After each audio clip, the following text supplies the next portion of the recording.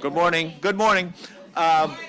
Welcome to our first panel for our conference 1775, A Society on the Brink of War and Revolution. As I got up this morning, I looked out, and there's that saying in the fashion world, gray is the new black. And I looked out the window with snow on my car, and I thought, in New England, spring is the new winter, unbelievable. But I do want to thank you all for coming out on this snowy, rainy spring, in quotes, morning, to join us for what I think is going to be a very stimulating and interesting set of panel discussions. Our first panel this morning is Faith and Ideas, and our panel consists of 4 scholars. Mark Boonshaft of the Virginia Military Institute will speak on religious freedom in a time of revolution, New York, 1774, 1775. Tricia Pion, Congregational Library and Archives, will speak on exploring print and manuscript sermons of the Revolution. And Ross Beals of the College of the Holy Cross will present on the present torrent of liberty is irresistible. The Reverend Ebenezer Parkman and the Road to Revolution in Westboro, Massachusetts. That panel will be ably commented on by my good friend and fellow early Americanist Stephen Marini of Wellesley College. Please join me in welcoming this panel to the conference.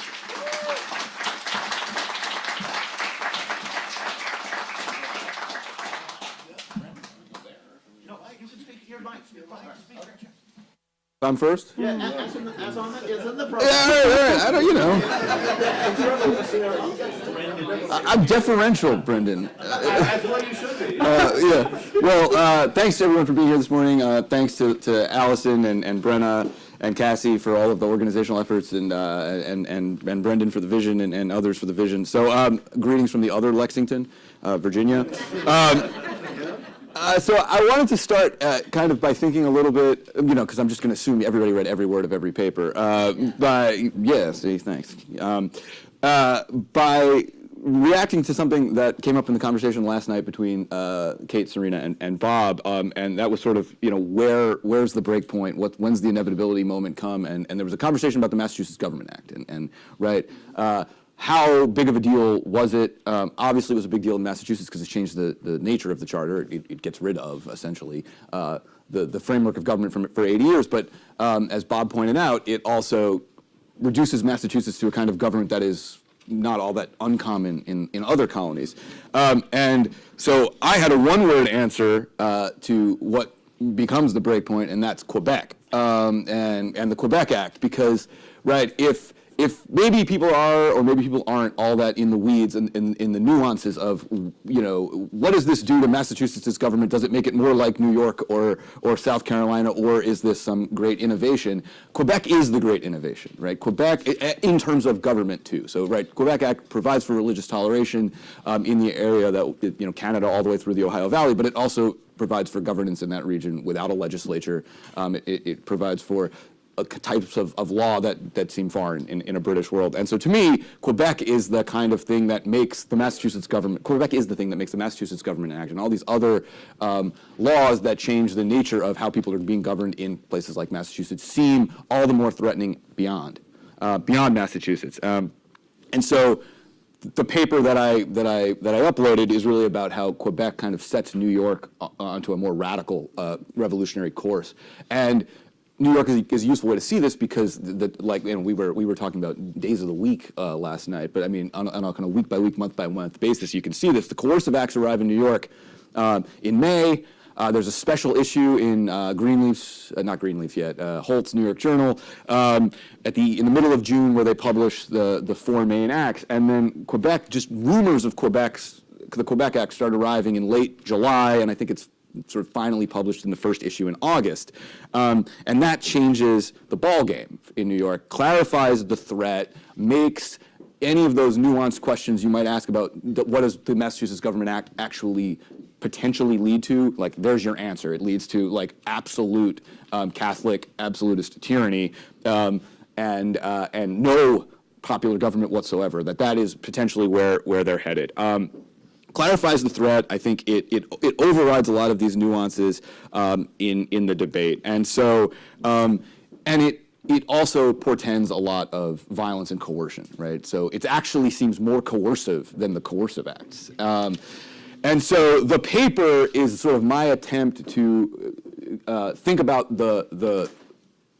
I mean, I'm staring at Brendan McCondell, so it's not like news that the Quebec Act matters, but and that anti-Catholicism is a live issue, right? But to sort of think about those transitional moments that we were talking about last night. When do committees of correspondence start to form up? When is resistance starting to get really serious and really starting to portend rebellion and revolution? And for me in New York, May is one thing and August is another of '74.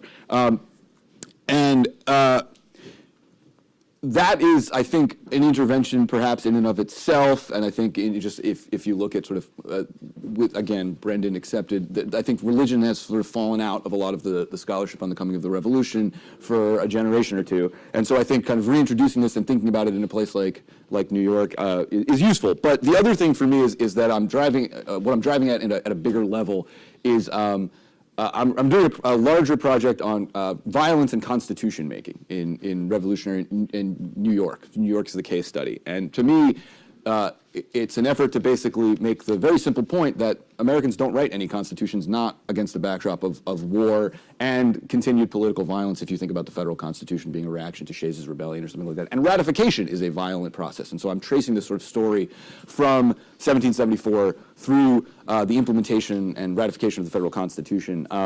There's a provision in the New York 1777 Constitution that I kind of begin the paper with, and I'm sort of trying to figure out it sort of puzzled me, right? New York doesn't put in a true Bill of Rights or Declaration of Rights the way some states do, but it does guarantee some rights, sort of. So it guarantees liberty of conscience, but it makes sure that they clarify, but it shall not be so construed as to excuse acts of licentiousness or justify practices inconsistent with the peace or safety of the state. So you have religious freedom so long as you're not, pandering, allowing Catholicism to take root, because what's that going to lead to? The Quebec Act and arbitrary government. And what you see, sort of what I'm arguing is that 1777 provision is a really clear way that the New York state constitution, as it's drawn up originally, reflects the 3 years of rebellion, resistance, war, revolution, independence that come before New York writes the Constitution. And so it presents a conundrum, which is New Yorkers are reacting to what they see as coercive, violent, arbitrary government. And so that's what they claim they're trying to overthrow, and what they're going to put in place is something much more the opposite of those things, right? Rational government, rule of law, protections of rights and liberties. And then they have two problems. One is that's really hard to do in the middle of a war, and so they're going to have to use violence and coercion. And also, in order to police or to secure loyalty to the cause, they're going to have to trample on the rights of people that are, enemies of the state, and those that can be defined in ideological terms. And so this paper is about rights of conscience, but you could do the same thing in the chapter from which this is drawn from. I do the same thing with freedom of the press, right? They're going after loyalist printers at the same time, but they're also going after people, Catholics, but also people they see as kind of allied with or tolerating of Catholicism in ways that portend a kind of security crisis. So Anglicans bear the brunt of this as the state church that allowed Catholics in the midst. And so if you kind of go through this paper, I'll pull some choice quotes out in the remaining couple minutes I'm planning to take. I'd rather leave more time for questions. What you see is a certain rhetoric about all of these acts being violent and coercive, right? The Port Act was attacking Bostonians like the tax collectors were highwaymen, right? Highway robbers, right? Horse thieves. The Massachusetts Government Act was intended as an example to cow all the other states, but it was the late act for intimidating America is how it shows up in one of the New York newspapers. And then when you get to the Quebec Act, there is a very legitimate critique of the Quebec Act as the real innovation, and innovation is a pejorative in this period, but as the real innovation in terms of governance. But it's also completely bound up with really conspiratorial rhetoric to mention, to draw on Bob's point last night. And this is also when the committees of correspondence are finally forming in New York, to also echo a point Bob and Serena made last night. And so the Quebec Act, I mean, this is the perfect ammunition for depicting the British policies as, again, arbitrary, coercive, violent, tyrannical, and destructive of the kind of rights, liberty, and forms of government that Americans were used to. So, I mean, they're publishing news from London that this bill is going to make Roman Catholicism the only established religion in North America. Obviously not the case. Right? It's just tolerating religion in Catholicism in a certain place. Right, Catholics have no love for British liberty. Even John Jay, who's pretty moderate in this period, describes this as an attempt to establish a religion that has deluged your island, that is Great Britain, in blood and dispersed impiety, bigotry, persecution, murder, and rebellion throughout every part of the world. And so that's coming next, right, to a theater near you. Right, and so this indispensably obliged colonists to take all proper measures for their own security, right? And they go even further. Like the real design of the Quebec Bill is just a Trojan horse to bring an army of Catholics who are unbounded by traditional understandings of just war or any of this to kind of enslave in that kind of political language of slavery Americans. Compared with other faiths, the Popish religion is the most proper for the purposes of a prince who hath a design of enslaving his subjects in popery. Popery and slavery always go together, and this is going to bring a formidable Popish army to help them enforce these acts, and so on and so on and so on, and all that you can predict is a ghastly train of evils coming to New York.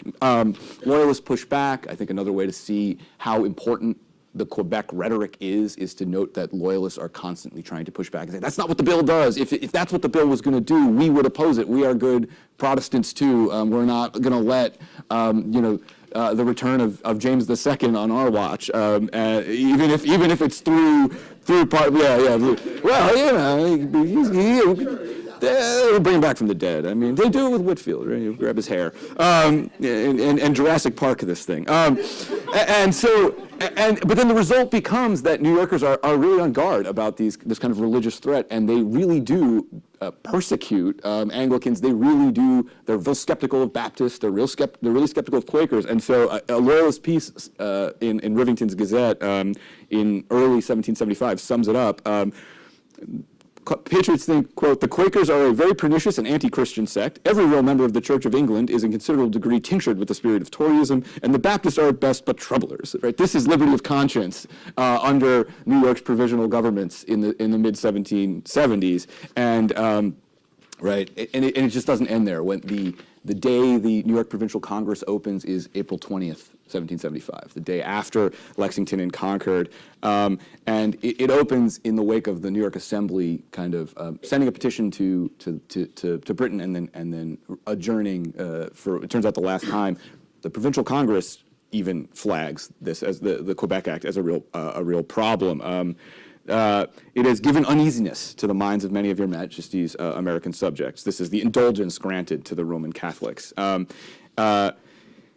And Alexander Hamilton, another moderate, goes after this. And really where you end up with is this moment where the Provincial Congress, as New York is really, the revolutionaries are taking on the role of actually governing the place, where they're saying, yeah, we're going to recognize rights, but only as far as an indulgence in these particulars may be consistent with our general security. And so what you end up with is a situation where, on paper, this is a revolution in favor of rights of conscience, rights of freedom of speech, rights of freedom of press, but they're not even shy about saying, but that, in the time of revolution, that can only go so far as security allows. Catholics are the clearest threat to that security, and that informs, that sort of violent, coercive nature of governing in a revolution ends up informing the constitutional settlement of New York and other states, and that should make us think about just how the war does impact our understandings and our practice of government in the early United States. So I will leave it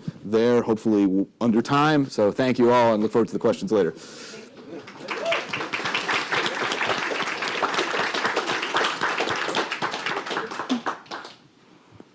Thank you. Good morning, everyone. So my paper has come out of a project that's pretty fresh. And this is a project that is really seeking to make some more material available to scholars. And so it's a project to digitize a pretty significant collection of materials at the Congregational Library and Archives. And so I want to confine my remarks today to 3 points. One is just asking us to really consider the role of institutions in shaping memory of the American Revolution. And the Congregational Library is such an amazing example of how that can happen in a religious history context. And then 2 other points, what these manuscript sermons can tell us, and then what the limits of that are. What can't they tell us? And so there's a lot, actually, for both of those things.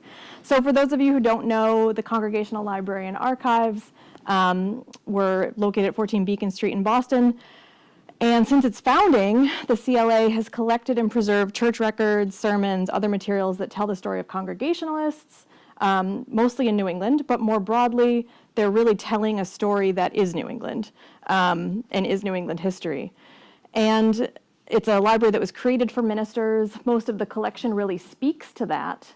You can see what ministerial concerns were really from the 17th century up through probably the late 20th century, and one could argue it's still part of the collection, the way that we collect today. But because of that context, because of that, those original donors, and the way that material came into the library, what we have is a collection of over 15,000 print sermons, and then a collection of a few thousand manuscript sermons. And so this paper, and what I want to think about today, and I'd love your help thinking through this, because these are really new materials for a lot of us, is this collection of about 3,000 manuscript sermons. And so we've started digitizing them. We'll digitize some more this summer, and we'll keep going. And then, of course, I'll need all of your help to transcribe them. So thinking about the role of institutions with this material, like I said, the Congregational Library, this is a collection of congregational sermons. About 300, by my count, of the boxes of manuscript sermons that we have are from the era of the American Revolution. And when I look at those, quite a few of them are by ministers who published no known works during their lifetime. So some of them are, were clearly prepared for publication and were printed later, published later. But really a significant amount are ministers who maybe published one sermon, but quite a few did not publish any. So this is a really rich and interesting source base to think about. And as I'm sure many of you know, print sermons have been the basis of a lot of histories of religion during the American Revolution. But this is a real interesting cache of unpublished sermons. So shedding some new light on what else might have been happening, a lot of them are also from rural parts of New England. And so if we were looking at them together right now, I would ask you to also think about the materiality of them. They're hand-stitched pamphlets. They're actually pretty beautifully preserved. They're varying lengths. Some are as short as 8 pages. Ministers all took their notes differently. Some really do just write in note form. Others write every single word that they preached. So some of them are 8 pages, some of them are 50 pages of these little hand-stitched, about this size sermons, and most of them are in really good condition. Which is delightful. And so when we look at them, we can also think about how they have been preserved over time, and especially what I think is really interesting is their role as gifts and gift-giving practices of these manuscript sermons. Because I think that tells us a little bit about how people have collected them, but also how people continue to think about the revolution in other periods of time that we might not necessarily be always thinking about. So some were given as gifts directly to the Congregational Library, others were gifted between individuals and then ended up at the library.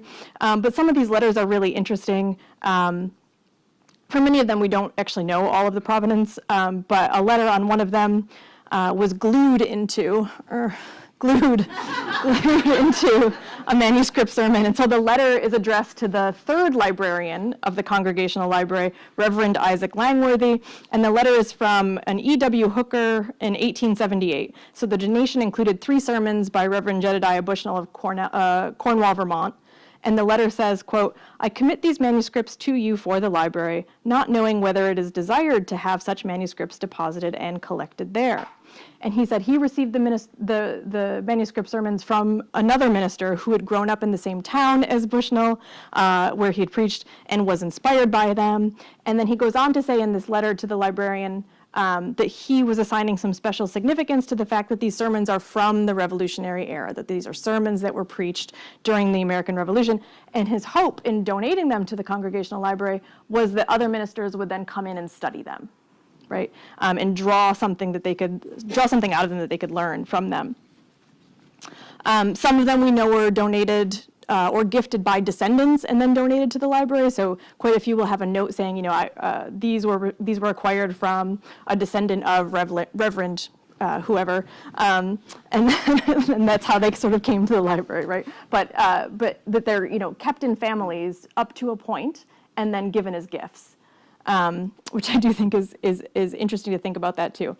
So a lot of them have little notes about previous owners, notes from librarians, people trying to figure out. Quite a few of them are unattributed. We've got a couple of archival boxes full of unattributed sermons. Anybody super experts on 18th century handwriting who wants to come in and try to identify hundreds of sermons would love that. Let me know. No. Yes, I'm just going to put them all into ChatGPT and see what happens. But I like thinking about them in this context of gift giving and the role of an institution in preserving and what is preserved then. So that brings me to my second point to think about today, which is what can we learn from them? Well, we can learn what Congregationalists were saying, what they were thinking, particularly in 1775, and what what texts they were drawing from, what they were preaching in the year that war breaks out. And I think that is also deviates a little bit from what we might think was going on in 1775. The way that they're sort of quite often looking back. A lot of them are using, which is probably not surprising to some of you, but quite a lot of them are using the Old Testament and drawing comparisons from the Old Testament to what they're seeing. And I'll give you a couple examples of that. There's also just some really beautiful things about interacting with manuscript sermons and seeing the sort of extra little notes. Some of these ministers would add in text later on, quite a few, and this is something we can learn from these sermons that you wouldn't see in a print sermon, is how many times they were preached and where they were preached. So ministers noting that, I gave the sermon 5 times in 1775 and 1776, and these are the towns where I traveled to preach it. So that's telling us a little bit about how these ideas were traveling and how the sermons were traveling. So some of the comparisons that they're making to Old Testament stories, I want to give you one in particular, which is, let me find it, skipping through a bit. I think I wanted to give you a little bit of Samuel Wales of Milford, Connecticut, who made some notes on his sermons about where he preached them and when. He gives a sermon on patriotism. He invokes the story of Esther, and he says, so he starts his text in the sermon, which he has labeled Patriotism in 1775. He gave out on April 30th. So pretty significant timing there, right? April 30th of 1775. So he takes for his text, "For how can I endure to see the evil that shall come unto my people, or how can I endure to see the destruction of my kindred?" So he draws a comparison between the story of Haman in the Old Testament, who plans to execute all the Jewish people in his land, and Esther, wife of the king, who pleads with him not to. And he compares that to the situation in New England, a week and a half after the first shots are fired, right here, where we are right now. And so he explains that Esther is setting a good example for New England, even though she is a woman and she is weak and delicate. She has still risked her life to petition the king on behalf of her people. So that's the comparison that he's making. He goes on to talk about how dangerous the situation in the colonies is. Duty calls us to be earnest and engaged. He asks what we can do. Again, not to hammer this home, but it's April 30th, 1775. He tells his audience to pray, to reform their lives, and then to quote, encourage lawful means and measure for our deliverance. And that is a sermon that he noted he gave in 5 different towns in Connecticut in 1775 and 76.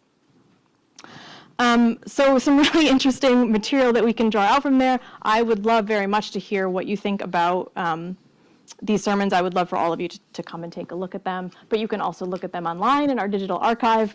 And that brings me to just thinking about the limits of them. So there's a lot of possibility, I think, in interpreting these sermons, spending a lot of time with them, really looking through what I think biblical allusions that they're drawing and the conclusions that they're coming to, because it reads very differently to me today than I think it would to someone else, particularly people who are much more well-versed in the Old Testament than I am. But so these are sermons that I was also surprised but a little delighted to see had a very active devil in them. A lot of these sermons, there's a lot of discussion of evil and the nature of evil, and a lot of mention of the devil, which is delightful for me as someone who's primarily a historian of magic and witchcraft. So one of the limits, though, is just that it's an amazing cache of sermons for helping us think, but we have very little evidence about how people were responding to it, right? So I think that's one of the major limits to these. It is exciting. The sermon notebooks, the auditor's notebooks that we do have from this period at the library, none of them are corresponding, unfortunately, with the manuscript sermons that we have, but I will continue to go through them and look, and I hope that I will find references to some of these more obscure ministers and to see how people were reacting to them, because the only stories we know of people reacting to their ministers are the stories of some of the loyalist ministers who were, being shot at or having ecclesiastical councils called, like Abraham Hill in Shutesbury, who was discouraging young men. We have some of his sermons from 1774, but he was discouraging men from joining the Continental Army, and then, quite perhaps not really reading the room, refused to change his mind, and so his congregation banned him from preaching, put him under house arrest, and then called an ecclesiastical council to have him dismissed. And so one of the sermons we have from him, his text, he's basically saying, like, I am oppressed, you are oppressing me. And so he didn't go quietly. But so that's the place where we do get to see a reaction, right, in the records, and those are in the church records for Shutesbury, to see that reaction of, his congregation asking for an ecclesiastical council to be called in order to get rid of him for his loyalist views. So really, those are my major themes and takeaways. But again, like I said, it's a fresh project. This is fresh material for us. Many of these sermons we know have not been looked at, and partly that is because they were not included. They're not in our catalog. They've not been cataloged or processed. So scholars would not know about them unless they spent a lot of time at the Congregational Library and were just digging through things. So that's where I'll leave it. This is just kind of to suggest some thoughts and think about the importance and significance of these manuscript sermons and what they can tell us and what they can't tell us. Thank you.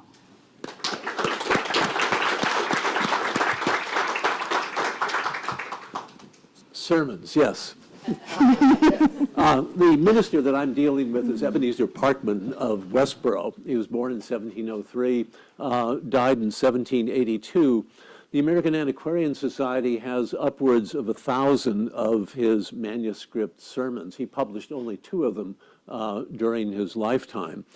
What's so interesting as you go through these sermons, and I have touched literally every one of them and made notes on every one of them, is that when you get into the 1760s and 1770s, many of the sermons have absolutely nothing to do, at least on the surface, as far as I can tell, with political events that are taking place in Massachusetts.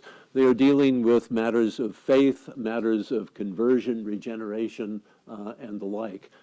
They're not deeply embedded into the revolutionary movement, although, as I will mention in my paper, there are a couple of his sermons that directly deal with matters of authority at a time of crisis. Parkman was a man who was very much wedded to reading his sermons. His sermons were completely written out. he could do a sermon perhaps in an hour, 45 minutes to an hour, and typically they were 8 pages long. The ones that run up towards 50 pages are ones that are successive sermons preached at different times. I'm very much like Parkman. I'm wedded to the text, and so unlike my colleagues here, I'll be reading from the paper that I hope some of you have already had a chance to see. So at a church meeting in Westboro, Massachusetts on May 23rd, 1773, the Reverend Ebenezer Parkman was presented, 1775, the Reverend Ebenezer Parkman was presented with 3 articles concerning church governance. He took exception to each article, but as he wrote, the present torrent of liberty is irresistible, and for peace sake and to avoid a rupture, he permitted the meeting to act upon them. The present torrent of liberty, of course, referred to the revolutionary crisis, but Parkman's conservative, albeit increasingly contested views on church government helped to shape his response to the American Revolution. He was hardly an ardent rebel. At the same time, he was not a loyalist, although some townsmen had other doubts. In the end, he was forced by circumstances to support the revolution. My paper examines the background to the revolution in Westboro, the lingering effects of the Great Awakening, the church's divisions over questions of ministerial authority, and the town's increasing engagement to opposition to British authority. Questions of authority were at the heart of Parkman's response to the Great Awakening and its aftermath, to the evolving imperial crisis, and to events that led to the 3 articles on church government. As a moderate Newlite, he successfully guided his congregation through the immediate turmoil of the Great Awakening. But the revival's longer-term effects brought challenges to his authority, particularly when Eunice Andrews, a member of John Cleveland's separatist church in the Chibago parish of Ipswich, came to Westboro and sought communicant status in Parkman's church. At the same time, his ambivalent response to imperial events of the 1760s and 1770s raised additional challenges to his standing. Another challenge arose when church members embraced a new understanding of clerical authority that was distinctly at odds with the very public position that Parkman had taken with respect to a protracted struggle over church government in the town of Bolton. The controversy over the admission of Eunice Andrews began as early as 1764 and was not resolved until 1768. Parkman viewed Cleveland's church as irregular and believed that the West would accept Andrews unless she renounced her affiliation with the Chibago church. He was amazed when such a number of his church members were disquieted with him, and as he wrote, will not be convinced of the disorders and irregularities of the Chibago separates, nor of the ungrateful behavior, the very unchristian and abusive conduct of these persons, namely Eunice Andrews and her husband George. On one occasion, at least 16 men crowded into the parsonage, with some of them especially very zealous in Mrs. Andrews's behalf. They rejected his defense, vehemently urging and pressing, as he wrote, that I must be reconciled. Andrews allegedly asserted, I don't believe that Mr. Parkman has a spark of grace in him, for I never could see any. Andrews and her husband George welcomed Cleveland to preach at their house. Cleveland, for his part, attacked Parkman in public. Before one church meeting about Andrews, Parkman asserted his liberty to be at least a member and a voter, and to be as free as they. That is, just as he didn't invade their conscience, they should not invade his if he didn't see things the way they did. He should not be faulted for acting, as he said, according to my right as a brother. Indeed, as the church's oldest member, he should be accorded some respect rather than that anyone should abridge his liberty. Parkman's age and the respect that he believed was due to him did not prevent acrimony. A few weeks later, one parishioner fell upon the affairs of Mrs. Andrews, but not without bitterness. Another came to Parkman full of wrath and hard speeches, calling him a wicked man and a liar. Yet another showed much anger and wrath. In the end, Parkman hit upon a compromise. Eunice Andrews was admitted as a professor in general and not a member of a particular church. While Parkman's authority was challenged by the Andrews affair, questions of authority inevitably arose in response to the Stamp Act. As the revolutionary crisis deepened, Parkman found himself increasingly at odds with prevailing sentiments that aligned themselves with resistance to British authority. After the Stamp Act riots, he felt himself in duty bound to preach on 1 Peter 2:13, and a week later he preached on the same text, adding verses 14 through 16. This is what he was preaching on. Submit yourselves to every ordinance of man for the Lord's sake, whether it be to the king as supreme, or unto governors as unto them that are sent by him for the punishment of evildoers, and for the praise of them that do well. For so is the will of God, that with well-doing you may put to silence the ignorance of foolish men, as free and not using your liberty for a cloak of maliciousness, but as the servants of God. In early October, he received a letter from his son-in-law, the Reverend Eli Forbes of Brookfield, who was very mournful and sunk in his spirits by reason of contests among his people. This was the first sign that eventually would lead to Eli Forbes losing his pulpit in 1775.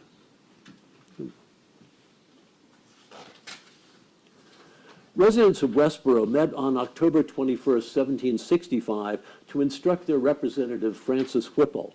The instructions began with the assertions that first, the inhabitants of this province have a legal claim to all the natural, inherent, constitutional rights of Englishmen, notwithstanding their great distance from Great Britain. And second, that the Stamp Act was an infringement upon these rights. Because the people of Westboro could not be active in putting our necks under such a grievous yoke, they voted 3 instructions. First, Whipple was to promote and readily join in all such dutiful remonstrances and humble petitions to the King and Parliament and other decent measures as may have a tendency to obtain a repeal of the Stamp Act. Secondly, he was directed not to do anything that would aid in the operation of the Stamp Act, but also to do all in his power to suppress and to prevent all riotous assemblies and unlawful acts of violence upon the persons or substance of all of His Majesty's subjects. Finally, Whipple was not to support any unusual grants out of the province treasury to repair any damages which we of this town had no part in. While Parkman recorded nothing about his views on these resolutions and instructions, he may have felt somewhat comfortable with them. There was an assertion of the rights of the colonists and that the Stamp Act infringed upon those rights. At the same time, Whipple was to join in petitions to secure the repeal of the Stamp Act and do nothing about its enforcement. He was also instructed to prevent and suppress all riotous assemblies and unlawful acts of violence. Parkman's choice of a biblical text, Esther 3:15, for his sermon on November 10th, reveals his ambivalence. The text reads, "And the decree was given at Shushan the palace, but the city Shushan was perplexed." Like the city Shushan, Parkman was caught, as it were, between the obligations of respect and deference to authority on the one hand, and the rights of the colonists and the disruptions brought about by the Stamp Act on the other hand. Upon receiving the glorious news of the repeal of the Stamp Act, he preached on Psalm 90:16, with, as he wrote, reference to the remarkable goodness of God in the great deliverance from the oppressive act. Neither Parkman nor the town of Westboro appears to have been much concerned about events in Boston until 1773.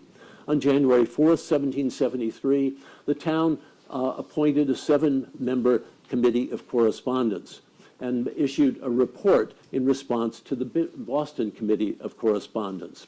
Central to the report was the assertion, for no doubt where tyranny is exercised, opposition becomes a duty, declaring their loyalty and their readiness to spill our dearest blood in defense of our king, religion, and constitutional laws. The meeting instructed its representative to use his influence with the governor that Lord Dartmouth and the king might be fully acquainted with the real uneasiness which so justly fills the mind of us, his most loyal people.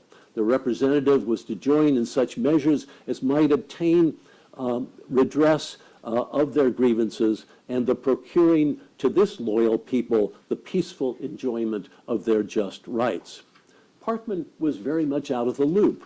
Not until 6 weeks later did he see the town's reply to the Boston Committee of Correspondence. And 2 weeks later, when asked to pray at the start of a town meeting, he asked for a copy of what the Boston Committee had sent.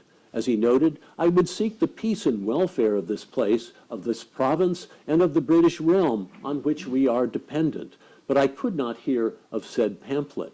He got the copy 3 days later, and the next day he received a letter from his close friend Edmund Quincy in Boston, who predicted a political storm arising, the event of which may finally be the glory of America. At the end of the year, he heard about the great stir in Boston concerning the East India Company's tea. 3 days later, there was the destruction of the tea. On March 4th, 1774, he noted that John Hancock was to deliver an oration, that is, on the anniversary of the massacre. And on May 13th, he learned of the Boston Port Act and that General Gage was appointed to replace Governor Hutchinson. In mid-June, he read a pamphlet on the Boston Port Bill by Josiah Quincy, the nephew of his friend Edmund Quincy. It was writ, as Parkman noted, with special learning and elegance. The next day, the members of the Committee of Correspondence asked Parkman for his sentiments on the Solemn League and Covenant, which he in part gave them. The town met about signing the covenant on June 20th, and a committee conferred with Parkman about a fast. A few days later, he noted the rumor that he had signed an address to Governor Hutchinson upon his departure from Boston, whereas he wrote in his diary, "I am very much remote from it."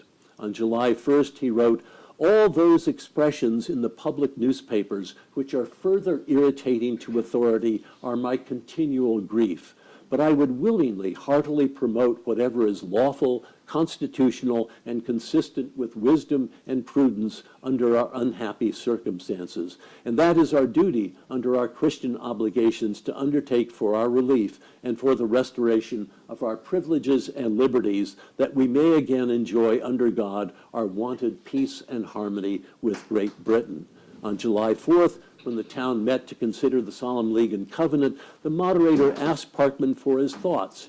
He had no formal draft, but he read some remarks, after which he was asked for his advice on what the committee had drawn up.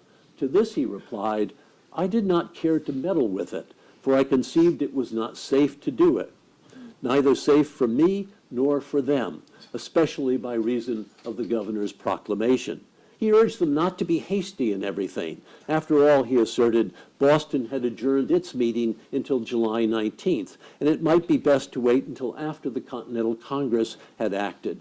Parkman did not share the belief that the alternatives were suffering bloodshed or slavery. Indeed, he had heard that the Congress would appeal to the king. Finally, he openly declared that he had not signed an address to Governor Hutchinson. Parkman's equivocation brought punishment from the town. On November 7th, as he noted, the town met, and for what reason they have not signified to me, they have not only not granted me my wood, but they would grant me no support, as they are wont to call it. They have reduced me to the naked salary of £55 lawful money. That was a salary in his contract, and the town typically added more to that as inflation increased. At the end of the year, Parkman was still on the defensive. At the church's Thanksgiving, he wrote, "I gave some vindication of myself as to my conduct about the public state, with which the people have seemed to be offended." On December 30th, the town met to see whether the town would accept the association of the Continental Congress. Because of the cold, Parkman, who was now 71 years old, did not attend, but sent a paper signifying my concurrence and endeavoring thereby to remove misunderstandings concerning me, who am heartily set against despotism and oppression. On New Year's Day, 1775, he lamented, I am under the sore frown of heaven by the displeasure of many of my dear people for my refusing to intermeddle with their civil transactions when they signed a covenant last July 4th. In these difficult years leading up to 1775, his people's displeasure was reflected also in events that led to the 3 articles mentioned at the start of this paper. The issues grew out of Parkman's stance on a controversy about the church in Bolton, where in 1771 the Reverend Thomas Goss was dismissed by a vote of aggrieved members of his church and replaced by John Whalley. As Clifford Shipton notes, it was revolutionary for a church to declare that its minister received his authority from it and to assert the right to discharge him without the advice of an ecclesiastical council. Parkman and his colleagues in the Marlborough Association rallied to Goss's support. They signed an agreement that Parkman drew up, asserting that Goss's opponents proceeded in direct opposition to mature judgment and deliberate, serious, and solemn advice of a previous ecclesiastical council. The controversy over Goss's dismissal and the power of local congregations rippled throughout Massachusetts, with the annual Convention of Ministers in 1773 adopting a statement crafted by a committee of which Parkman was a member, defending the traditional authority of ministers. On December 1st, 1774, 11 members of Parkman's church petitioned for a church meeting to bear testimony against the convention's statement and against private combinations in signing papers against a neighboring church, by which Parkman assumed they were referring to what the Marlborough Association had done. While the petition does not survive, on February 13, 1775, Parkman made a short speech to a meeting of the church, showing, at least to his understanding, the unseasonableness of disputes of this nature at so distressing a time of public calamity, the impropriety and danger of arraigning such a body of eminent and learned men as are the Venerable Convention, and condemning them who were verily the just defenders of the congregational plan, and therefore not deserving to have solemn testimony borne against them as requested in this said paper. At an adjourned meeting of the church 2 weeks later, he asked that the petition be dropped and was supported by some members. But as he wrote in the church records, it could not be obtained, and the meeting was adjourned again until early April. At that meeting, 2 rough drafts were presented, neither of which was signed or dated, and since Parkman had not received them before the meeting, there was yet another adjournment until April 21st. Not surprisingly, events of April 19th caused yet another adjournment, this time to May 23rd, when a paper containing 3 articles and signed by 15 members was put to a vote. This was, to Parkman's mind, not only a new document, but also one that was delivered at the time of the meeting. The 3 articles, as noted at the beginning of the paper, were exceptionable, but as the present torrent of liberty is irresistible, I was obliged to condescend, and for peace sake, and to avoid a rupture among us, should be acted upon. The first article asked whether the convention's statement was to be received as a rule, when we do not know that this church or any other church had any hand in composing the same. The church members voted no. The second article asked whether it was agreeable to the minds of the brethren of this church to break communion with any other church before admonition is given. Again, the vote was no. In other words, the petitioners saw nothing wrong in the conduct of those who had dismissed the Goss minister in Bolton. Finally, was it the opinion of this church that a pastor of a congregational church has a legal right and authority to negative and make void the votes with which such a church shall see cause to pass? Yet again, the vote was no. On each of these, Parkman stated his disagreements. On the last motion, he cited authorities that included the Cambridge Platform, John Cotton, and Cotton Mather. One wonders whether, in 1775, these authorities meant anything to the members who opposed him. Why did the people of Westboro care about what was happening in Bolton? Family connections appear to have been central. 7 members of the Westboro church had been dismissed to the Bolton church, and other members had connections through marriage to Bolton residents. In a controversy reminiscent of Eunice Andrews's admission to the church, Susanna Baker, a native of Bolton whose parents had moved from Westboro to Bolton, married Eli Harrington of Westboro and asked to be admitted to communion in the Westboro church as a member of John Whalley's church. Parkman stated that he would administer communion to her as a person who had joined the church when Thomas Goss was the minister. He put the matter to a vote, expressing, as he said, how and only how he should receive her. Susanna Harrington was admitted as she had requested, as a member of Wally's church. As Parkman recalled what then happened, when I challenged the rights of conscience for myself and that I should administer to Mrs. Harrington in the manner I expressed, one member rose up and said there was no conscience in it. While Parkman had clearly suffered a defeat at the hands of a majority of his church, he moved to embrace the cause of the revolution. On April 25, 1775, he wrote to the Westboro soldiers who were in Cambridge. He recalled that he didn't have much opportunity to speak with them when the alarm arrived to us and the Minutemen marched. While he could not be with them, he was in heart and in tender affection sympathizing with their toils, fatigues, and dangers. He prayed that abundant grace be given to you to prepare and qualify you for the most memorable action, not in rebellion, not in transgression, but in just and unavoidable defense of our inalienable rights, laws, liberties, and privileges. His distinction is important. He could not countenance rebellion, but he now saw the American cause as just and unavoidable.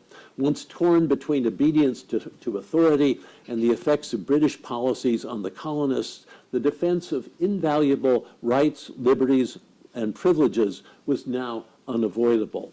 What do we call Parkman? He was certainly not a loyalist, but he was hardly an ardent Whig. Moderate in all things, he moved slowly towards support of the revolution, pressured at least in part by challenges to his authority both in town and in church. Thank you.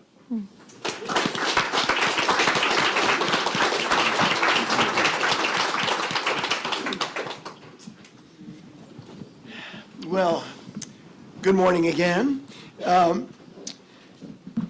I want to thank all three of you for your remarks and your papers.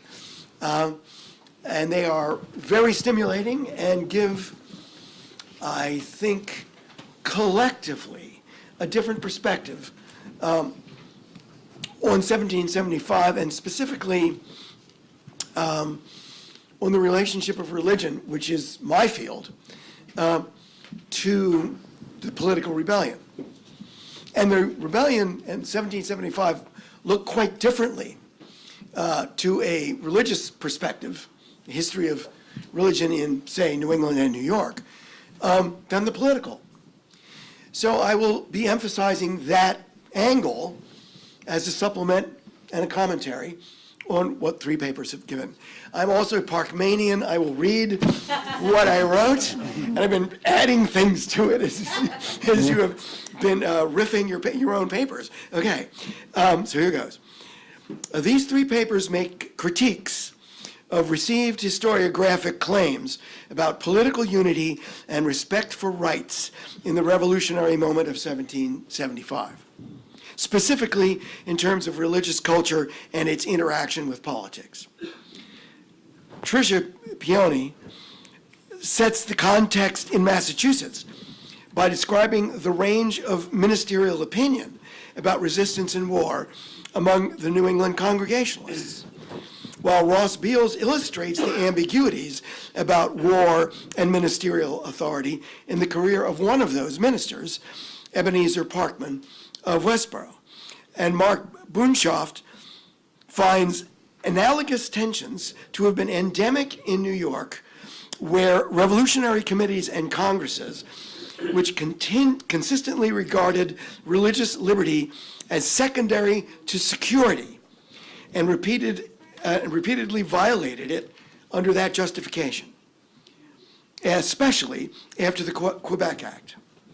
And in the background of all three of these is the erosion of reformed political theology of church and state and the submission of law, which obtained both among the New York elite and among Massachusetts and New England's congregational ministers.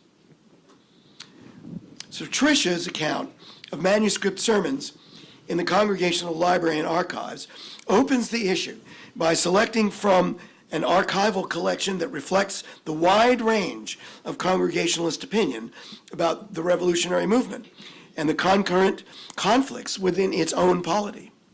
Taking her cue from the CLA benefactor John Wingate Thornton, some of us know him, his classic collection, The Pulpit of the American Revolution, she begins with the famous political sermons of Mayhew and Chauncey before considering manuscripts by lesser-known ministers, including Peter Whitney of Quincy, Joseph Bean of Wrentham, Henry Cummings of Billerica, and Roger Newton of Greenfield, and thence on to chaplains in the Revolutionary Army and to women's religious and political experience. All of these texts endorsed the American cause as God's will. But I would invite Tricia to consider the larger theological orientations of these speakers, specifically whether they were old lights like Whitney, who followed Chauncey, or new lights like Bean, who was a convert of George Whitefield. This distinction informed these ministers' sense of how divine will was expressed in history, with old lights arguing that the sacred truth is mediated through human reason and action, while new lights spoke of direct divine intervention in human affairs and individuals and nations. Similarly, Mary Kuntz, Counts? Counts? I've been saying counts. I'll say counts. It's C-O-U-N-C-E. Okay. Mary Counts's rhetoric could be placed in this spectrum. She sounds like a new light to me, especially if her church membership can be determined. This difference may seem subtle to us, the old lights and the new lights, but it was not to the congregational ministry, and it fundamentally informed their application of sacred doctrine to political circumstance. From the political perspective, Tricia also valuably notes that there were, in fact, loyalist Congregationalists. The whole spectrum was there, including Mather Biles, a grandson of Cotton Mather, against whom both local congregations and ministerial associations took disciplinary action and ultimately dismissal. Another one of those attempts at ecclesiastical sanction against ministers, rooted at least partially in political suspicion, was the case of Ebenezer Parkman of Westboro, expertly detailed by Ross Beals. Parkman was a moderate New Light and an ambivalent supporter of the Revolution. This is a cultural position little explored by historians, but quite possibly more common than we imagine. Beals frames Parkman's situation around three resolutions against his ministerial authority, passed on the 23rd of May, 1775, by his restive congregation. The roots of this conflict directly reflected the ongoing conflicts of the Great Awakening over church membership and terms of communion, embodied by the petition of Eunice Andrews, a member of John Cleveland's notorious separate congregational church in the Chabaco parish of Ipswich. And it was indeed notorious. I have to find, here we go. To join Parkman's congregation. Parkman, the moderate New Light, required her to renounce Cleveland's radicalism as a condition of communion in Westboro. Andrews, a separate and taking no prisoners, refused and said Parkman entirely lacked the divine grace of true saints. Yielding in part to the apparently separate-leaning New Lights in his congregation, Parkman admitted Andrews as a general member, an ambiguous category that may have excluded her from full covenant membership and even from the sacraments. By May 1775, Parkman was surrounded by a church majority to his theological left that was already unhappy with his standards of communion and church membership. Politically, Parkman was also reluctant to back the revolutionary movement, at least at first. He opposed resistance to the Stamp Act, while the town residents instructed their representative Francis Whipple to claim the, quote, natural inherent rights of Englishmen, unquote, and to declare the Stamp Act as an infringement thereof. On the other hand, Parkman praised the repeal of the Stamp Act as a manifestation of divine reconciliation. But after his opposition to the Solemn League and Covenant on the 4th of July, 1774, he became increasingly isolated from the church and the parish and the town, which would only pay his, quote, naked salary, unquote, and not provide the usual additional courtesies like firewood. This religio-political dance culminated in the 3 articles proposed in 1775 to curtail Parkman's personal authority and that of ministerial councils and associations more generally.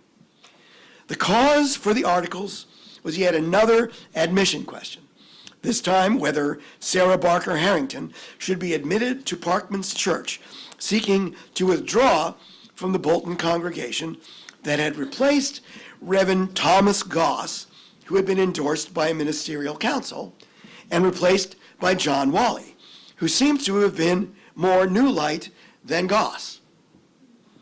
Parkman was willing to admit Barker Harrington as Goss's former parishioner because he was more Old Light, or in Parkman's view, orthodox.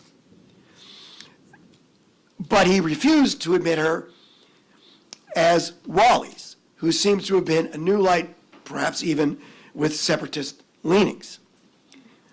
The church, with its New Light sort of separatist majority, reversed Parkman and admitted her as one of Whalley's members.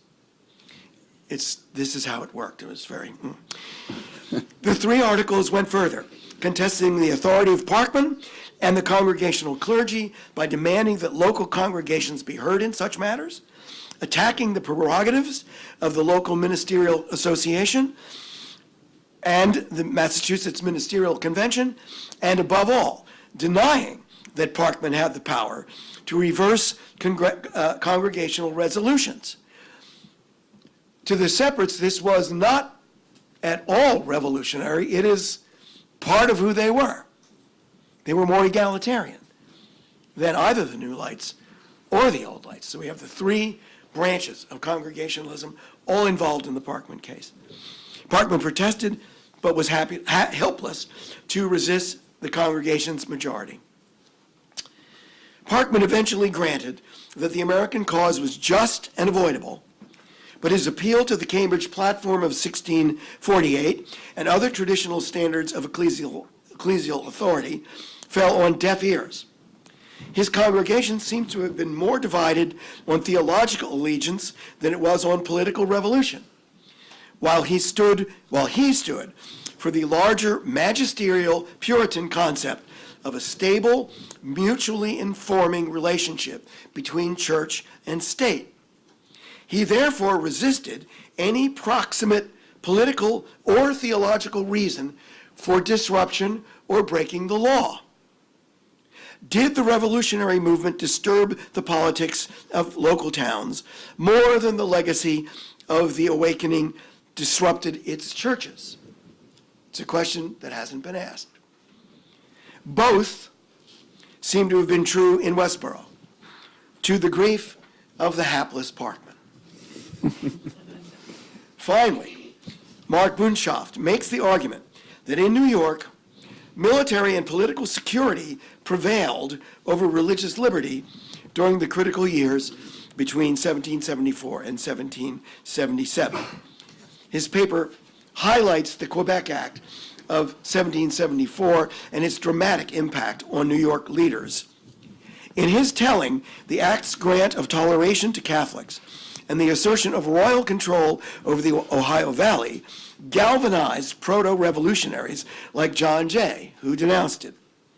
To oppose Quebec, the New Yorkers looked to the Glorious Revolution, in contrast to Jonathan Mayhew's invocation of the English Civil Wars, to form committees and congresses in resistance to the the British attempt to make the Trans-Appalachian West a religious and political weapon against the colony, a Trojan horse, whereby arbitrary government and despised religious heresy could be extended to New York itself.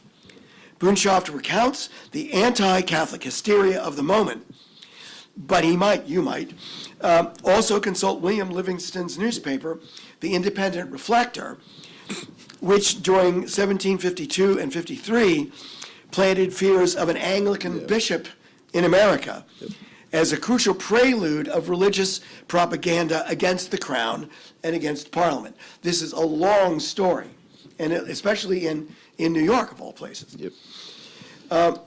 Amidst the anti-Catholic turmoil, New York's Provisional Council met for the first time and denounced the Quebec Act with the critical assessment voiced by Melancton Smith, now there's a name, that while freedom of conscience is the most valuable branch of human liberty, popery on our borders weakens security, which must be defended. The New York Whigs tried to unite the dissenting religious denominations around this policy of religious liberty within the limits of security, while Anglicans complained that their own religious freedom was being denied. This regulation of religion ostensibly for security, as Boonshoft terms it, became ingrained in New York's political imaginary, leading to the systematic harassment of Anglicans as presumed Tories, and was later enshrined in the state constitution of 1777. Boonshoft's argument asserts that the vaunted revolutionary commitment to religious liberty was politically conditioned both by expedient concerns for security and by overt religious bias against certain groups like Catholics and Anglicans that the rebels considered dangerous, thereby entailing the suspension of their rights. Several questions occur. One is, to which religious groups was this appeal to regulation of religion for security made? I would suppose that it was made to the Dutch Reformed and Presbyterians, who dominated the New York political cultural scene. They were all Calvinists whose limited views of religious toleration already excluded Catholics and readily extended to suspected Tory Anglicans. Once again, the Reformed theological background is there and should be interrogated further. Another and far more general implication of Mark's argument is the degree to which political and military expediency prevailed over fundamental human rights at the revolutionary moment of 1775. Boonshoft sees security as the overriding concern, at least in New York, between 1774 and 1777, significantly motivated by the Quebec Act, and points us to a view of a society on the brink more concerned with realpolitik than with divine or natural rights. These three papers, one denominational, one individual, and one political, all identify the deeply unsettled condition of both religious and political institutions at the moment of revolutionary resistance, at the moment that revolutionary resistance was kindled at Lexington and Concord. They are salutary correctives of our national myth of unified resistance under God that has long prevailed not only among citizens, but also among historians who have assumed that religious liberty was an intrinsic element of the revolutionary cause. This eliding of revolution and religion is itself a latter-day expression of Reformed political theology. Attendre. These three papers show, instead, that this was a time of ambiguity, division, and uncertainty, as one would expect to be the case at the dawn of the first modern colonial revolution. Our authors are to be thanked for making the revolutionary moment a more complex and more human moment than we have acknowledged heretofore. Thank you.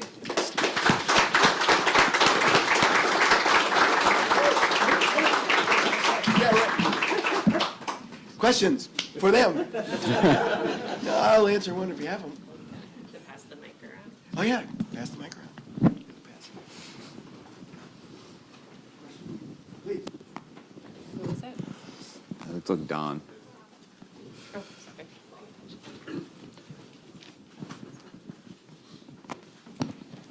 Hi, really fascinating papers, and I enjoyed hearing you guys expand on them. I kind of have questions for Mark and Ross.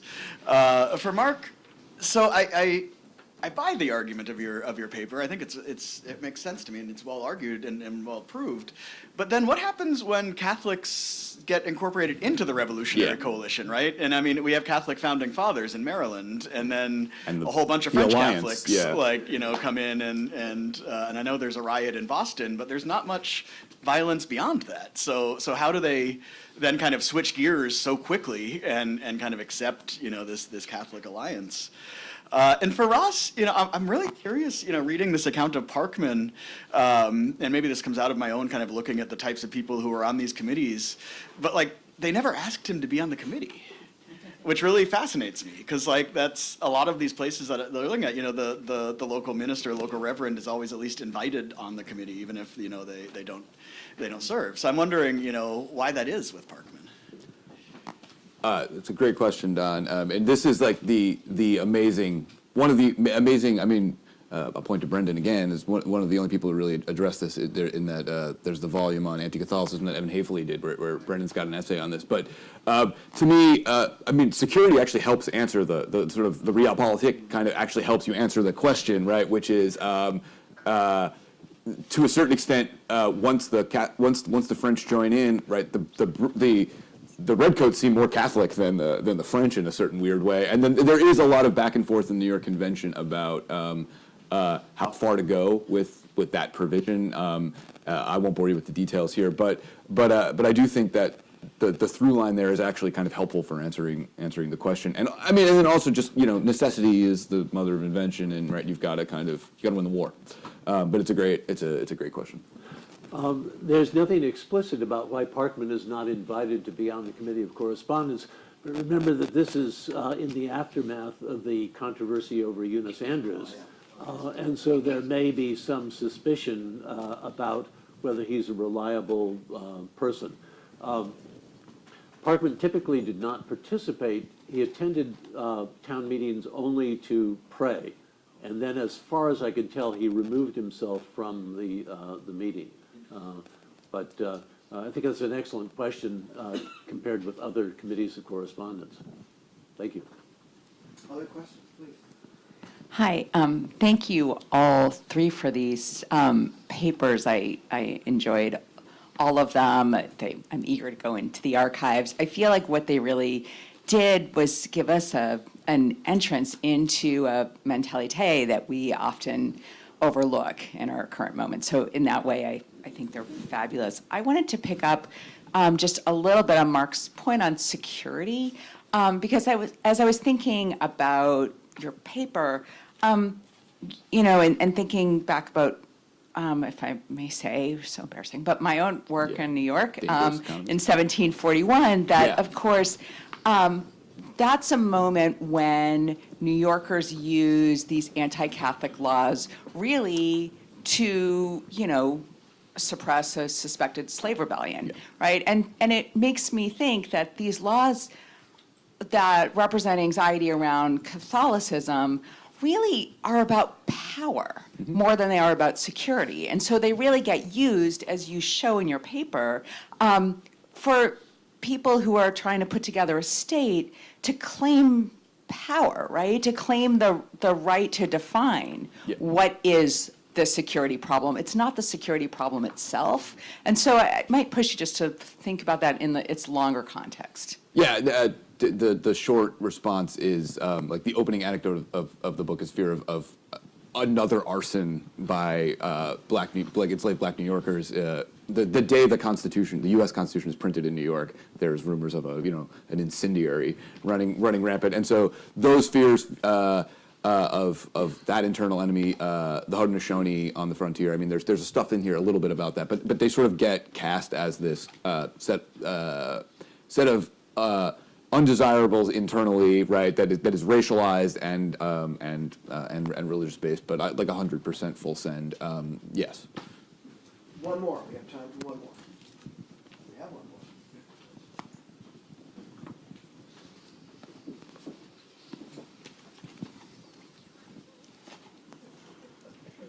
Thank you to the three of you for this very exciting first session today.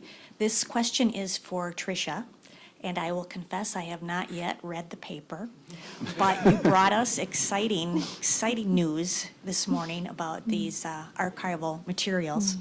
And I am not familiar with the process of publishing a sermon. Could you please tell us what resources might have been involved with that and the process for doing so and possibly distribution? Sure, in the period, yeah. Yes. So what we have at the Congregational Library is such a great body of material for thinking about publication and thinking about the ways that some of these sermons were prepared and then sometimes like re-prepared for a public audience. And I think that's one of the other kind of larger questions to think about with this cache of materials is with these manuscript sermons, they were not being prepared for publication, and so there's like public, private, and then like a secret third thing, and that's where I think a lot of these manuscript sermons in our collection are residing, right? They're public in the sense that they're being given publicly, but still private in the sense it's being limited to one congregation or sometimes a few. But for the process of preparing publications for print, we do have a few examples of manuscript sermons that were clearly being prepared for publication. The process is interesting. Like if you look again, taking like John Wingate Thornton's Pulpit of the Revolution, he's drawing mostly from Boston sermons that were published in Boston. Joseph Bean's sermon on the Stamp Act was published in Wrentham. So some of these ministers have a small local press, and that I think is significant for this period, right? That they're, it's there, and of course they'll always use that language of, I was hesitant, of course, but Modest that I am, right? but of course they really twisted my arm, and I simply had to prepare this brilliant fast day sermon for publication in Concord, New Hampshire, right? But there are certainly scholars who know a lot more about the process of preparing late 18th century sermons for publication than I do. But I think what we can offer at the Congregational Library is a chance to sort of look at the range of preparation. I am hesitant, of course, to stop such a stimulating session, but we must. But before I ask you to join me in thanking our panel, I would note that on April 19th, 1775, the fighting would have already been here in the town. By this point in the morning, would have already been erupted, and it's something to keep in mind because, of course, we're marking the anniversary of that with the conference. With that said, please join me in thanking our panelists for this fabulous panel.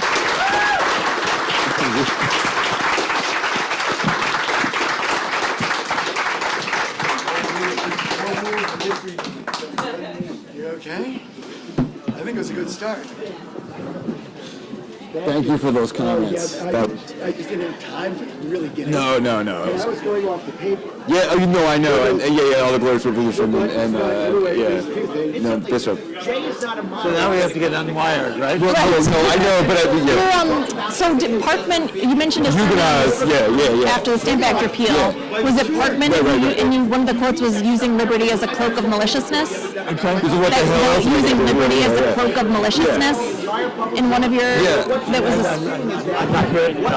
using liberty as a cloak of maliciousness, that line, that was a Parkman? No, that's from the sermon, that's from the biblical text that he was preaching. Oh, okay, because I'd seen that repeated in a few places. That's another threat. Okay. That's what they're drawing from. Excellent. Because there's some of these references that I just always go right over my head, and when I hear them more than once, I think, oh, maybe that is, where is that coming from? What's the By the way, Yeah. Peter, Gelman's got it. Gelman's book Yeah. is good on this. Yeah. the town of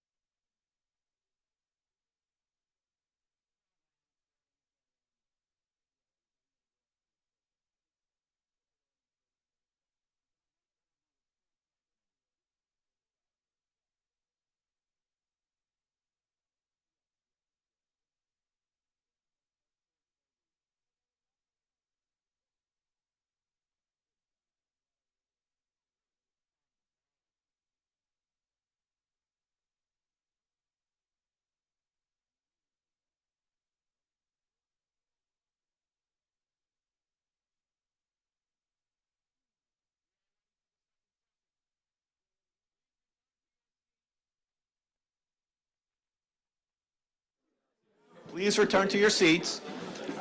I did mean to mention, as I introduced the conference, introduced the first session, the need to turn off your phones. So let's make sure our phones are off. That said, we are now up on the second session of the conference, Communities in Crisis. Our first presenter will be Donald Johnson, Professor of History at the North Dakota State University.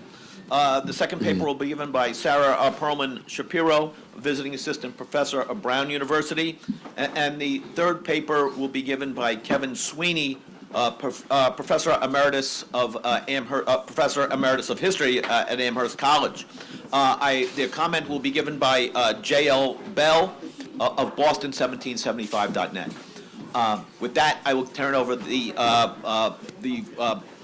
microphone, so to speak, to Professor Johnson and allow him to proceed. All right. Welcome back.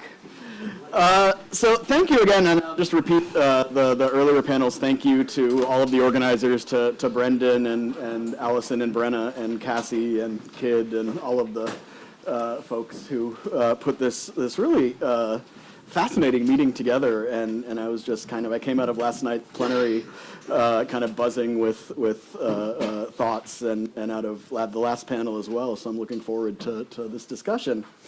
So I'm not necessarily going to read the paper, but just to kind of give a gist of what it's in here. This is a bit of a Frankenstein, and I apologize for if it reads like that. I was hoping it wouldn't, but reading it again this morning, it might. It's drawn from a couple of different parts of the new project, but essentially what I'm trying to figure out is a couple of things. Well, two big questions. One of these is, first of all, how does the revolutionary movement move from something that's basically a fringe resistance movement that might have wider support amongst the population, but for whom most of the population is not willing to kind of go to the mattresses. Most of the population is not willing to actually participate even in the imperial crisis, even if they're sympathetic to the Whigs. But between kind of the end of 1774 and the summer of 1775, this changes drastically. And by kind of May and June of 1775, what you have is not this fringe movement that's mostly concentrated in New England and in port cities like New York, Philadelphia, and Charleston and Savannah, but in rural communities kind of throughout the North America. And kind of I opened the paper with this voyage of the schooner Polly from the Chesapeake Bay, from Worcester County, Maryland, to kind of emphasize this, right? These people who are sending shipments of provisions to Boston even before the First Continental Congress meets. And I know Brendan's going to tell me the majority of these come from other places in New England, which is true, but I think it's significant that, around a third of them come from these spots like Worcester County, Maryland, like these places that are really scantily populated. I mean, Worcester County, it's right now, known only for having Ocean City on it, basically. It's one of the most scantily populated counties in kind of the settled colonies. And still, they've got these kind of three men forming what they call the Committee of Worcester County and starting to engage for the first time in this kind of imperial struggle. And I think what I've been finding, and so the project, as I'm writing it right now, is essentially a social history of these local committees. And so, I mean, that kind of initial question of what led to this mass movement, and I think a lot of people have acknowledged that local committees of safety and local committees are really essential to this. So I'm going to start my timer here so I don't go super long. But then it got me asking, we don't really know who's in these committees, who's on these committees for the most part. We know that, in all of these communities, people come up and step up, but we have a sense of urban committees. We have a sense of some of these New England committees, thanks to a lot of the great work of the kind of the last half century. But we don't know the vast majority of committeemen, and that's largely on purpose. That's largely because these people didn't leave a ton of records of what they were doing. They were engaged in what was essentially a crime, and to paraphrase the great businessman Stringer Bell, you don't take notes on a criminal conspiracy.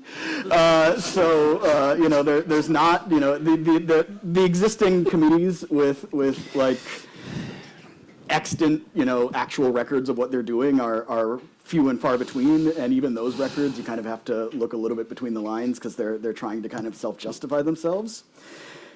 But we do have the names of a lot of these people because, when they're writing in to places like Boston, they're kind of signing their names as this committee, and that in itself is a political statement. They're printing their names in local papers, they're kind of signing up. And what I've been trying to do is go through these committees, and especially the ones in more rural, more kind of out of the way places, and just to see who these people are. And it's kind of led me to some interesting conclusions.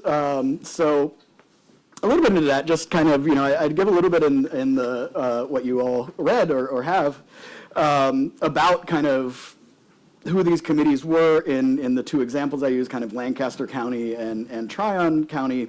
The book, I think, is gonna focus on these two counties, and then Wilmington, North Carolina, as a third kind of extended case study, both because those are kind of the three most complete minute books of these local committees, and because it allows me to kind of get frontier, settled, and kind of agricultural, interior, and kind of slave south in certain ways. Though again, it's not, there's no commonality. One of the things I was hoping to do when I came up this is find some rule about like who becomes a committee man and who doesn't, and no, there's no rhyme or reason as far as I can do, at least in terms of the typical like social markers. But I think that's on purpose as well, and that's also because these communities are drawn, in large part, the kind of natural leaders of these communities, and this is something that just over the last couple of months, looking at my sources, I've started to realize is that their priority isn't necessarily the same as revolutionary leaders. They are much more interested in, and I think as the last panel talked about a little bit, security, and kind of not even in the sense of driving the revolution forward, but in the sense of keeping their communities safe. And I kind of compare these folks to a minor league baseball team. It's a good kind of metaphor to keep in your head. About a quarter of them are up-and-comers, right? These are young men in their late teens and early 20s who are generally the children of local elites or sometimes provincial elites who, even if the British Empire had gone on like it was in North America, could have expected to serve in high office, right? They were, essentially people like Washington, these types that, are on the advance in colonial society. And then about another quarter of these committee men, especially in these rural local areas, are kind of has-beens. And again, think back to minor league baseball, right? These are people who, were once big deals and now are kind of on their last act, or sometimes even beyond that. And the example I give here is Edward Shippen III, who comes out of retirement to chair Lancaster County's Committee of Safety. And he's a huge deal in like the 1740s. Like he and James Logan are running around basically, selling all of central and western Pennsylvania, and figuring out who settles where. But by the 1770s, I think he's 75, 74. He's kind of a retired country judge. He's living on his estate in Lancaster, subbing in at sessions as a substitute judge and kind of mentoring people at the bar. But he's this, again, they kind of draw him out of retirement as this kind of one of these most prominent citizens. And so these are the people it's been kind of the most easy to find information on because they're the people who have, big careers otherwise. The group, though, that's kind of the most elusive and I think the most important are what I call the never-will-be's. This is the other half of these committees. And these are people that, won't ever or wouldn't ever have risen above kind of local importance. These are your kind of prosperous farmers, your well-to-do artisans. In Lancaster, the innkeeper is kind of the example I use on that. He's a businessman, he's a community, kind of a center of the local community, but he's not someone they're going to be sending to the assembly. He's not someone that's going to kind of make a lot of money and buy a bunch of land in the West or join the army and rise to high rank like some of these people are destined for. But essentially, these are familiar roles for these people, and this kind of gets into another distinction here. Is that I think we've been far too careless in throwing around the term committee. And what I found in the research is, at least for the imperial crisis, there's kind of three different phases or three distinct, and other, some other folks have said this. Catherine Treach talks about this a little bit in her Yale dissertation. There's kind of a couple of different waves of committee formation, and the committees that come out especially from the summer of 1774 through the beginning of 1775, are way different than the committees before. They're not primarily committees of correspondence. They contain committees of correspondence. A lot of these people, one of the first things they do after electing, a 15-person committee is they'll appoint like 3 or 4 of them as, a select committee of correspondence to correspond. But they're not, they're much more pragmatic, they're much less ideological, and they're much more aimed at accomplishing local priorities. So that's where it's coming from, and I give in the paper these examples of Lancaster and Tryon, where you can kind of see this really dramatic shift from resistance to violence, and I'd like to kind of interrogate that a little bit more, and I think we will probably with Kevin's paper as well, and Sarah's as this kind of in this period. But I want to conclude here by kind of like, okay, so what's the point, or what's the why are these folks that important? And I think it's crucial because these are the people who first kind of encounter this problem of authority that Mark was talking about here. And I'll put it in a little bit of a different way than Mark did, because I see these people a little bit differently. They're challenged by both sides. Like this security order, whatever you want to call it, and I prefer the kind of community tranquility, because I more see these people as kind of consensus makers than necessarily ideological revolutionaries, though some of them are ideological revolutionaries. But there's this problem they run into of authority, which kind of triggers, I think, the very process of constitution making and the kind of final push for independence that occurs in late 75 and throughout 76 and 77. And this is a challenge that comes not just from loyalists, not just from the kind of people in these communities who say, well, no, I'm not going to recognize your authority because you don't have a royal commission, and I'm a proud British subject, and so, buzz off. But they also encounter resistance from below. And from the people that kind of John Jay and John Adams and these elite revolutionaries would have called the people or the mob. And I'll close by an example I didn't make in the paper of what happens to the Lancaster County Committee after it oversteps. So they spend the first month, as I have described here, kind of mobilizing for war. They raise a lot of weapons. They take control of the town magazine, which is a huge deal. Then they hear at the end of June or at the end of May, that some religious dissenters in the community are being harassed by overeager recruiters. And it's unclear, which communities exactly they're talking about, but you could take your pick of kind of religious dissenting communities in Lancaster County that are pacifist. And so they report to the committee essentially that the recruiters are coming and trying to force their young men into service. And the committee, being good conciliatory leaders of the community, immediately drafts a broadside in English and German saying, this is, unacceptable. We're not going to go and harass our neighbors because of their religious convictions. We're still Pennsylvanians, goddammit. It's this kind of move towards moderation, which you'd expect out of like a Shippen or some of these other people on the committee. That doesn't go well though, and again the records are unclear because they're obscuring, trying very hard to obscure extra legal stuff that's going on. But the next day, after they kind of have these broadsides written up and printed, the entire committee who was at that meeting resigns. And they kind of word it as something really passive-aggressive, like, because it became apparent that our efforts were not particularly appreciated by the people of Lancaster, we've decided to remove ourselves from this committee. But it's really clear that there was either some sort of mob action or the leaders of outlying communities kind of came to them and were like, no, we can't do this. But they're replaced by this committee that then immediately starts to take more radical measures. And a lot of these people, it's not permanent. A lot of these people end up back on the committee later on and try to kind of steer it in a more moderate direction. But I think that's kind of the point I want to focus on, is that for these committeemen, the challenges, are coming from both inside the coalition and outside.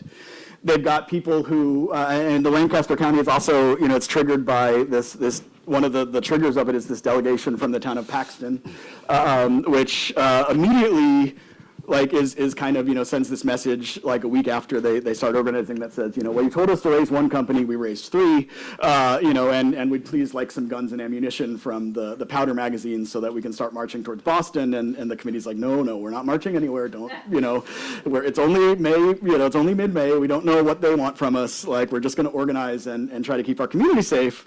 But there's this, and then there's this other, contingent in places like Tryon County that want to go out and, just shoot the nearest Native American. Right? There's these people in especially on the frontier and elsewhere. So the thing that I'll conclude with is for these committeemen, it's a burden. It's not something, and this took me a long time to realize, it's not something they want to do. They're agonizing over it. They're potentially in a lot of danger over it. Not only are they doing things that were illegal, they're also paying for it. And in some senses, they want to be indemnified for that, right? Committeemen are not only organizing revolution, they're buying food, they're buying uniforms, they're commandeering and paying for weapons to be produced, they're going out and buying gunpowder from the Caribbean and Europe.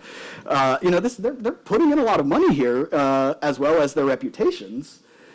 And by the end of 1775, as kind of they keep running up against these challenges and their authority erodes, the longer there's kind of no basis for it, they're increasingly demanding of their erstwhile superiors that they actually start to form some of these institutions that will have legitimacy and that will kind of essentially relieve them of this onerous job that they've taken on, really to protect their communities. I mean, because it's their natural role in these local areas. But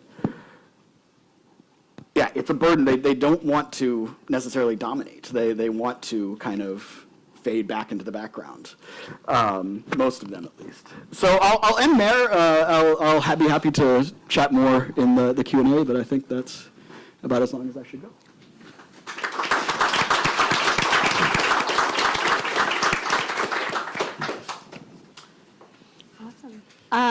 Can everybody hear me as well? Okay, great. So I just want to echo Don's thanks. Thank you so much for the organizers and for everybody for being here today. So this paper emerges from a series of questions about the continuities of women's experiences with violence, pre-war, and then with the onset of the war. And so how does this actually change? How does the form of sexual violence actually change? It doesn't. But looking at court-martial records in particular, we see that it's more militarized, but they're still drawing on these notions of consent. And so I want to tell you the story of one case in particular. And so Anne Moore trudged through the Boston snow and ice to the Hanover Street home of Dr. Trotter, where she lived and labored alongside the commissioned surgeon of the 59th Regiment of Foot. It was late December of 1775 as she prepared the doctor's remedies and medical supplies for their upcoming travels. She had little knowledge that she would need them by the end of the evening. The sun had long since set when Private Timothy Spillman arrived with the various items for Moore to include as they packed up the home and practice in preparation for their return to London in the new year. Pausing her work, Moore offered Private Spillman a drink of rum and water while she drank her own tea. The pair knew each other already. Perhaps Private Spillman, also a servant of Dr. Hill, and the young woman talked about the doctor's 3 children. Perhaps they talked about their recent bout with smallpox, or the occupation of the colonial town, or perhaps just the remaining work for their upcoming trip. After approximately half an hour, Moore retired upstairs to her bedroom. Moore awoke later that evening to Private Spillman attempting to sexually assault her. When she refused and fought back, he knocked her head against the bedroom window until she fainted. When she finally came to, bruised and bloody, she ran down the stairs and into the night in search of help. Later that month, Spillman was brought before a British general court-martial for nearly killing Moore. Notably, the sexual nature of the attack played no role in the adjudication of him. Asserting his innocence by claiming good character, Moore's attacker alleged that the young woman's injuries were accidental and a result of falling down the stairs. At one point, he says he did not even know who she was.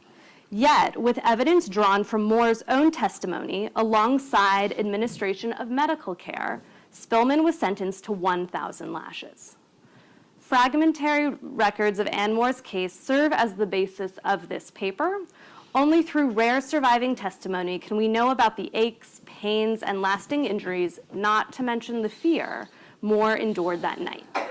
We do not know her marital status, how long she was employed. We know nothing of her political allegiances. We don't know of her medical training, although the X with which she signed her affidavit attests to her lack of formal schooling. And yet, Moore's account of her assault is almost complete, and one of the more complete within the archive of Revolutionary New England. Records of sexual assault hardly paint a complete picture of the victims' lives, and in the rare instances that the abuse was brought to court, the evidence skews towards assailants' self-serving assessments of their own character and the culpability of their victims. However, from the court-martial, we have a semblance of the victim's perspective. The records challenge the revolution as a seminal moment in the disruption of patriarchal structures, highlighting the continuities of vulnerabilities that framed women's daily lives throughout the 1760s, the 1770s, as well as the 1780s. Moore is representative of many women who suffered intimate and sexual violence while seeking autonomy and self-reliance as medical practitioners. Healing work brought women outside of domestic spaces and into others' houses, either as part of typical poor relief in the form of indentured labor or of women's own volition to foster networks of local connection. With connections from their own family, as well as those from forced town healing spaces, dependent women navigated New England notions of family that drew on economic rather than kinship ties. The capacious nature of the house and those who labored within allowed their attackers to leverage early American notions of patriarchal consent in the service of sexual coercion. Communities of care were contingent and non-institutional, that is, dependent on individuals and their willingness to operate within their own bleak circumstances. Domestic space was the area in which both autonomy and coercion served as the polar ends framing women's daily life. Close proximity granted additional access to coercive intimacy in addition to isolation from family and kinship networks. As shown by Moore and numerous other instances of sexual violence, wartime assaults also revolved around recreating 18th century notions of sexual consent through private and domestic acts. Sexual assailants sought to avoid rape charges by using household spaces where others would not have heard a cry. The difference is that the war provides a different corpus of evidence to examine. While highlighting military crimes, among the instances of desertion and theft of laundry, Court-martials also show attackers elicited invitations to enter domestic spaces and homes for healing or even to dine, replicating husband and wife patriarchal relationships, where the husband, under rules of coverture, dictated notions of consent and access to his wife's body. Wartime rape was often woven into other prosecutions, a subordinate charge that often came to light in the trials of soldiers over mutiny and desertion. Proceedings were not concerned with women victims, but with the perception of soldiers and the status of who was accused. So let us return to the case of Anne Moore. And how notions of consent drew on gender definitions of caretaking. At approximately 8 o'clock in the evening, December 20th, 1775, Private Timothy Spillman knocked on the door of his employer's home to deliver goods, as I mentioned earlier. Given the late hour and the cold, Spillman informed Moore that he would be staying the night in the physician's residence. He joined her at the table. She poured him a tumbler with some rum and water to warm him up while she continued to drink her tea. While the two had worked alongside each other, the record is unclear if Moore was actually comfortable with the young private. Moore performed wifely duties, but was it out of concern for her own safety and to welcome the enlisted man she worked with? We have no idea. Regardless of the relationship, the woman employed by Dr. Hill retired to her own bedroom, even with Private Spillman still on the premises. And so she went to sleep. But she did light a candle next to her bedside. In the middle of the night, the private extinguished the candle. Moore was, quote, awakened by someone coming into bed with her and taking hold of her, and upon asking him who it was, Timothy answered that it was himself. He asked the young man to light the candle again. He refused. He instead began to undress and offered her a great deal of indecency, and upon resisting him and refusing to gratify his desire, he beat her. He threw her against the window until it broke into 4 pieces and knocked her unconscious. He then removed her clothes. We do not know how soon she woke up, but we know that she did beg him to let her alone. He did not. Eventually, he left the room and she ran to the neighbors, the Hallowells. Running into the cold, dark night garnered more concern from her neighbors than staying in the same house as her attacker. In his statement, Spillman attempted to make a joke of it and seemed confused. But the neighbors involved, as well as the military tribunal, again were focused on not only the cold, but also the dark facial bruises and the ramifications, rather than the sexual nature of the brutal attack. In truth, there was no safe haven or place for Moore, even in the spaces that provided financial opportunity to support her family.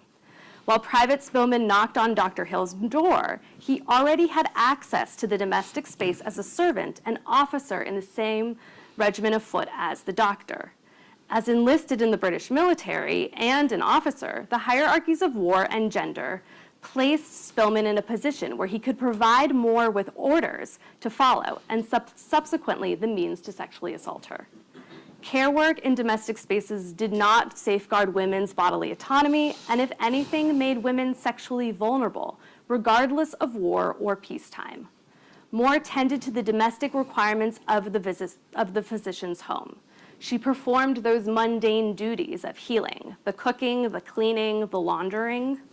When Spillman arrived late at night under the guise of his administrative responsibilities, he specifically called on her gendered duties to help heal from and avoid the repercussions of a particularly cold night. Moore's domestic duties also included preparing tea and drink. These domestic details might seem inconsequential given her role in the physician's home. The private's guilt hinged on giving him a drink. Given the overlap in domestic and medical duties required of Moore in her role as a physician's assistant, her work bordered on what historians have called this wife's work that I keep mentioning. Moore offered him rum and water from her own supply. A key question of the defendant's deposition was the source of the drink itself, noting that it was not on the table prior to his arrival. This act of caring for a man's household slipped easily into the role of sexual servant, which gave patriarchs opportunity for sexual access to women in their households. This assault was a recreation of those interactions based on wife's work, but also care work that men used to blur lines of consent. For this reason, her case was based on her fainting from assault rather than rape. In addition to wife's work, she may have diagnosed, prescribed, and healed patients. She also would have participated in an informal exchange of recipes and healing practices outside these close networks, even before the war began, to engender a community or a safety net. By the time Moore supported the British surgeon, thousands of soldiers had made Boston their home, among the approximately 15,000 colonists. From making bombs to packing supplies, the increase in British soldiers in occupied Boston afforded women, regardless of their political allegiance, some financial freedom and stability. But even before the economic crisis and rising inflation rates due to the American Revolution, she might have also participated in the healthcare a la carte system that offered women a variety of professions, from apothecary to midwife, as a fee-for-service practice. The British Army found honest, industrious women rather useful in a company. British officers concerned with propriety, even outside of the domestic space, stressed the importance of hiring single, independent white women to labor within a hospital or domestic caretaking space. Women without husbands were considered easily controllable. Further, unmarried women would not find themselves torn between two different forms of authority. In fact, when a soldier was admitted as a patient to the hospital where his wife worked as a nurse, she could be dismissed or even have her pay suspended. Enlisted men required regulated approval from their officers to marry, which was often denied. By denying marriage, officers sought to deny traditional norms of masculinity and paternalism to ensure soldiers remained malleable and committed to the labor of war. Wives of soldiers found themselves in a particularly precarious situation when officers used rape to maintain bodily control over enlisted soldiers. Moore's assault was predicated on private domestic spaces, providing further opportunity for male attackers to recreate these notions of consent. It was the supposed privacy, and therefore that supposed consent, that was valuable to predators within the social and cultural norms. But Moore also harnessed the privacy of her place of refuge to heal herself. When Moore fled her employer's home to safety, she did not require medical services. The extensive damage to her face shocked her neighbors. They called for a British surgeon to her makeshift bedside at her neighbor's home across the way, despite her own medical expertise. When another surgeon made a house call, Moore had already received treatment and had applied a poultice to her face. She placed a medication-coated cloth directly to her skin to help reduce the swelling and bruising, using herbals that perhaps she grew in her garden or were local to the area. Moore healed herself and then told her story, two intertwined forms of resistance. We will never know the extent of her physical and mental injuries. We do not know if she was bruised elsewhere and if she bore scars from her vicious attack. There were no newspaper accounts of her assault. As a local woman working for the British, hoping to leave one port city for another within the empire, her assault served no larger propaganda purpose. Spillman knew exactly where Moore would be, drawing on familial constructions to evade the formal charge of rape, but also under the guise of gentlemen who fostered connections with women to counteract the more brutal aspects of war.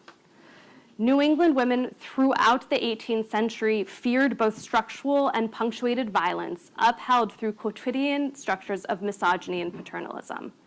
Shortages of medicine, the increase in patients, and the lack of access to physicians have historians arguing that women's healing labor was of more consequence during the American Revolution than before or after. However, women healers throughout the Revolutionary era were integral to the maintenance of home and health. Women's healers' susceptibility to sexual assault did not change with the advent of war, merely the forms in which it was documented. Women's mobility placed them in the path of potentially violent employers.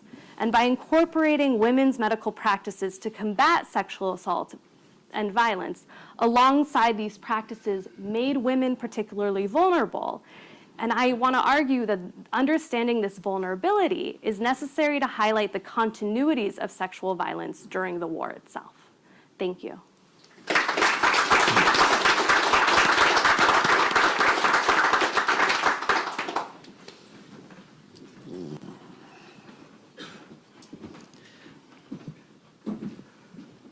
Oops.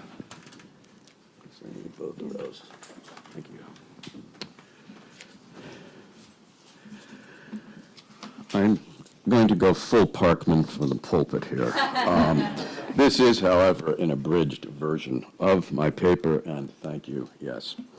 I, too, appreciate the opportunity to, in some ways, go into the lion's den, to be here in Concord, to talk about matters that are better known to many others in this area. The whole issue of firearms and what happened on April 19th.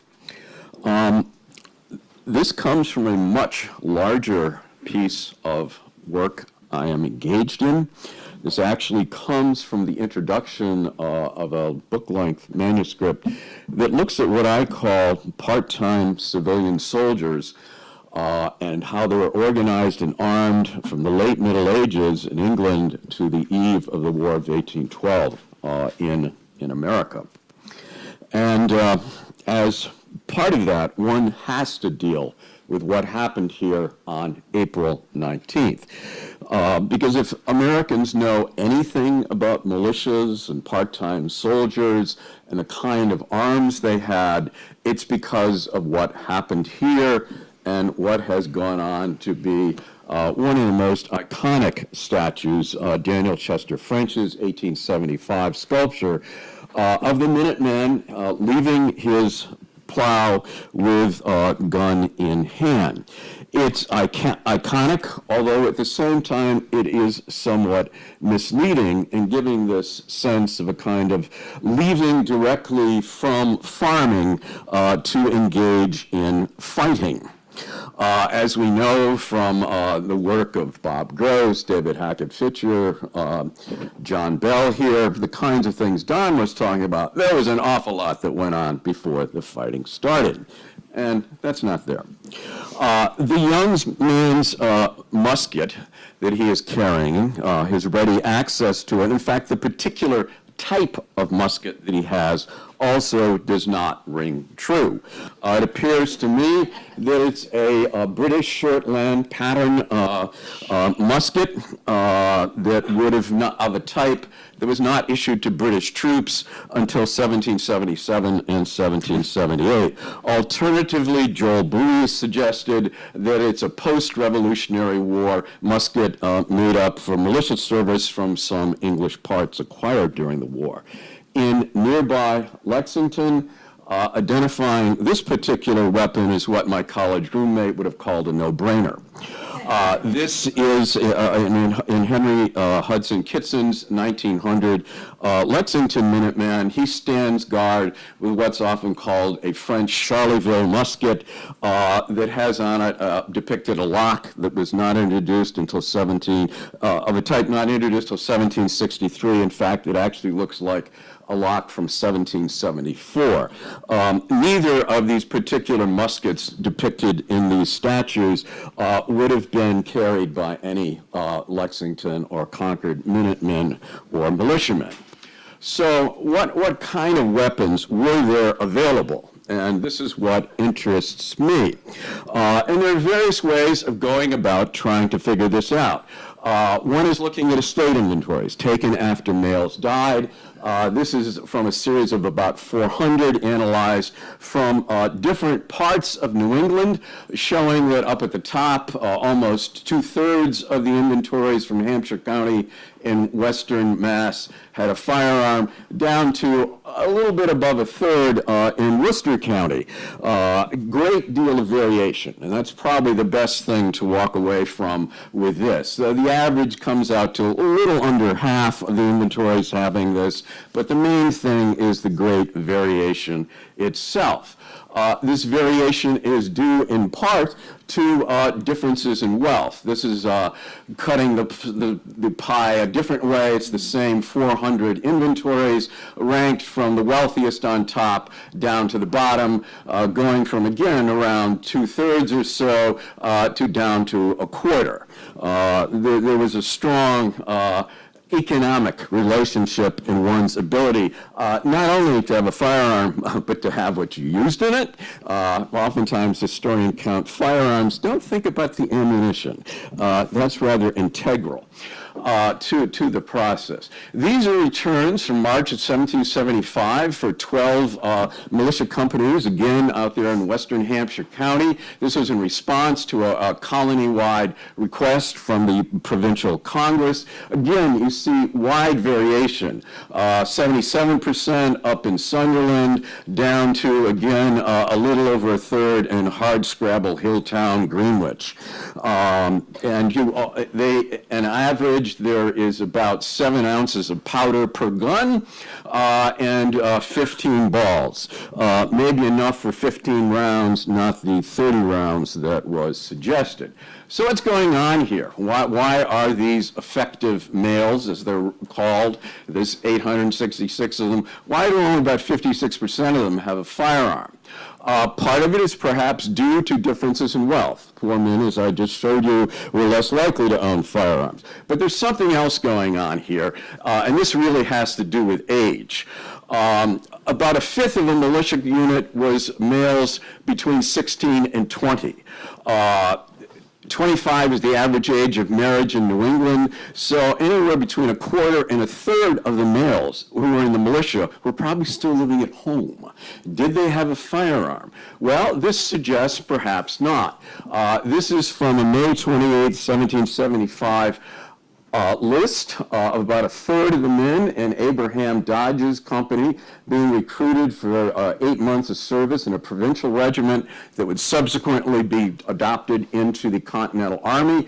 Over here are 22 men who do not have a firearm or bayonet. Over there are 22 individuals, 20 men, one estate of John Davis and a rather young widow who provide firearms. The providers, the males, are about 40 years of average age, passing them on to males who are 27 years old.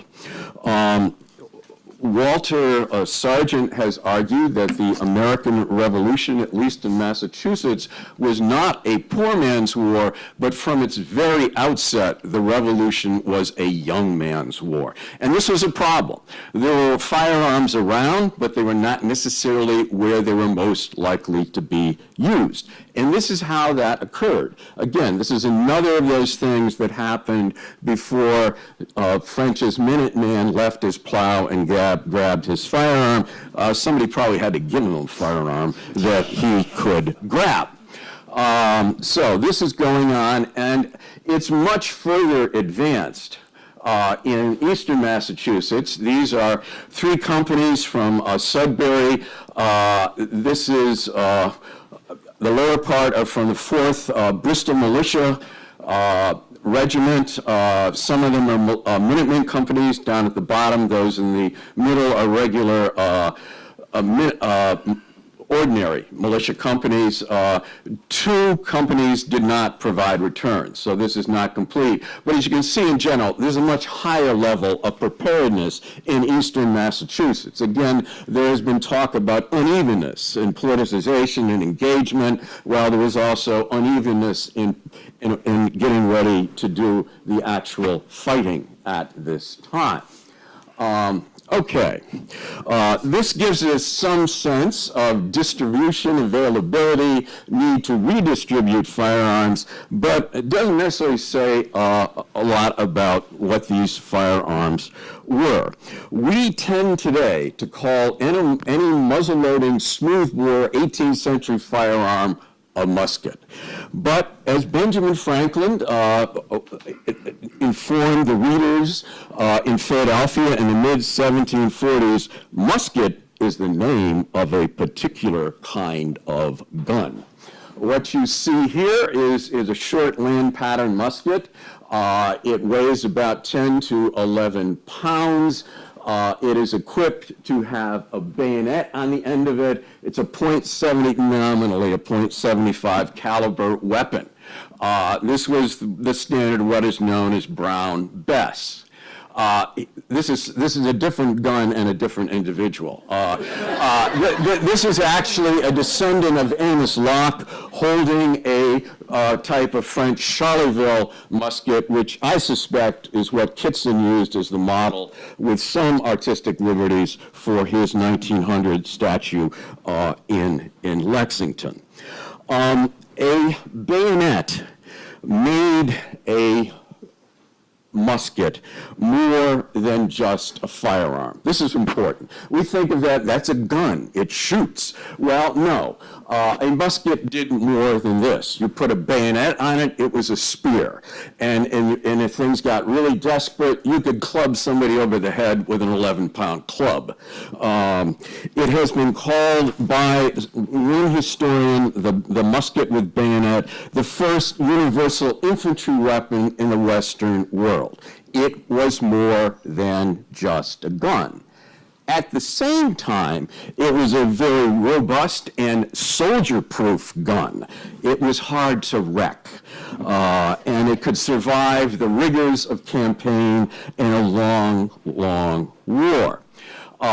There were a variety of firearms carried by militiamen and minutemen on April 19th, and some of them were muskets, and some of those muskets had bayonets. However, most New England males at the time did not like heavy muskets. They preferred a lighter weapon that was better for hunting, for birding, for killing noxious animals, as they call them, crows and foxes, but that theoretically could also pass muster as a military weapon. During the 1750s, privately owned arms in New Hampshire were described as in general of the meanest sort, while in Connecticut, the governor described the weapons carried by private persons as mostly poor and undersized and not for military expeditions. New Englanders favored Fowlers, which was a narrow caliber, longer type of firearm.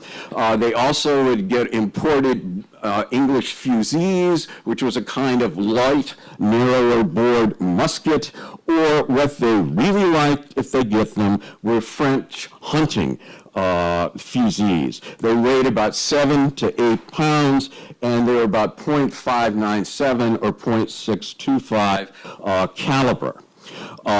Documentary evidence of these preferences, as well as archaeological evidence for this, can be found in the recently published book by Joel Bowie and Douglas Scott, available in the gift store here at the museum. They do a very good job. I have something to add to this. This is information gleaned from 51 newspaper ads about firearms throughout New England, and looking at these. What you see is not many mentions of muskets, not many mentions of bayonets till almost the eve of the war. What they talk about are fine imported English arms, or neat French arms, or fine French arms as well. It's interesting, the second of the two references to muskets make the point that these were fine imported, English-made pieces, proper for hunting as well as military use. These are lighter weapons that, again, could have this dual use. Jonathan and Nathaniel Crouch who were two English gunsmiths who moved to Boston and became gun importers. They sent a letter home in 1777, and they said, the country people here in Massachusetts in general prefer guns that are wholly made in the country to those imported from England. Yet at the same time, they were quick to say that the quantity of guns manufactured here bears no proportion to the demand for them, and that if it's so, the price for them would have been too high. So they encouraged their gun suppliers in England to export the kind of things that would satisfy their customers in New England. And there's support for this from an account book of a Deerfield gunsmith, John Partridge Bull. It has entries for his work from 1768 to 1788. He made only 3 finished firearms while making 542 repairs to firearms. Financially, it did not make sense for a New England gunsmith to make firearms from scratch. And as late as the first decade of the 19th century, English arms were still imported, and they were cheaper than those made by Americans. Sorry. So looking at the kind of arms that the Cranch brothers imported, as you can see from this, down in the bottom left are the sort of musket caliber sized. They constitute about 17% of the finished arms and barrels they imported, that is, guns with .75 caliber or larger. The smaller caliber arms constitute 83% of what were brought in. This was the New England preference. And they also preferred, as the brothers said, guns in the French mode. Okay, so how do all of these guns do on April 19th? Well, in the event, neither side demonstrated a great deal of marksmanship. It took almost 1,700 British enlisted men to kill and wound 39 Americans, which suggests only about 5% of them hit something. And this ignores the possibility of injuries from cannon fire and bayonets, particularly in Metonymy, when things got very nasty and close up, Americans got bayoneted. It took about a little over 3,700 New Englanders, Minutemen and militiamen, to kill and wound 222 regulars. This suggests about 6% of the militiamen and Minutemen hit something. And again, this estimate ignores the possibility that someone might have hit more than one. In the end, it doesn't appear that American marksmanship with these weapons was dramatically better. It was a bit better, approximately, roughly, 20% better, comparing 6% to 5%. Still, these weapons that they had, most of them not muskets, did enable them to resist the British on April 19th. It enabled them on June 17th to inflict horrific casualties on the British at Bunker Hill, and they armed Washington's First Continental Army. However, it was a long war.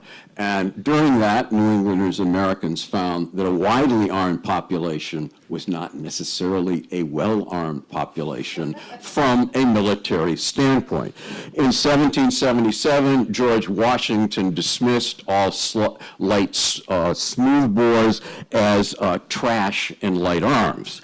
He could adopt that attitude because of thousands of muskets imported from Europe. There are 150,000 to probably 200,000 imported from France itself. So this was critical, and again, they probably look like that particular model there. However, since we are in Concord, I cannot finish in Lexington. Have to return to Concord and return to this statue in Daniel Chester French. While doing research for the statue, French actually did examine, measure, and sketch as .62 18th century New England Fowler. He, in a sense, got it right initially. This is the sketch of it. This is the sketch of the French replacement lock that's on it. This is the actual lock, I believe he saw. This is his sketch of the side plate on this weapon. And this is the side plate he actually saw. And if some of you have good eyesight, you can see what's coming next. This is the actual Fowler. It's the John Parker Fowler that is hanging in the Senate chamber of the Massachusetts State House. For some reason, French did not use this particular weapon in his statue. We don't know why. It may have been that he thought in the end it was inappropriate to arm his Concord Minuteman statue with the well-known Fowler carried by Lexington's best-known militiaman. What he did do was come up with this very British-looking weapon, probably based on a short land pattern weapon like this one, which interestingly was owned by a Charles S. Jacobs in Lexington, Massachusetts in the 19th century. How it got there, I don't know. I don't think it got there soon after April 19th, but probably when Gentleman Johnny Burgoyne surrendered and his troops were disarmed. Somebody probably got a hold of this. But this is the kind of thing, along with those thousands of French weapons, that were needed to win a war after starting it here on April 19th. Thank you.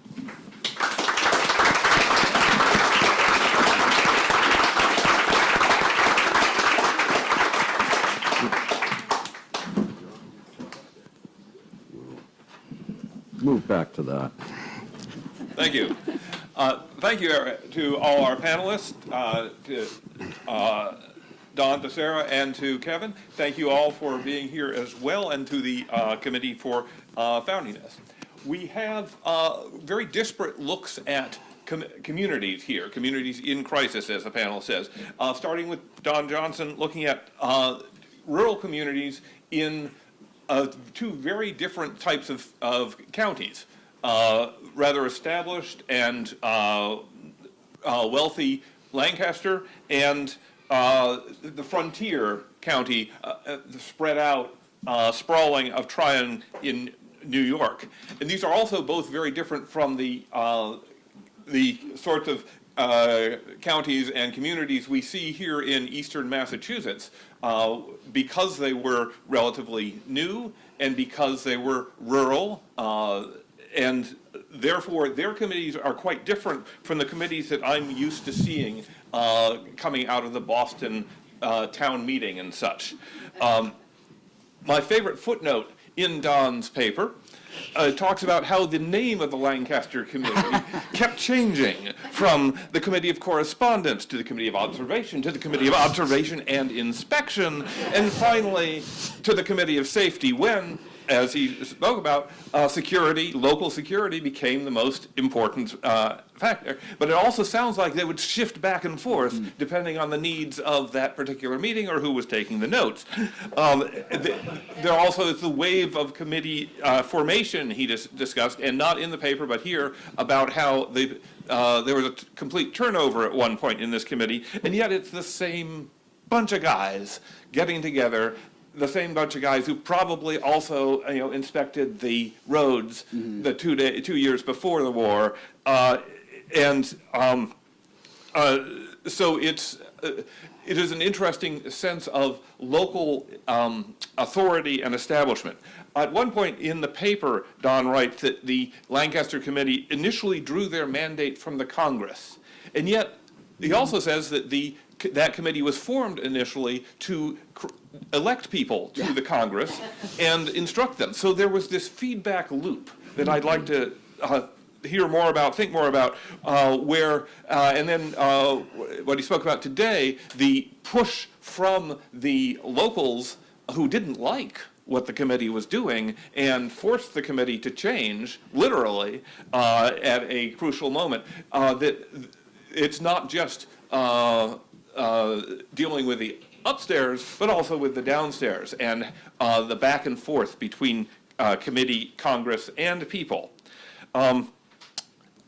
I'm also quite curious in this paper about the fact that these committees are based on counties, which were usually not a form of democratic government. They were usually within the royal structure with appointed officials for the most part. Boston could create a committee of correspondence from its town meeting. New York or Massachusetts, they could do it from the legislature or from shadow legislatures like the provincial congresses. How did the counties get together? What authority did they have, given that there was, as I understand it, probably no precedent for that sort of group decision-making? And that probably played into the tensions that the paper talks about of establishing authority and maintaining authority, especially when you're asking people to do what they don't want to do. Were the county committees an end run around the royal governors and reluctant legislatures? I'm like the idea of looking at these guys, these particular men, and I'm wondering if in the book there might be profiles of individuals, not just during the war years, but before and after, and who ended up, who was trying to sell land and then ended up in office, and who might even have gotten to the Continental Congress himself. So I think that there's a very rich vein there, and I'm looking forward, even in what Don spoke of today, we learn more about committees in addition to what's in the paper. So I enjoyed that. Sarah Perlman Shapiro has provided what is really a true crime story in some ways. And like any good true crime story, it leaves me eager to find out more details. This is looking at the record of a British Army court-martial after a private had assaulted, injured, and as she explains, it's not part of the criminal trial for legalistic reasons, clearly tried to rape a woman in Boston in December 1775 during the siege.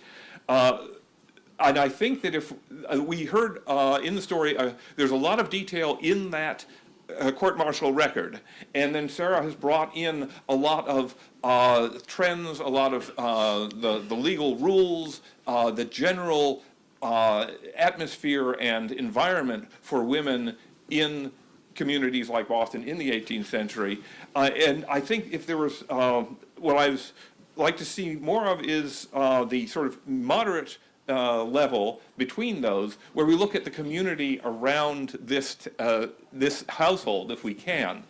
For instance, when Anne Moore sought help, she went running to a neighbor, Benjamin Hallowell. Well, Benjamin Hallowell was a commissioner of customs in Boston. He was one of the top loyalist officials in the city. So was he able to get her more attention and more help than if he had been, a shoemaker?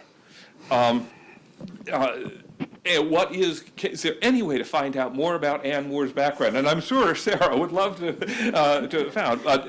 She is called an inhabitant of Boston, and yet she is working for Dr. Trotter Hill, who has come to Boston from Nova Scotia with the British Army. So does she have loyalties or allegiances, or is she just seeking any sort of employment and home that she can find? Sarah spoke of her wifely duties, what she was performing for the household. Was she, however, performing them as Dr. Hill's housekeeper, or was she performing them in some way as Private Spillman's, or did he interpret them as Private Spillman's partner in some way? Private Timothy Spillman, there might be more to find out about him through the records of the 63rd Regiment, the muster rolls. Did he get into more trouble? Did he get his just desserts eventually? When did he appear and disappear from the records? There is an interesting moment, another moment when the context of this particular time and place might come into practice. Sarah spoke about the fact that this case was not presented in the newspapers. Now, in Boston newspapers in 1768, when the regulars first arrived, and then again a bit in 1774, the Whig press was full of stories of what was clearly close to sexual assault, what they certainly wanted their readers to think of as sexual assault. In 1775, in December 1775, at the time this took place, there was only one newspaper left in besieged Boston, the Newsletter. It was owned by a woman, Margaret Draper, but it was also allied with the royal authorities. And so between the paper shortage and that alliance, they would be unlikely to report on this story. But it is nevertheless interesting to think about. Here we have Private Spillman seemingly fulfilling the stereotype of the British soldier assaulting a local woman. How did that context color this story? It is difficult, however, because this all took place within the siege. The trial took place within the British justice system. It's very much of a discontinuity from what the community of Boston was trying to preserve in 1768 or 1774. And so, what community could Anne Moore call on? Well, she might be able to call on her employer, Dr. Hill, and clearly other military doctors came, and perhaps the neighbor, Benjamin Hallowell. She seems to have found another community which was not necessarily the community of Boston as it saw itself, because that had been broken up by the war. So it's a very interesting story that I'm sure I share Sarah's wish that there was more of information available. Finally, we have Kevin Sweeney's great monumental study on the ownership and use of firearms in colonial America, a topic which got a great deal of attention a few years ago. This time we're seeing solid data. This time we're also, today we're seeing at a serious moment, a fraught moment, when everybody realizes that we're going to war or have just gone to war. And that sort of obviously changes things. The prospect of being hanged or the prospect of being shot or bayoneted clearly makes you more interested in what weapons you have. It starts literally with this icon of an armed American, which is a mile that way, and then Kevin added another one, which is several miles that way, and there are others of this sort, but he looks at the real statistics behind that icon. Minutemen were, by definition, supposed to be immediately ready for service and completely equipped. But what I'm struck by in the data that Kevin has shown is that what may look impressive a few months or even a few days before the war suddenly looks less solid when you're actually fighting, and suddenly you realize that, oh, you have a great fouling weapon and you've shot it, you can do it, shoot very accurately, but if you've already shot your one musket ball and the soldier is coming at you and you don't have a bayonet, then that fowler does not seem so good. I also was struck by how in this paper we see the community getting together and sorting out who has the guns, who needs the guns. It is a community asset that is being brought about. And finally, we have the statistic of the provincials at 6% effective fire were actually 20% more powerful than the regulars. And also, given the larger numbers they were able to put on the field, the larger number of armed men, well, that sort of helps to explain why they came out ahead at the Battle of Lexington and Concord. Even with the fact that these men were going into the battle with weapons that they chose for their own individual reasons, for their own convenience, rather than for the collective convenience of an army.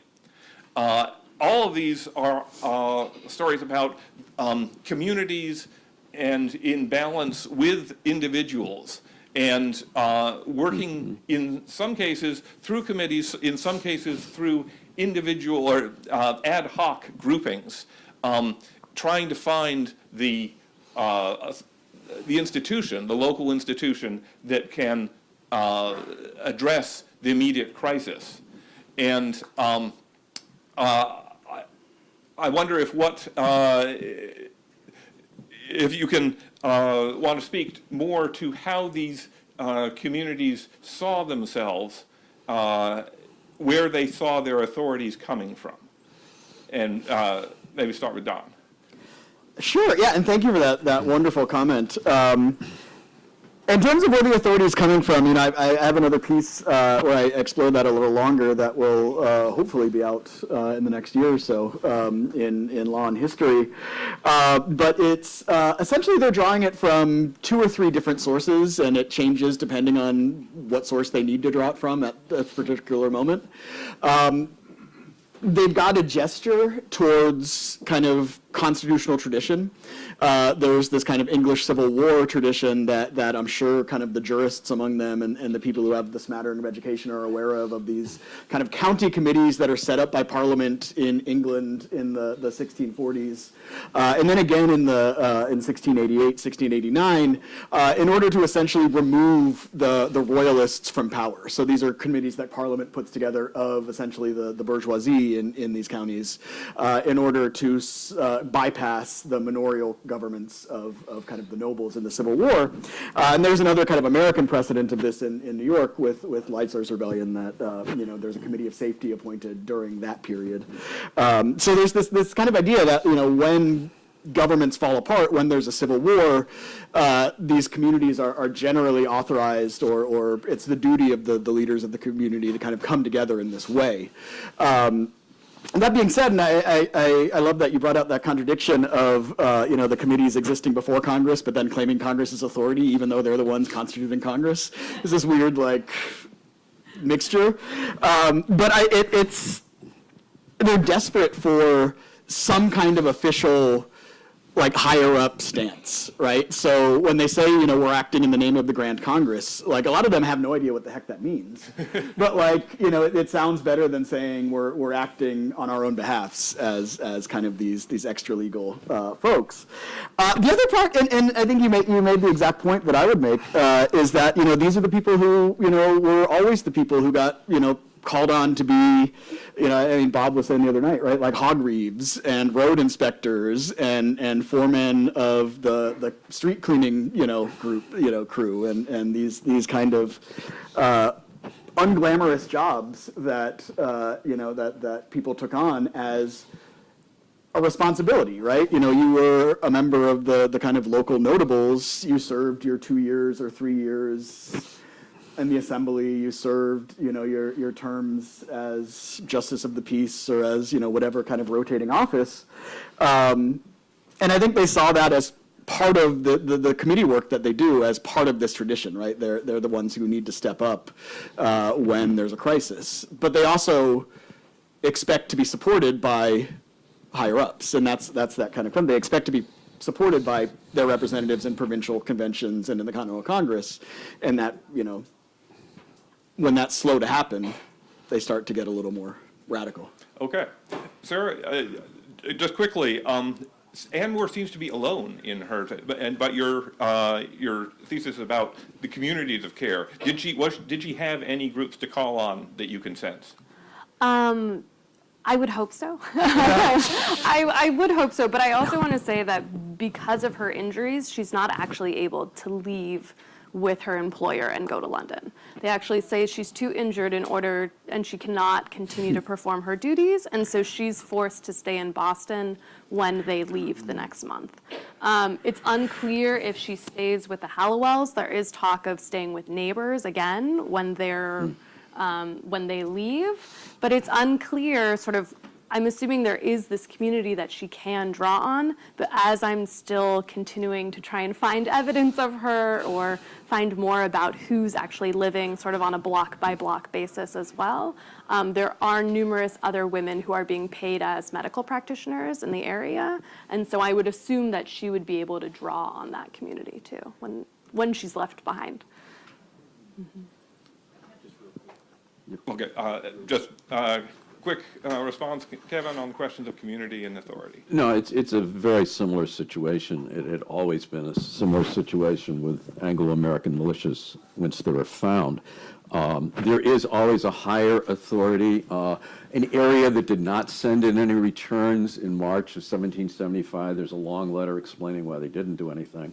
But part of it was authority is unclear, that they feel they need something on high to legitimize what they are doing. And to an extent, that is being done by the Provincial Congress, which really in November of 74 starts putting the state on a war footing. So there is the initiative from on high. There's a degree of legitimacy from that. At the same time, the local communities moving around arms, organizing companies is very important. In just about every colony, though you'll read otherwise over and over again, you did not elect your militia officers in the 18th century. They were appointed by higher-ups. What they do in Massachusetts is company militia officers are now elected. So that's another sort of popular source of legitimacy from below. So it's the combination of the two. As I said, it's an ongoing story with Anglo-American militias. It's both an arm of the state, but it's embodied at a community level. Okay, thank you very much. We have reached the end of this session's time, so we'll now, in order to enjoy our lunch and conversation together, we'll have a break. And our speakers will be available for further discussion. Thank you very much.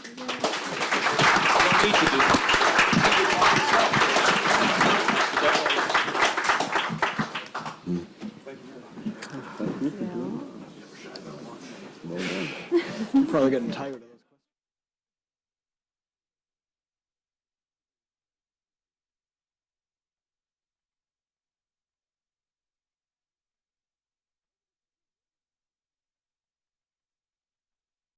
It's all registered. That's right.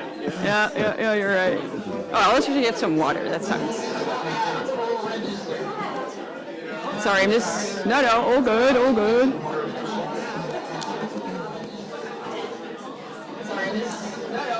Is that your water?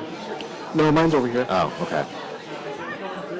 So this, we don't know who it belongs to? No. All right, let me put that over there by the podium then. So this, we don't know who it belongs to? Let me put that over there by the podium. What do we hear? Do you hear this? Okay.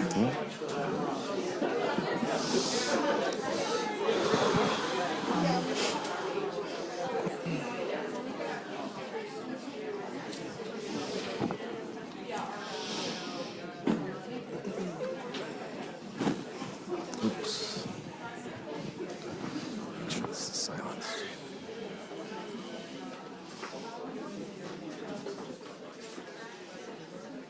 We're going to stay on time, right? 15 to 20 minutes? 15 to 20 minutes, correct? Okay. I hope so. We're staying on time, Iris. Normally, yeah, I have. Brendan, I There'll be none of that. Also, who wants to control? Is this the clicker that? Yeah, I think when we speak, right, we want. I think we're going to the podium. Put it on Yeah. the little stool there, and then you can go from one to the other. I'll just leave it there. You're going to the podium, right? Yeah, I would like that. Yeah, And then I do the. Yeah. I'll leave this thing there. Sure, fine. You go in the order of the Program. Yeah, go in the order of the program. Yeah. Okay. Great. And just as I said, stay on time. Don't do anything particularly strange. Although that can sometimes make it I'll say something scandalous about your French. something scandalous, right?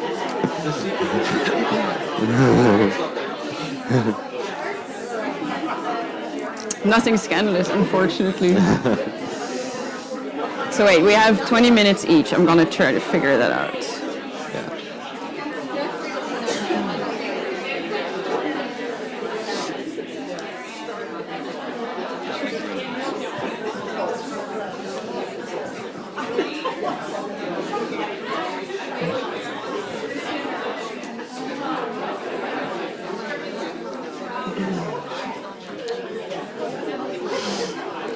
Oh, boy. She works for a Did you drive up, Richard? Did you? Yeah, I took the ferry Oh, to Port New Jeff. London. I actually took the Orient Point ferry Okay. to New London. I have taken the one before, though. Yeah. It is nice. We live on the South Shore, kind of like, are you familiar with Long Island? Oh, yeah. We're in Bellport, Yeah. on the South Shore, Okay. and so we take the Orient Point ferry to New London, and then it's probably about an hour and a half, 2 hours. That's not bad. Yeah. We do it 2 or 3 times a year. I have friends in Boston, Okay. and so we go up to visit periodically. The ferry breaks it up pretty nice. You don't have to drive through New York City. Yeah. Which is nice. Do you live in New York? No, actually, right now I'm based outside of Philadelphia. I will be standing there. Is that okay? I grew up Yeah. in upstate New York by West Point. Gotcha. And then, now we live outside of Philly. And I'm dissertating, so. Yeah. When you were doing your coursework, did you live in New York? Not even then, because Still in Philly? I got accepted. So I went to get my master's at Villanova. We moved down to Philly. Gotcha. I got accepted into my program in spring of 2020, and my entire first year of coursework was online. Got it. And then by the time my Dangerous. second year came around, I had already basically I just had to do my oral exam because I had a master's degree already. Like I walked in with over 30 credits. Yeah. That they counted. I'm an program. OHL So too, my that's wife why I and said, well, this career not is that I know if that- often geographically punishing, right? It asks you to move as much as possible. So we decided that I would just commute to the city. That's great. To teach. That's not too bad He's either. from the No, US. twice a week. It's about 2 Yeah. hours Yeah, from yeah. where we live. So It's not that different than I taught at St. John's in Queens. And in Welcome traffic, back. It could take that long. Welcome back. yeah. We are returning from our lunch break. I do want to commend the Concord. Usually, people return from lunch. They're either sleepy or belligerent because. And I do want to commend the Concord Museum for not serving alcohol at lunch because that usually leads towards both sleepiness and belligerence. But we are now returned for our third panel, our third session. The coming of war. Our presenters are Iris DeRode, Karsh Institute of Democracy, University of Virginia, and the title of her paper would be French Observers of Early American Unrest, How Lexington and Concord Shaped France's Entry into the American Revolution. She's joined by Blake McGreedy from the Graduate Center of the City University of New York. The title of his paper is Masters of the Lake, Political and Ecological Struggles in the Champagne Basin. Wow, sorry. It's as if I went out for alcohol. I can't get this out. Champlain Basin, 1775. Finally, Richard Tomczak from the Stony Brook University. The Invasion of Quebec and the Politics of Popular Protest, 1775 through 1776. The commenter will be my good friend Elijah Gould, professor of history from the University of New Hampshire. With that, I will turn it over to our first presenter, Iris.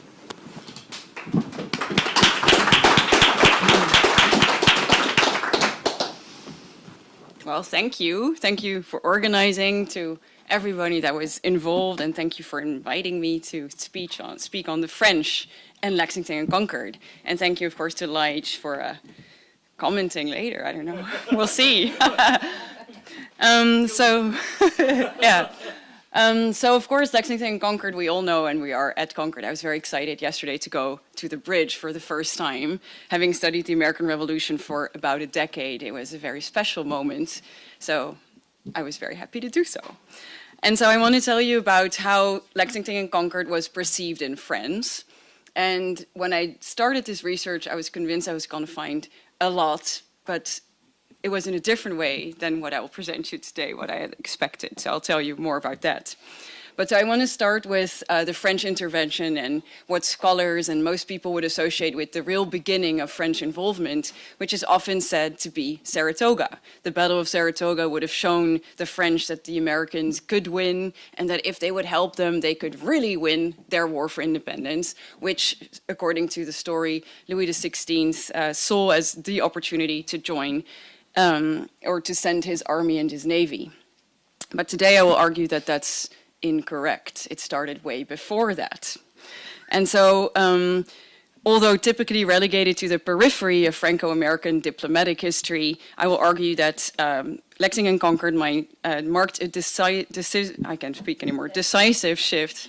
Same. We had a decisive shift in the French strategic and ideological thinking. The shift is carefully orchestrated through press manipulation, diplomatic surveillance, and cultural reframing, represented as a deliberate reimagining of the American rebellion in the eyes of both policymakers and the French public. So we'll see Lexington and Concord is going to become a political tool in France.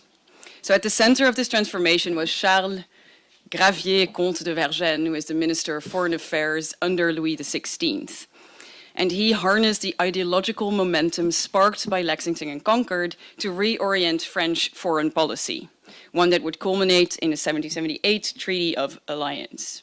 And we'll see that he achieved this primarily through very strategic use of the press, over which he exercised editorial control through the system of royal censorship. And so we're going to look at a few papers today.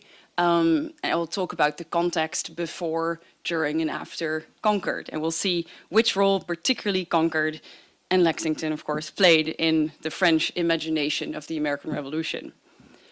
So before we start going through 1775, little reminder, everybody here in this room probably knows, but of course to understand the significance of April 1775, we must place it within the larger and longer arc of the French observation and recalibration following the Treaty of Paris in 1763. The treaty, of course, ended the 7 Years' War and left France diplomatically weakened and territorially diminished, as to be seen on this beautiful map. Louis XV's foreign minister, Étienne François de Choiseul, responded with structural reforms after the war. He wanted to reconstruct France. He needed to reconstruct the army, the navy. A lot of reforms were done. And he also constructed a global intelligence network, even called the Secret of the King, but that's too much to explain. But he sent different agents to different locations to observe how can we weaken the British next time. While he was reconstructing his army, he sent these people around. A few of them were sent to North America. So instead of thinking in the late 70s, France was already here in the early 1760s.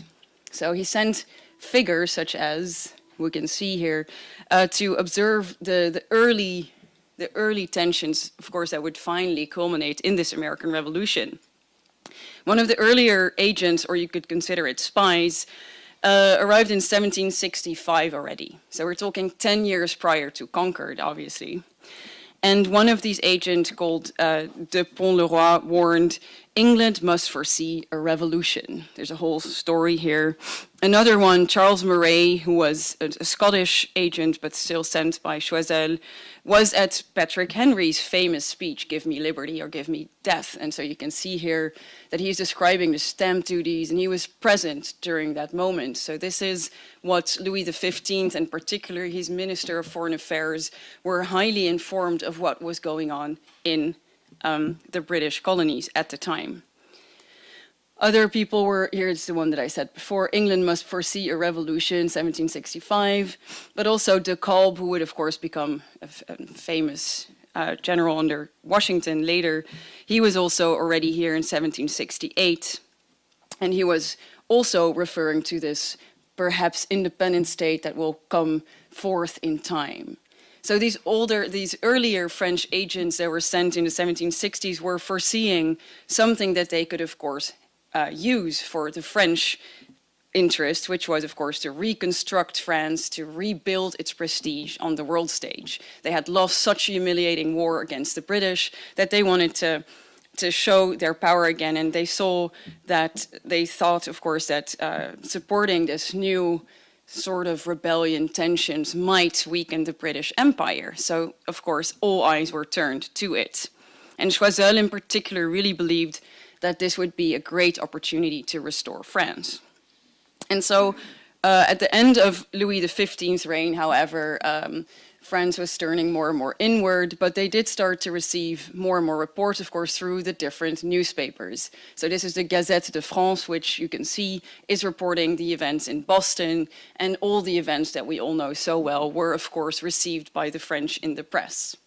there were always translations of English newspapers, so they would receive the British version of the news at the time, which is important for what I'll tell later. And so we can see this interest. It was not necessarily supported by a large audience yet. It was more just people were interested in what was going on in the general sense, but at court, eyes were on North America, especially with Choiseul. But at the end of Louis XV's reign, France was turning more and more inward, and so the interest started to fade away a little bit. But that, of course, changed with the new king, Louis XVI. So when Louis XV died, obviously Louis XVI got the throne, and exactly on June 1775, he received his throne in Reims, the famous cathedral in Reims, of course. And around the same time, reports were coming in. Fire had been shot in Massachusetts. The initial French coverage, of course, as I said, leaned on the British sources. We can see, Lexington, Concord, the British sources are reporting this, the bloody news coming in. And in France, it was translated. So the first start to arrive around mid-June 1775, and they give really a very clear and long overview of what exactly happened, but it is really from a British perspective. So you can see that, here the Gazette de France in this one says that the colonists were firing from walls, trees, and ditches, casting the British regulars as the maintainers of order. That was really the tone of this particular newspaper. Another one, the Gazette de Leiden, which was, of course, published in the Netherlands, would also give this type of account where it was considered more an aggression by the colonists towards their mother country. However, there is a new sort of shift happening around July 1775. Here, out of a sudden, instead of British reports, you'll find reports from New York and from the Continental Congress, who framed the colonists as reasoned actors. By November, an article declared that the provincials had only taken up arms after the unfortunate affair at Concord on April 19th. So it was provoked, which led to the Americans to take up their arms. And so you might wonder what happened, why this change of tone? Well, behind it was our friend Vergennes, the new Minister of Foreign Affairs, the one that succeeded Choiseul in a way, because there was someone in between. But anyway, he really got back to that idea of restoring France's prestige by looking at North America to hopefully try to really support this cause that started to look more and more serious. And he believed that he needed to convince Louis XVI. Louis XVI at the moment is 19, 20 years old, very young monarch, and he needs to be informed by his ministers on what to do in foreign affairs. So Vergennes, again, really believes that this particular rebellion needs to be followed and even, if possible, supported by France. But of course, some other people are really much against this, and in particularly Turgot. I don't know where I'm here, but anyway, Turgot is the Minister of Finance, who is really advising against supporting North America. And on top of that, there is a large public opinion sort of movement that is saying that America is a degenerate place. The climate in America would have led to people to diminish, including their brains. So that leads to the absence of, as some of the authors at the Talleyrand and Buffon are arguing, that it diminishes the brain, which leads to less intellect. So this is actually quite widespread, but it's also sort of a funny story. But the point is really Louis XVI is not yet convinced that that would be the moment to start intervening. And of course, as I said, some of his ministers are really warning for fiscal ruin to support. But still, Vergennes really believes this needs to continue. So he will turn, he turns to the press more. He starts to use Lexington and Concord at that turning point to show these people are serious. They're fighting. They want to really fight. And he shows that in the press. He starts to even really discuss in different newspapers. He starts to push for articles that are called directly from America and are translating a lot of different parts that are here. Of course, the conventions we've mentioned, all these different local initiatives, they're translated and they arrive in the French public opinion. Because Vergennes thinks it's not just Louis XVI he has to target. If he would convince public opinion to actually support the French, it might convince the king. And so he also sends again other agents to North America at the time, including Bon Vouloir, who is describing in December already about the affairs are in good state.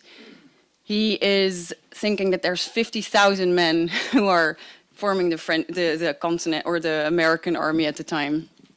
They're all getting ready to fight and so on, as you can read here. But of course, he is not completely well informed. The numbers are very exaggerated. But that is probably also part of Vergennes' effort to show this is massive, we need to support it.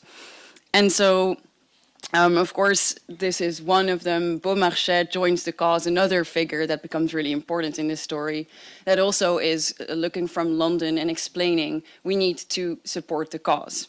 So this is starting to become more and more sort of a manipulation almost of the press, of public opinion, and Vergennes at the center is still really a part of that press propaganda campaign.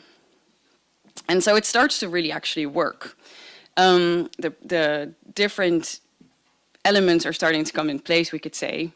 And so Louis XVI is getting quite convinced, and so of course this will lead to do the covert aid that they're gonna start in 1776. So Louis XVI says we're not ready yet to actually start a war, we're not ready yet to send an army, because the army is still under reconstruction, but let's send aid, let's send money, weapons, and in particular, of course, also uniforms, and some people start to come as well, including, of course, Lafayette. And then, of course, the efforts needed to continue because in 1776, we're talking here about the arms are to be sent, everything, but Vergennes wants more. He really wants to support the cause in a formal way. And for this, luckily for him, Franklin, of course, arrives at this time as an envoy from Congress to also try to solidify an alliance with France. So from covert aid, they want to go to open aid, to a real alliance. And so the efforts that Vergennes had already kicked off from Lexington and Concord to show the cause of the revolution will be supported now by Franklin himself. They launch a newspaper called L'Affaire de l'Angleterre de l'Amérique, the affairs of England and America, which is a journal designed to maintain that enthusiasm for the American cause. Articles are again directly from America, and they chronicled the heroes, the battles, revolutionary ideals. And Lexington and Concord were not forgotten at this time. Here we can read in June 1776, from the moment the dispute gave way to arms, a new era began. All plans and proposals made before April 19, 1775, the memorable day of the Lexington affair, are now nothing more than outdated almanacs. We are breathing in a different century. So news continue to arrive, of course, from across the Atlantic, including the translations of the Declaration of Independence and different state constitutions, and interest really intensified in a lot of different circles. The texts were widely read and publicly debated in the French intellectual and political circles, and they confirmed that the Americans were not simply rebelling, they were building a new kind of society. And so in France, where thinkers like Montesquieu, Voltaire, Rousseau had of course long explored the nature of liberty, equality, political sovereignty in theory, the American Revolution gave these enlightened ideals a material form in France.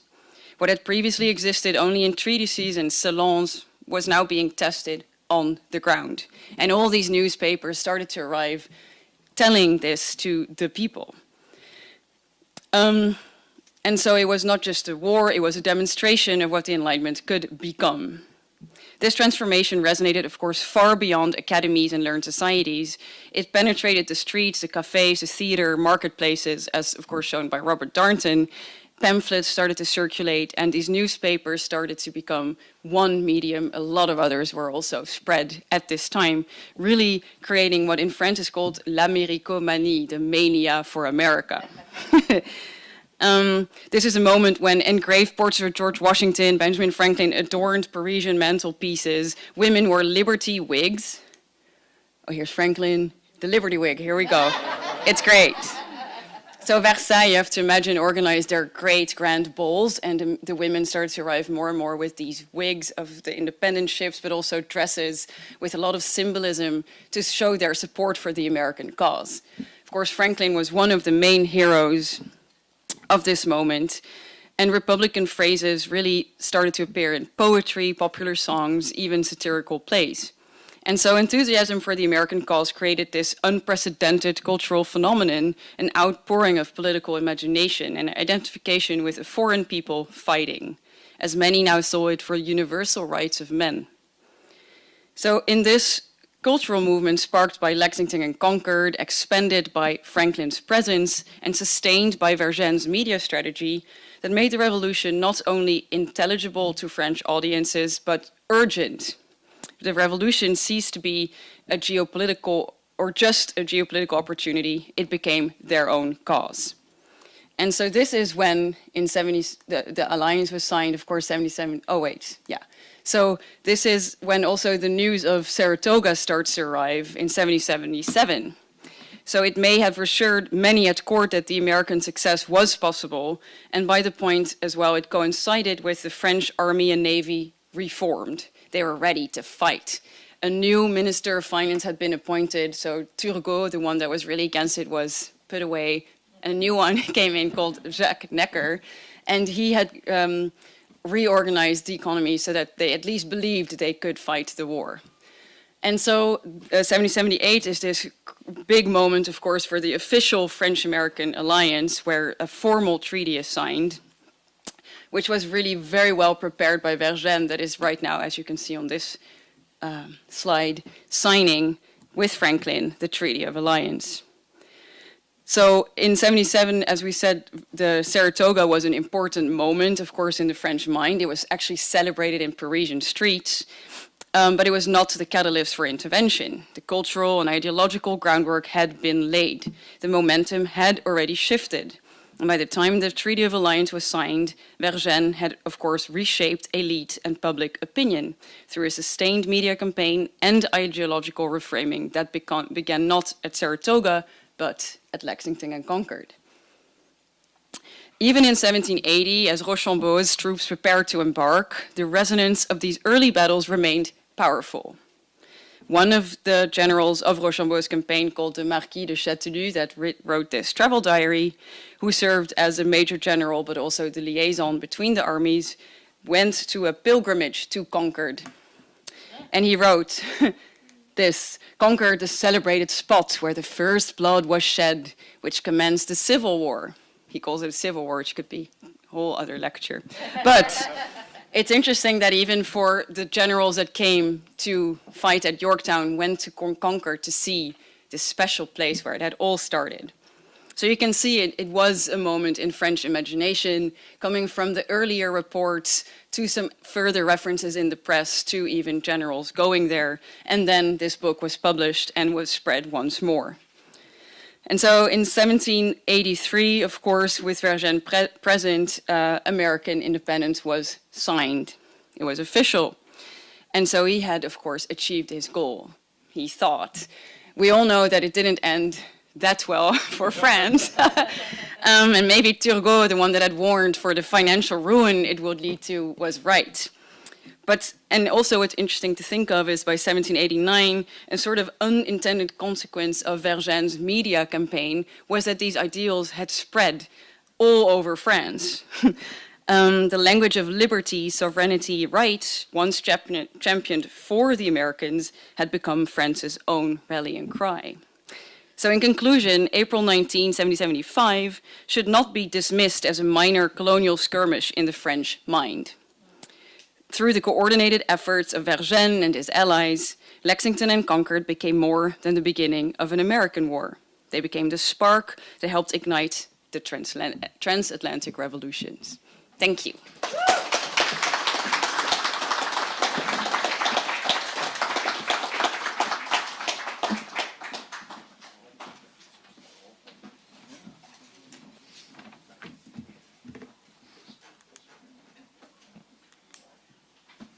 Yeah.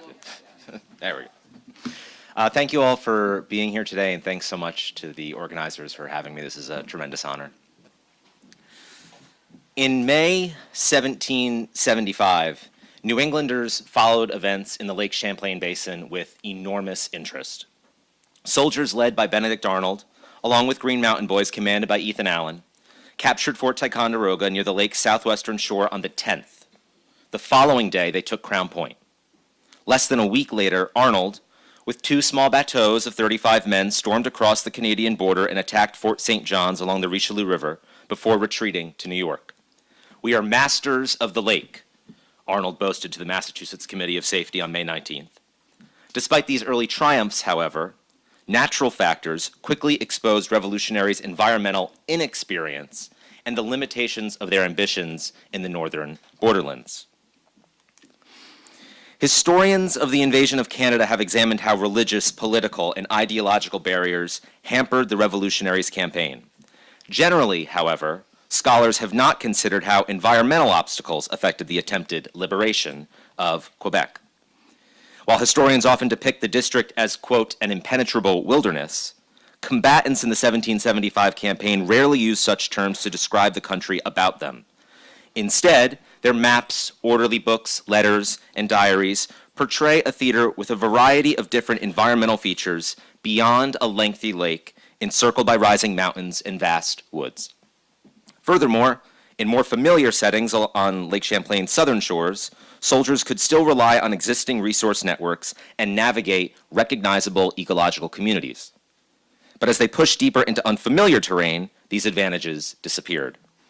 In the Richelieu River Valley, for example, revolutionary forces primarily soldiered in the swamps that lined the shore. These muddy, marshy landscapes slowed movement, caused discomfort, and created significant challenges for the rebel troops. Compared to their Haudenosaunee, Caughnawaga, and other native adversaries, revolutionary soldiers lacked the environmental expertise needed to navigate or manage these wetland ecosystems effectively. Scholars have looked at the rebels' overtures to the country's native nations, as well as their attempts to secure the allegiance of local Canadian farming families. Fewer historians, however, have examined the ongoing fight by rebel officers to secure the compliance of their own disorderly troops. In 1775, the rank and file were unaccustomed to the strictures of soldiering and determined to preserve their own autonomy amid a military hierarchy. Environmental hardships worsened internal struggles. Soldiers' frustration with the muddy terrain, combined with their limited experience navigating unfamiliar ground, fostered widespread grumbling, demands for furloughs, and outright refusals to follow orders in combat.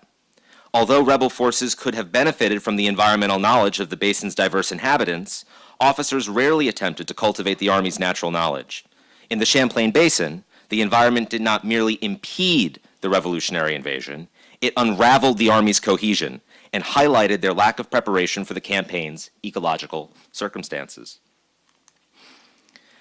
Across the basin's 200-mile corridor, natural systems and human involvement fashioned diverse environmental districts. Richelieu Valley farmlands, the cornfields and orchards around Missisquoi Bay, and the iron mines near Skenesboro were a product of human manipulation of the natural world. At the same time, non-human nature shaped the settlement patterns and lives of the basin's varied inhabitants. Flocks of migratory birds attracted Abenaki hunters to the shores of Missisquoi Bay. The falls southeast of Lake Champlain powered the loyalist Philip Skeens sawmills. The harsh Canadian climate permitted farming families to only raise certain kinds of crops. Lake Champlain sat at the center of these districts, bringing together British settlers, enslaved Africans, Abenaki people, and Canadians into a shared borderlands community. The variety of environmental circumstances helped make the Champlain Basin a cross-cultural hub and one of the most strategically and politically important theaters of the war. As the invasion progressed, revolutionaries would find it easier to navigate and harness some ecological communities more than others. In May, for example, Arnold and Allen's forces planned to seize the lake by first taking Skenesboro. They captured this bustling industrial village and integrated themselves into existing resource networks. The rebels thus avoided creating new extractive operations. Revolutionaries seized Skeens' assets, killing his sheep, grazing cattle on his pastures, and cutting down valuable red oaks from his estate. Around Skenesboro, the rebels inserted themselves into pre-established resource networks, adapting to the land use patterns of this frontier community. Such smart ecological choices, however, would not withstand changing seasons, the invasion's military and political pressures, and thinning supply lines. As the Northern Army assembled at Fort Ticonderoga, a volatile mix of regional rivalries, lack of discipline, and supply challenges exposed deep fractures within their ranks. Animal behavior and a summer drought compounded provisioning challenges, which, in turn, tested the rank and file's already limited patience. Cattle escaped the surveillance of guards and strayed beyond camp. An excessive drought severely diminished the available pasture and had left the cattle in, quote, a starving condition. At the same time, another relentless natural enemy, disease, spread throughout the ranks. Multiple officers blamed the waters of Lake Champlain for sickening the troops. On August 3rd, General Philip Schuyler reported that 92 of his roughly 500 soldiers were sick and unable for duty. Revolutionary commanders knew they had to advance on Quebec before the winter set in, but that summer, drought and disease slowed operations and fueled discontent. Rebel reconnaissance, meanwhile, brought worrying reports about the difficult terrain of the upper Champlain Basin. According to one scout, the landscape was heavily forested, crisscrossed by streams and small rivers. Some trails, he wrote, were not traveled by human beings. The greatest challenge scouting parties faced, however, were the abundance of swamps. Schuyler warned George Washington that the invasion would, quote, labor under vast difficulty to bring up the cannon through a very swampy country. Whether the revolutionaries could adapt their military ambitions to these obstacles remained an open question. Meanwhile, reports that hundreds of Haudenosaunee had recently pledged support for the Crown at Fort Ontario demanded Schuyler move quickly. Landlubber revolutionaries were unprepared for the hazards of travel over the lake. When they crossed the province line on September 5th, the battered Northern Army had endured a strenuous and dangerous voyage. Fort St. John's stood in the way of the rebels' advance towards Montreal. At the time of the invasion, about 450 Crown troops, including soldiers from England, Scotland, Canada, as well as native allies, hunkered down within its earthen walls. Situated on the river's west bank, near rapids and on low, marshy terrain, the fort posed challenges for a prolonged siege. The surrounding landscape bore the marks of repeated cycles of military occupation. The woods were not an ancient towering forest, but a chaotic tangle of white birch, poplars, saplings, and brush. These fast-growing, light-loving species rapidly recolonized disturbed land, thriving in areas where older trees have been cut. Decades of warfare and abandonment created an unpredictable and challenging forest that would ensnare soldiers. On the night of September 6th, General Richard Montgomery led a detachment of 500 troops through these woods to test the enemy defenses. They made their way over wet terrain one soldier described as a very thick, huge swamp. About a quarter mile into their march, their force encountered a party of about 100 Indians lying in the brush who opened fire. Britain's native allies killed 9 rebels and wounded many more in the ambush. Determined to press forward, Schuyler ordered a detachment back into the forest. On the night of September 10th, Montgomery landed the expedition in the undergrowth. Panic began when a small group of soldiers, struggling to stay on course due to the, quote, thickness of the woods, accidentally ran into another revolutionary unit. Without a single shot fired, the men scattered. The army ran back through the trees, carrying the rumor that the rebels had fallen into another ambush. Some New Yorkers attempted in vain to stop the stampeding New Englanders who flew through water up to their waists, back toward the shore. Once again, the soldiers' unease in the dense woods led to a striking collapse of military discipline. Limited knowledge of the terrain and fear of Indian attacks sapped whatever confidence and discipline remained in the army. On September 11th, Montgomery convened a council of war and pressed his subordinates to launch another assault. After 2 bewildering retreats, however, his officers insisted on putting the attack to a vote. This open act of insubordination appalled Montgomery. He excoriated the men, writing that his troops, quote, ran like sheep from a little noise having been made by a few of our own stragglers in the bushes. Following multiple failed attempts on St. John's, the revolutionaries planned for a time-consuming siege.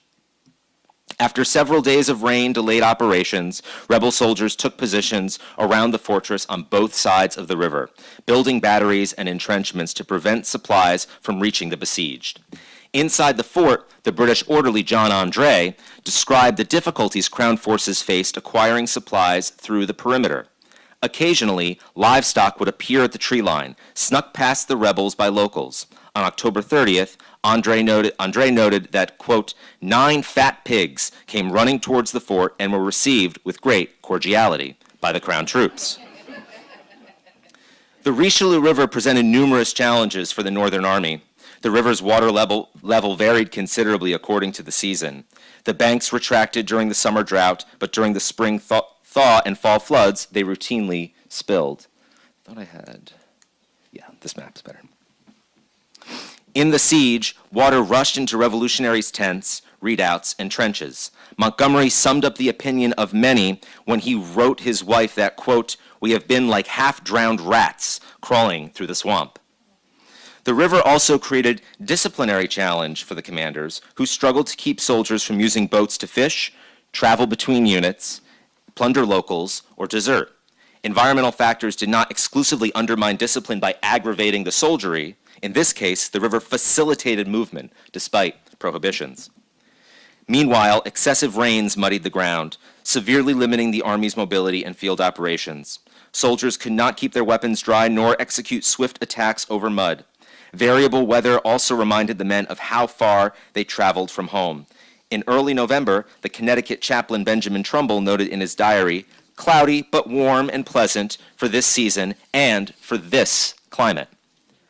To Trumbull, the Canadian climate marked a stark contrast to the familiar seasons of his native New England. The weather also exacerbated sectional jealousies in camp. Rivalries between the Yankees and Yorkers seethed during the static and soggy siege. Discipline, another attendant factor of the poor weather, also strained the Army's cohesion. The combination of cold exposure, malnutrition, and unsanitary conditions in the swamp made the soldiers susceptible to dysentery, pneumonia, trench foot, and other ailments. As of September 25th, 726 soldiers of the Northern Army were unfit for duty. By October 12th, Montgomery discharged an additional 211 men. For an army that had only reached 1,700 soldiers to that point, these were staggering losses. 500 rebel reinforcements, however, arrived on October 27th, providing much-needed support for the siege. With their assistance, Montgomery erected a new battery northwest of St. John's, which opened fire on November 1st. 2 days later, the British surrendered the fortress. Before Montgomery could celebrate in Montreal, however, the change of seasons presented one more headache. As ice crept from the water's edge into Lake Champlain, soldiers demanded furloughs before the winter imprisoned them in Canada. To ensure he had enough men to capture Montreal, Montgomery granted hundreds of soldiers furloughs before he entered the city. Having promised many they could shortly return home, the Northern Army captured Montreal on November 13th. The departure of over half his army left Montgomery with few good options. He followed his orders and proceeded with his remaining troops up the St. Lawrence River to rendezvous with Benedict Arnold's force, themselves battered from their march across the northern Maine woods. The 1775 campaign to liberate Canada sputtered out on December 31st, when the two commanders led a force of roughly 1,200 rebel soldiers through a driving snowstorm against Quebec City. The Northern Army suffered over 500 casualties, including Montgomery, who was killed by cannon fire. By the start of 1776, it seemed the American liberation of Canada had ended in failure. The invasion exposed critical shortcomings in the Continental Army's relationship with the land. Although revolutionary officers received ample intelligence about the basin's challenging wetlands, they failed to alter their tactics accordingly and committed to a costly siege. The Northern Army made no effort to cultivate their own soldiers' environmental knowledge of the basin. Rather than learning from local expertise, rank-and-file troops remained disconnected from the land, failing to understand its ecological rhythms. The failures of 1775, however, forced revolutionaries to reconsider their environmental approach. As the war progressed, Continental forces sought to brace local land use practices and encourage soldiers to develop a deeper knowledge of their natural surroundings. The invasion of Canada thus provided a crucial, if costly, lesson. Political ambitions and ecological conditions were inextricably linked. The Revolutionary War both shaped and depended on environmental relationships. Thank you.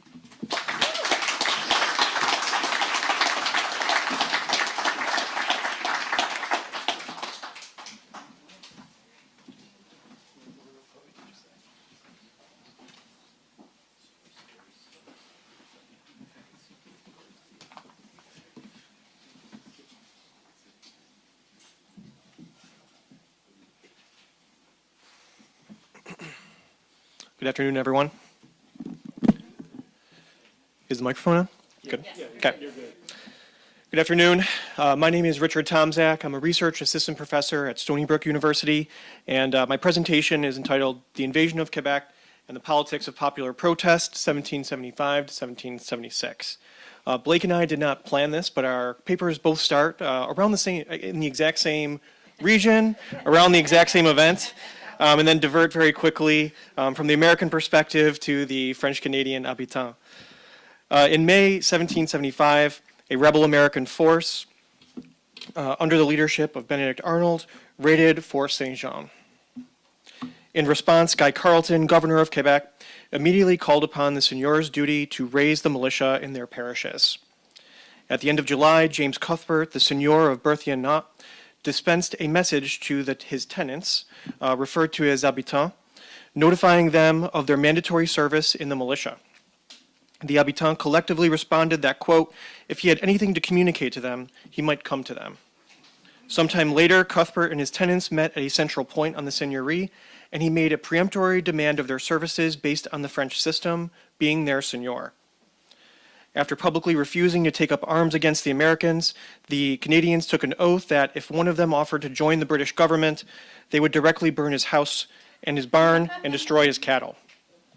They continued that if General Carleton should attempt to compel them into service, they would repel him by force. Several months later, at the end of September, the lieutenant of the Trois-Villiers militia arrived in Berthier, notifying the disobedient habitants that he would return in a few days to conscript them into service. When the soldiers arrived in Berthier, the habitants surrounded the officers and 17 others and took them hostage. After debating whether to send them to the provincial camp near St. John's, they decided to let the nobles go in exchange for a pardon. Notwithstanding this episode's peaceful resolution, the habitant militant response to seigneurial law demonstrates the deterioration of mutually reciprocal relationships that existed between landholder and tenant prior to British rule. The attacks on Canada occurred just 1 month after the Quebec Act went into effect and immediately tested the parameters of the recently reestablished seigneurial regime in the province. Throughout the 6-month campaign, Canadians defied state-sanctioned orders, attacked their seigneurs, and in some cases, performed the French labor custom of corvée for the Continental Army. While battle raged in the southern parishes of Quebec, another war, perhaps more important than the armed skirmishes, broke out between the British and Americans for the support of French Canadians. Both armies publicly denounced their enemies' motivations and reached out to the habitants for support in the war. Regardless of their success or failure to garner the Canadians' allegiance, British and American high commands centrally addressed corvée labor as a defining component of the campaign. The turmoil of war, in conjunction with the economic instability of both armies during the invasion, allowed habitants the opportunity to define their labor relationships and to negotiate their experience of corvée. I think that it's worthwhile for a second to lay a foundation of what corvée labor consisted of. I'll speak very generally, and I recently published a book on a 90-year history of corvée, so there's much more than I can say than just a couple of slides. So it's just speaking very generally on this. So corvée is imported to the Americas by the French when they settle New France. It's built on the seigneurial regime and the hierarchy of seigneurial France.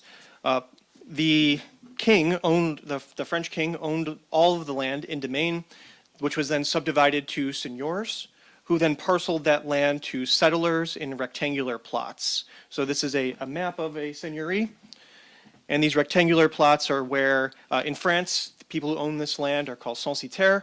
In Canada, they become known as habitants, or inhabitants of the land. And as part of the land ownership, they owed several dues to their lord, or seigneur, and to the crown, one of which was corvée. Canadians inherited really 3 different sort of levers of corvée that the seigneur or the crown could call upon. The first is 1 to 2 days of agricultural work for the seigneur, tended to align with the agricultural cycle, planting, tending, and harvesting crops. The Crown could also call upon the habitants to construct roads. This usually lasted around 5 days.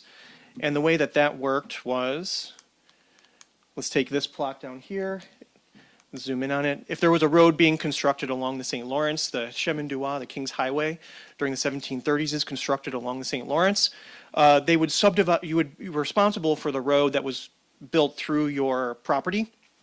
And in some cases, there's a church located here, and there's this tributary of the St. Lawrence. So there would need to be a ferry constructed here. The seigneur, the principal habitant, sort of a group of appointed leaders of the community, would meet after Mass on Sundays and redistribute later as equitably as possible.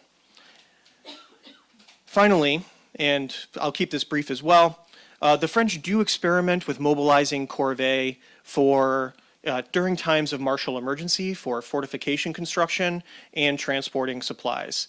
And these are policies that mirror corvée in France as well.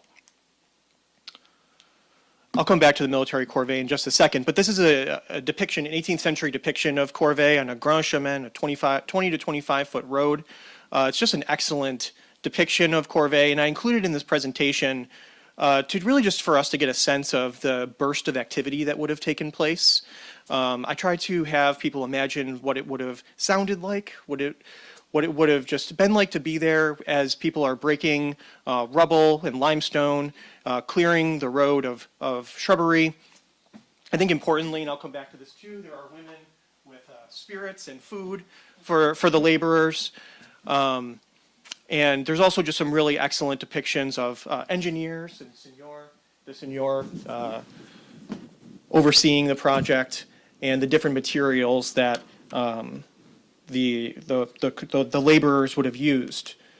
Like I said, the French also experimented with fortification construction. These were mass corvées, hundreds of people mobilized to build fortifications. On the top right, corvée largely constructs the fortifications around Quebec City. The fortifications that are there now are reconstructed, but the original wall and gates were constructed and terraces were constructed by corvée. Fort Chambly and Fort Saint-Jean. And then there was a wall around Montreal as well. On the left, this is the order from the intendant ordering habitants to construct the wall around Montreal. A couple of quick things before I get back to the narrative leading to the British.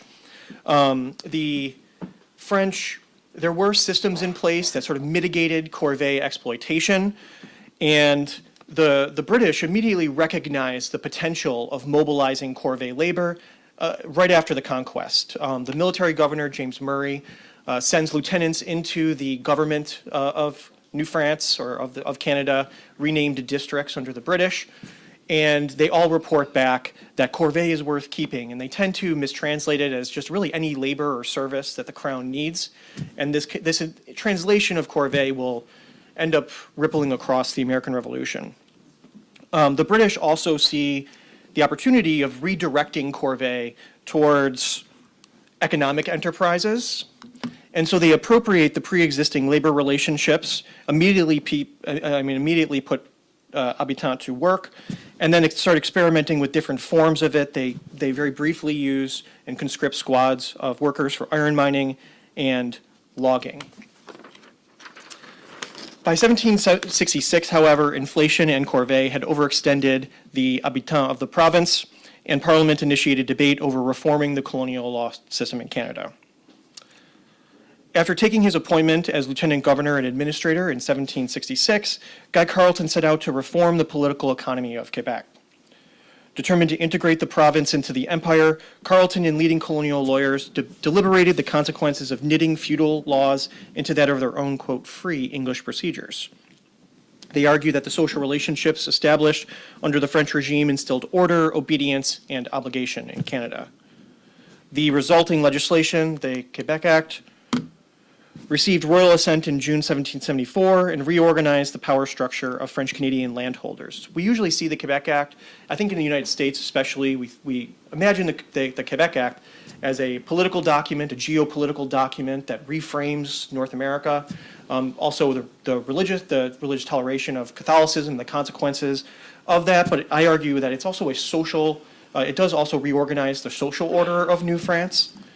The act reinstates seigneurial property customs in full, but it also functionally eliminates the role of seigneurs as intermediaries between the colonial state and the parishes that they represented. Where before seigneurs were part of a broader fabric of the community that could mitigate against seigneurial obligations or obligations from the crown, they are now sort of just messengers of Parliament and the crown, sort of distributing messages to the orders to their habitants. While Carleton drafted a provincial legal code and debated with ministers on the legitimacy of the seigneurial regime in Canada, in Quebec, elsewhere in the Empire, a series of radical protests had ignited a rebellion against the crown. As early as 1774, American leaders made direct overtures to French-Canadian habitants to join their rejection of an omnipotent parliament and to reaffirm the sovereignty of local assemblies. The Continental Congress published a series of letters in Quebec to provoke Canadians to join their voices in dissent of imperial policies and undermine British authority. In the first letter addressed to habitants of Quebec, dated October 26, 1774, attributed to John Dickinson, he actually explicitly highlights corvée and its connection to tenure as an oppressive burden thrust onto Canadians and as an example of arbitrary authority of Parliament.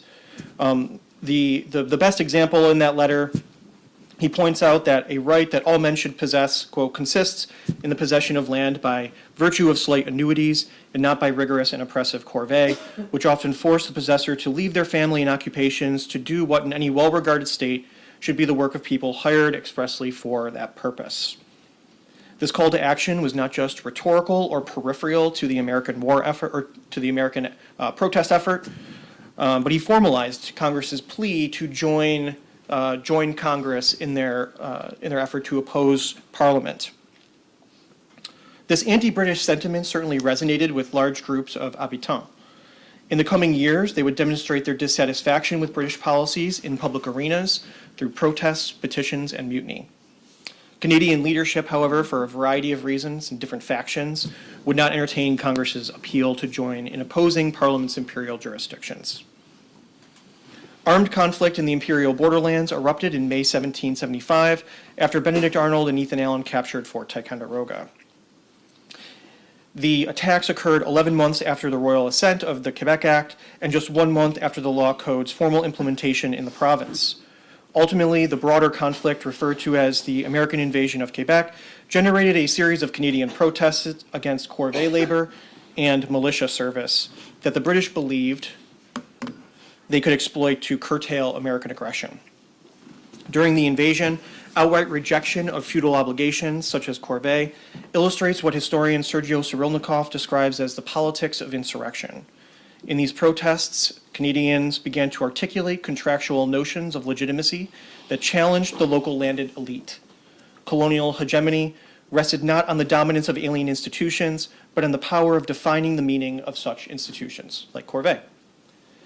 I've kind of grouped it into three categories of protests that define the actions of French-Canadian habitants. First, insurgent habitants subverted colonial political institutions through demonstrations of symbolic authority. They reclaimed public spaces, areas where corvée orders were posted, became arenas of dissatisfaction with those orders, and really stripped corvée of its function as a ritual of state authority.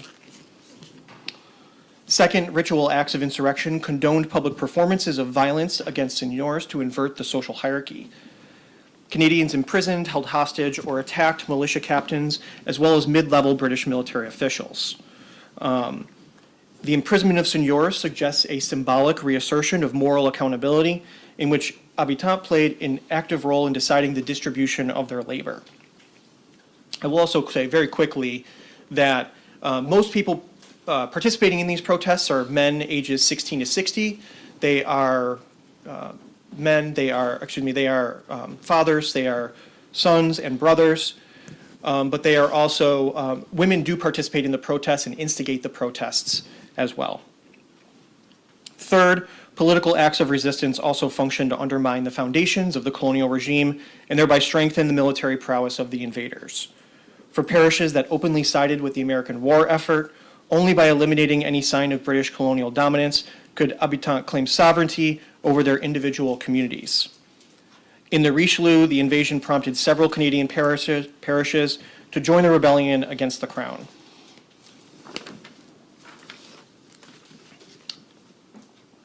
Areas of militant response and resistance correlated with seigneuries that had borne the brunt of corvée labor under the British imperial schemes. High protest activity occurred in the district of Trois-Rivières, where those iron mining and logging corvée experiments had taken place right after the conquest. And there are several parishes that just openly side with the Americans. 5 parishes build, operate, and guard signal fires. They build all sorts of different sort of military accoutrement, fascines, and ladders. And this process of negotiation crystallizes communal labor relationships and I think demonstrates the ability of Canadians to express their dissatisfaction with the British state. On December 31st, 1775, in the midst of a blizzard, the Continental Army launched a final desperate attack to capture Quebec. Carleton's combined forces of British professional soldiers and Canadian militiamen repulsed the Continental regiments and forced the remainder of the invaders to retreat. The Quebec Act invasion had politicized the habitants and pushed them into action. Following the mobilization of the British Army in Quebec, Canadians contested and would continue to contest this exploitative manipulation of their labor customs. Corvée does continue. Around 1,000 Corvée laborers are attached to Burgoyne's army on his expedition, and several are actually with him until the very end at Saratoga. And they end up using it in the Pédillon after Saratoga to ferry supplies west. And I'm happy to answer any questions about that after. Thank you.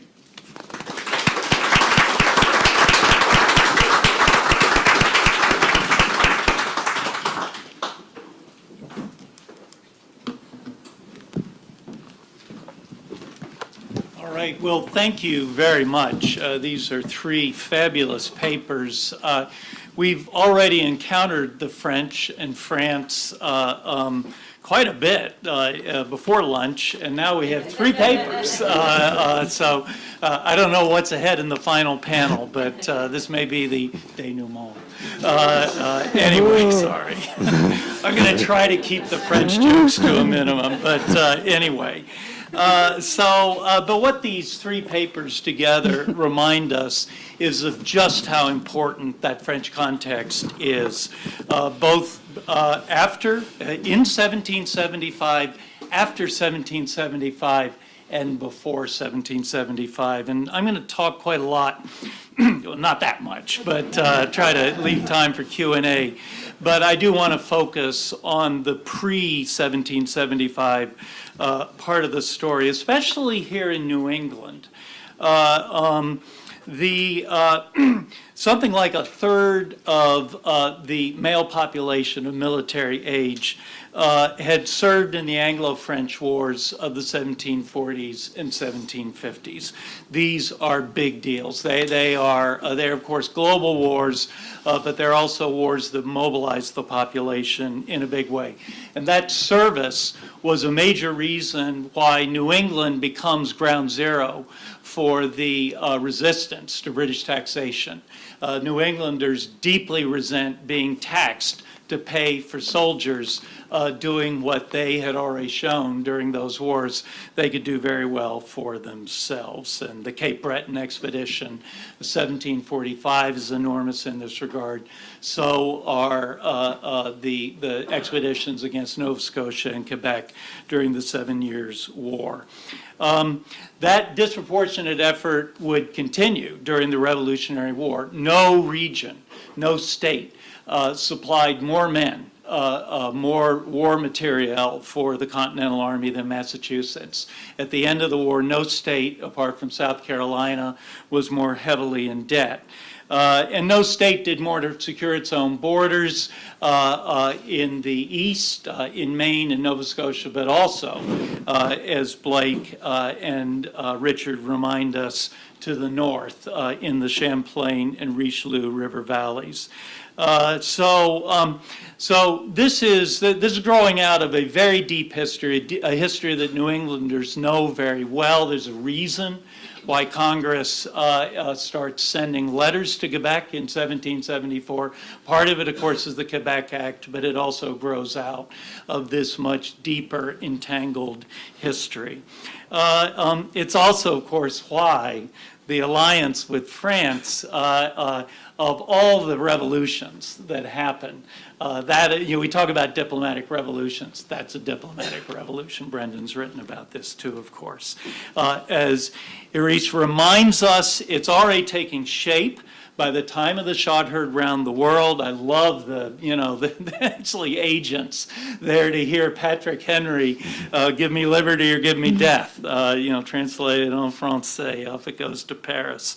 And it's taking shape in the minds of Choiseul and Vergennes, and crucially in the French and Dutch newspapers, and I really like that part of this paper.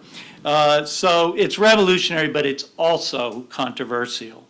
Benedict Arnold, who has a starring role in Blake and Richard's papers, will cite that French alliance as his reason for switching sides and fighting for George III at the end of the Revolution. It's a complete betrayal. It's a transformative relationship, and it's one that we obviously need to think deeply about.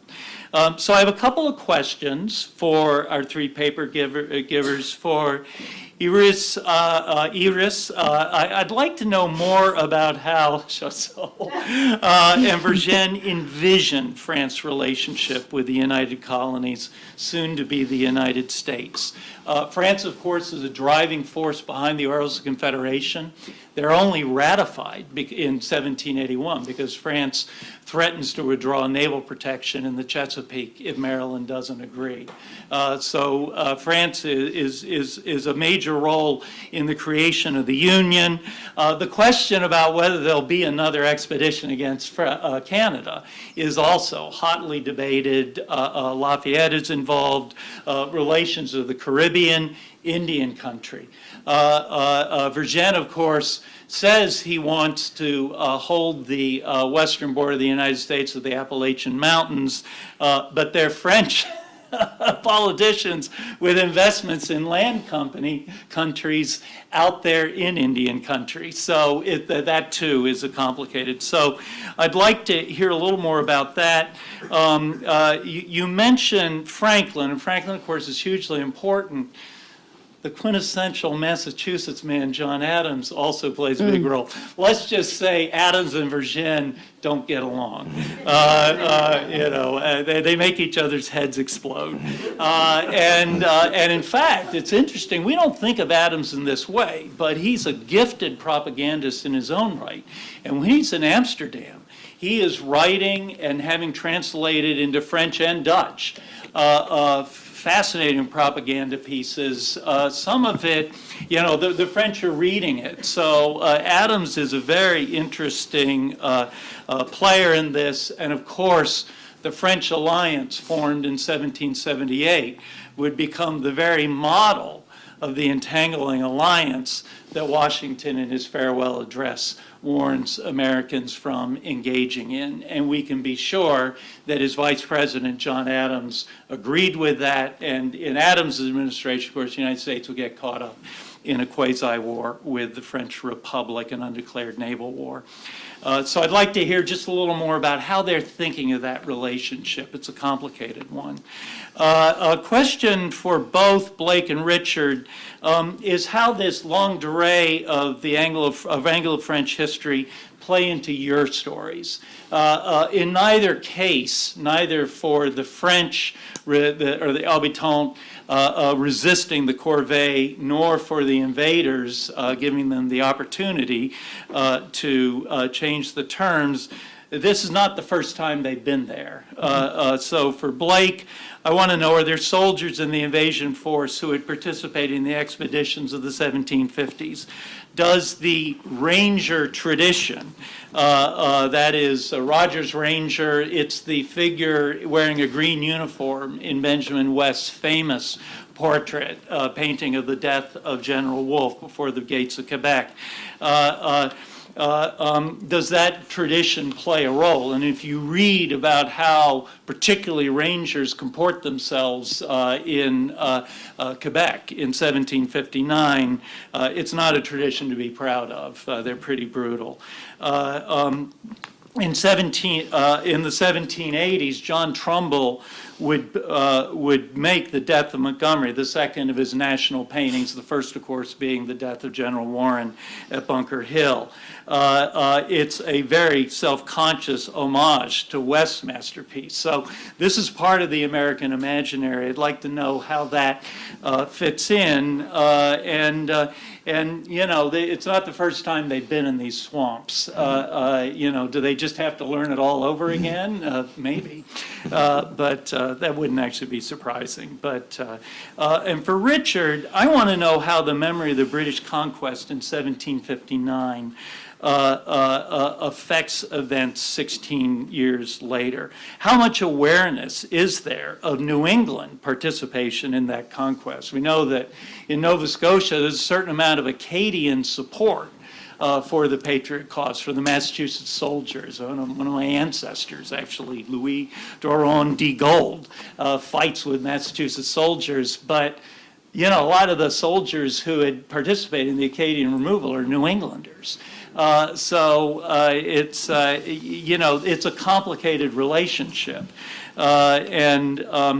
Washington orders his soldiers to treat Canadians as friends, but the invasion in 1759 was brutal. It was anything but friendly.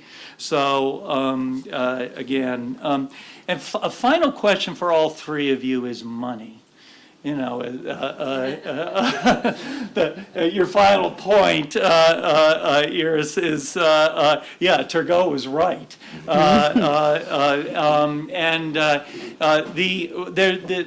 Currently, the scholarship on the paper money used until 1780 to finance the revolution says it worked pretty well. And that's true within the jurisdiction of the states that issue it in Congress. But it's only good in places where it can be enforced as legal tender. It's lousy currency overseas in Europe.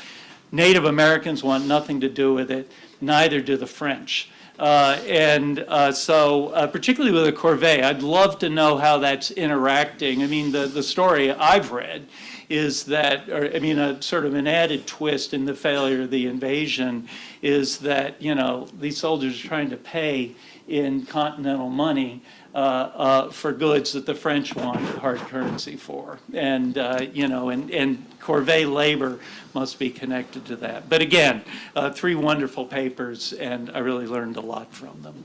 Thank you. So we seem to have 10 minutes, yeah, for question and answer. So, questions? The post-lunch crowd is always a hard one, but.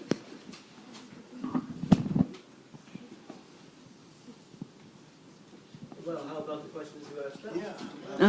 Yeah. Would you all like to? You want to go first? Yeah. Well, I feel it's a lot of different things to cover, but maybe, because of course, I wanted to focus mainly on Lexington and Concord and Vergennes and his little press manipulation there, but there's of course so much more to tell, as you indicate. So many other players, Vergennes and then Adams and Franklin himself. And I like what you just said, it's a very complex and complicated story, so I think we need a whole conference just on that for days. But overall, what I think is so interesting, that the complexity and the complicated, the legacy of the 7 Years' War, the fact they were enemies, the fact, of course, they're divided by religion, by language, by military traditions, all these different factors, and still they're gonna fight together. And of course, this alliance is a very complicated one from the beginning, from its early negotiations within the alliance up until the end. It stays complicated, fractured. People don't trust each other. Washington, when, for instance, he hears that the French alliance, he starts to write private letters to say, you always have to be conscious of foreign powers coming help you because they serve their own interests. And these type of problems are there the entire time. And then money, of course, is one of the main issues. When you start studying, for instance, Rochambeau's campaign, they start to write to Versailles almost immediately, like, this is dangerously expensive. It's way more expensive than we thought.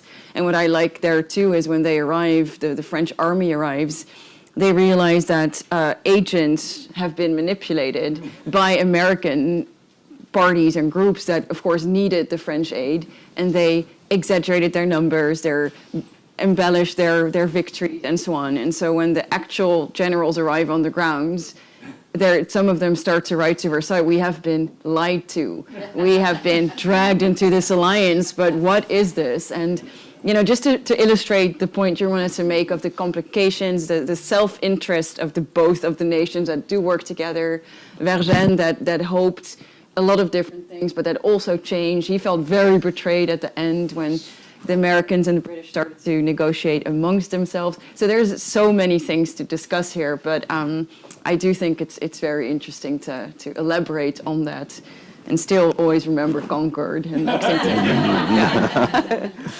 So I guess in thinking about the tradition of Robert's Rangers and how that might have affected this campaign, perhaps a contrast might be illuminating here. Whereas, the Rangers in the 7 Years' War launched search and destroy missions against the Abenaki, Western Abenaki living around the shores of Lake Champlain. I see in 1775 that the Continental Army really needs the help of native inhabitants, the Caughnawaga, the Abenakis who live in that region, because they are so unfamiliar with the landscape. And I think that restrains some of the more violent ambitions that, they don't launch a search and destroy mission, so to speak, in 1775. By 1779, the politics have changed, especially around how the white Americans are related to Native people. So you see the invasion of Iroquois in 1779. So I think there's a political reason why there's more overtures to Native people in the Champlain Basin in 1775, as described here. I'd also draw a little, when thinking of the experience of the 7 Years' War, just reading Colin Calloway's book about the Western Abenaki and also Lisa Brooks's work showing how important the Connecticut River corridor was. I think that's also another neat contrast for many New Englanders write in May of 1775 about their fears, to Mark's point about security this morning, about fears of armies descending down the Connecticut River, which I think is a neat reorientation for historians of the Revolution who are used to thinking of the Hudson-Champlain corridor as being important, but New Englanders really enter with a different set of concerns, at least when the war begins.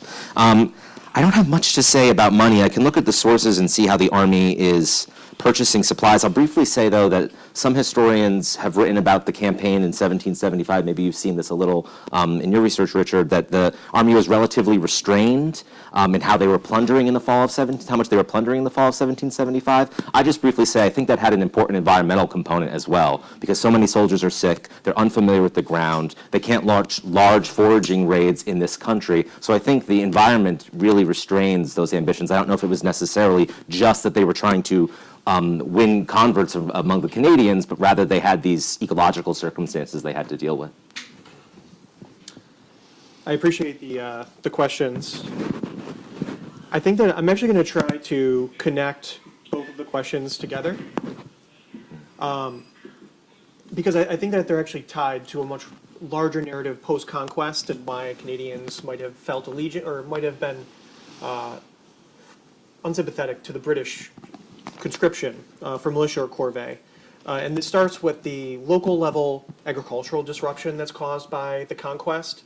I wouldn't call it necessarily, Karen Spalding uses this term to describe the colonial Andes, but the plunder economy, sort of the local level disruption meets the imperial interests of the British under the military government and early civil government years, under a military occupation, where the British are attempting to redirect resources from Quebec in a way to make it economically profitable for the same reasons that they're ratifying taxes across the British Empire to raise revenue. Guy Carleton sees a reform of seigneurial law or combining different components of it in the Quebec Act as it's an there's economic motivations behind that in sort of restructuring the social order so that they can call upon those hierarchical obligations and force Canadians into corvée for these economic initiatives. During the actual invasion of Quebec, most of the Canadians' responses, we get filtered through a series of reports that 3 envoys from Carleton were sent into the parishes to find out what happened. How did the American rebels make it to Quebec City? Why didn't more Canadians do as they were ordered under the militia acts that Carleton issued in early 1775 to perform corvée and militia service, as he assumes that it had happened under the French? And it's difficult to try to understand Canadians' motivations from these reports because, number one, in most cases, the parishes were occupied by the American army. And so they are under orders of corvée by the Americans or by the resisting orders of corvée by the British with a military presence right at their doorstep. And the reports do say that some assisted the Americans willingly, some did so under duress, but I think it's hard to really understand what the motivations were. But it's certainly tied to the larger post-conquest treatment by the British as they attempt to make Quebec this economic enterprise in a broader British Empire. Please join me in thanking the panel for this fabulous discussion.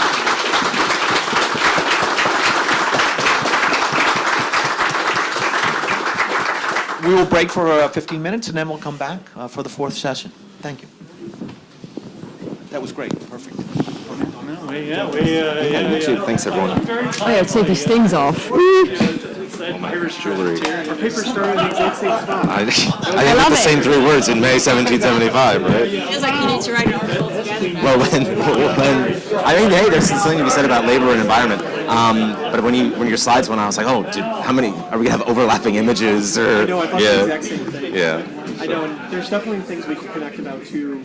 In 1777, when the British fully mobilized, they attached 1,000 laborers to Burgoyne's campaign south. Hopefully to Albany, it doesn't make it that far, but Canadians end up with the same muck that you're talking about. And they're the ones that are pulling supplies and artillery, or repairing roads and mending homes. Yeah, and probably removing trees and stuff that the army thrown down. Yeah. And I never thought about, I'm sort of like, I really approach this from a very Marxist sort of lens of labor and appropriation of labor by the state, and I never thought about the environmental part of it. If I think of the environment, it's really to try to understand what that work would have looked like looping a rope through a bateau, and pulling it across rapids. But including the aspects that you have, it's like it's like the other side of the coin of what I'm looking at. It's such a nice complementary piece. Thank you. And I think as you were making those comments about corvée, I think I have to go back and look at, because I have larger sections of this chapter I've removed for the purposes of the conference paper about interactions with the Canadian founding families in general. You were expecting him to be there.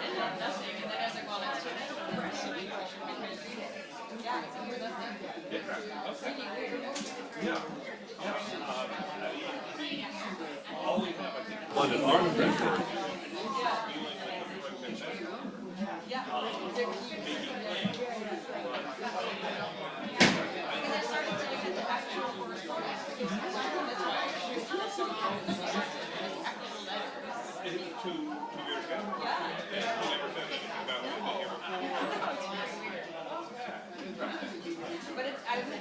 I would love to dig much further into it because I did spend all my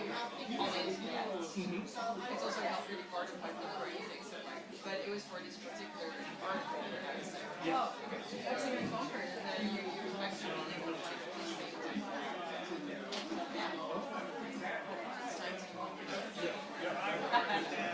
I've been thinking of the images, like a character of John Le Carré being drawn into the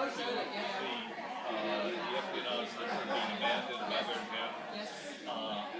But it sounds like he was running a con in his innings. So he he was overclaiming something. Yeah. He may have got what You would be one of these figures you need to write a whole book about. Yeah. It's so interesting. Just like, well, Boumachet has received more awards, but still, which is like, these people are, and in general, like, what I said before, the myth, just people pretending, like, there's a lot of that. I'm sure you Oh, yeah. That's sort of like yeah, we can all be cool. Yeah. Yeah, so I need to show. Okay.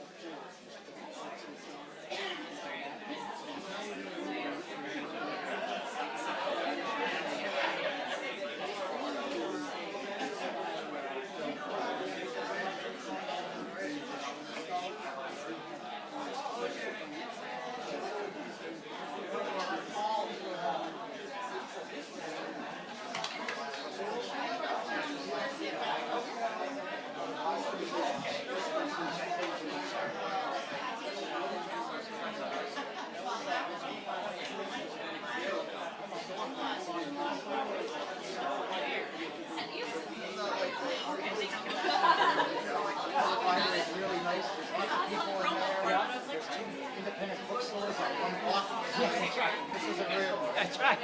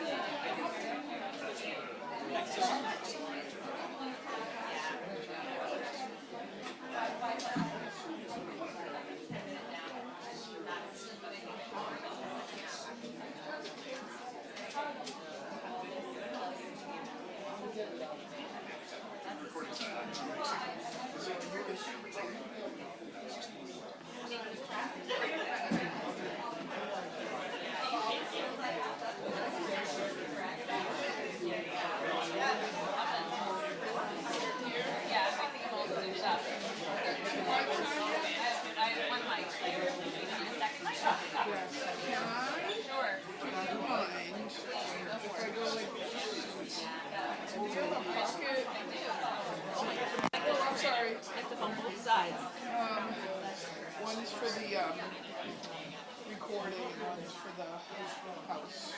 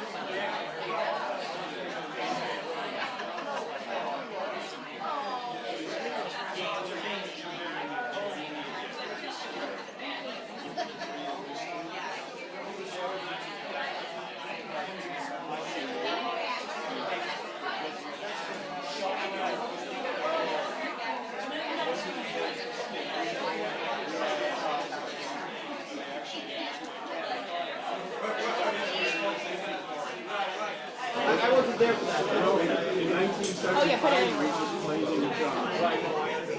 And everything worked out very well. What's your name? Richard.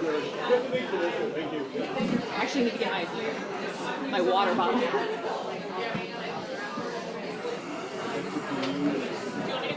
You're batting cleanup. Yeah, it's the giant orange one. I'll take that. I was thinking it was more like ninth, but. Can't miss it. Well, I mean, you think of the fourth camp. Yeah. You're an optimist, and I clearly am not. That's what it is. The question is, who's right? Yeah, actually, a recent lane, it's like, well, bear in mind, I'm an optimist, so I'm probably wrong. Yeah, please.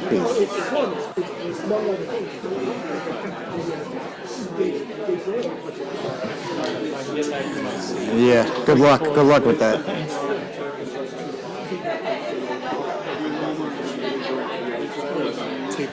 Sure thing. Doesn't drift out. Thank you. Just want it to look good. Should be good. Actually, Oh, beautiful. Thank you so much, Reed. Thank you.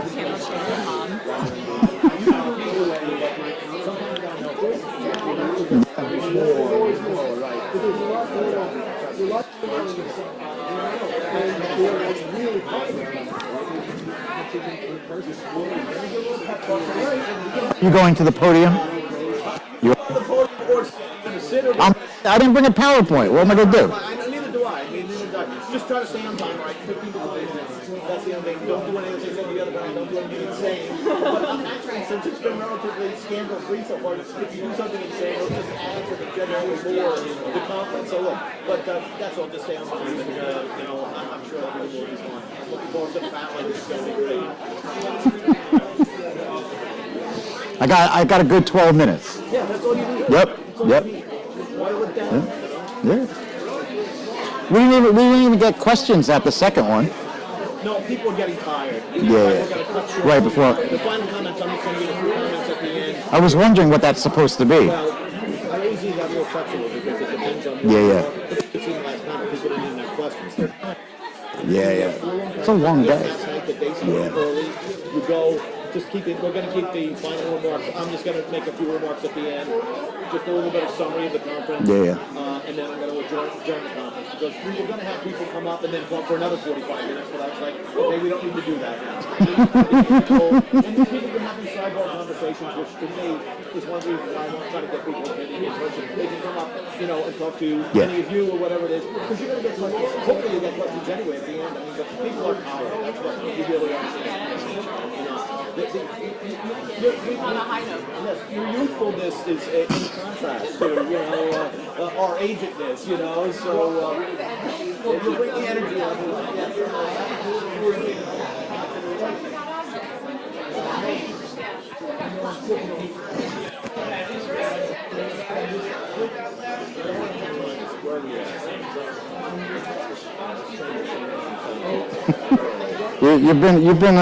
You've been on schedule, on point today. Yeah, normally John joined the conference like jail. Yeah. So, but all right, we're just about ready to roll then. Does anyone have PowerPoint? You do, all right, so why don't you keep your thing there? Oh, I'm gonna be up at the podium. That's okay, but, you want me to put that at the podium? All right, that's all right. And we'll go in the order of the program. Yeah. Okay. Is that okay? Yeah. Yeah, okay.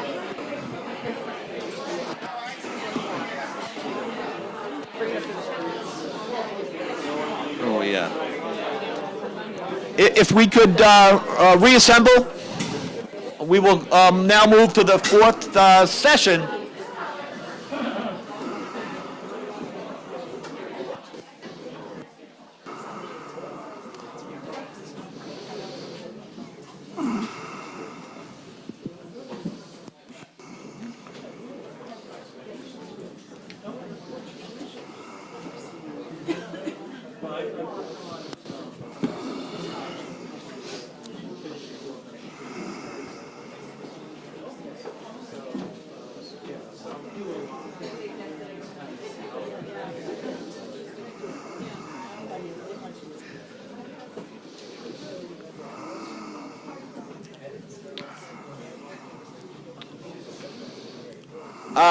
I want to thank this audience, which has shown real perseverance in attending and being part of it, and the great sidebar discussions people are having. It really is heartening. We are at session 4, and the title of the session is Myth, Material, and Memory. The presenters will be Michael Haddam of Yale University. His talk will be Concord in the Popular Memory of the American Revolution.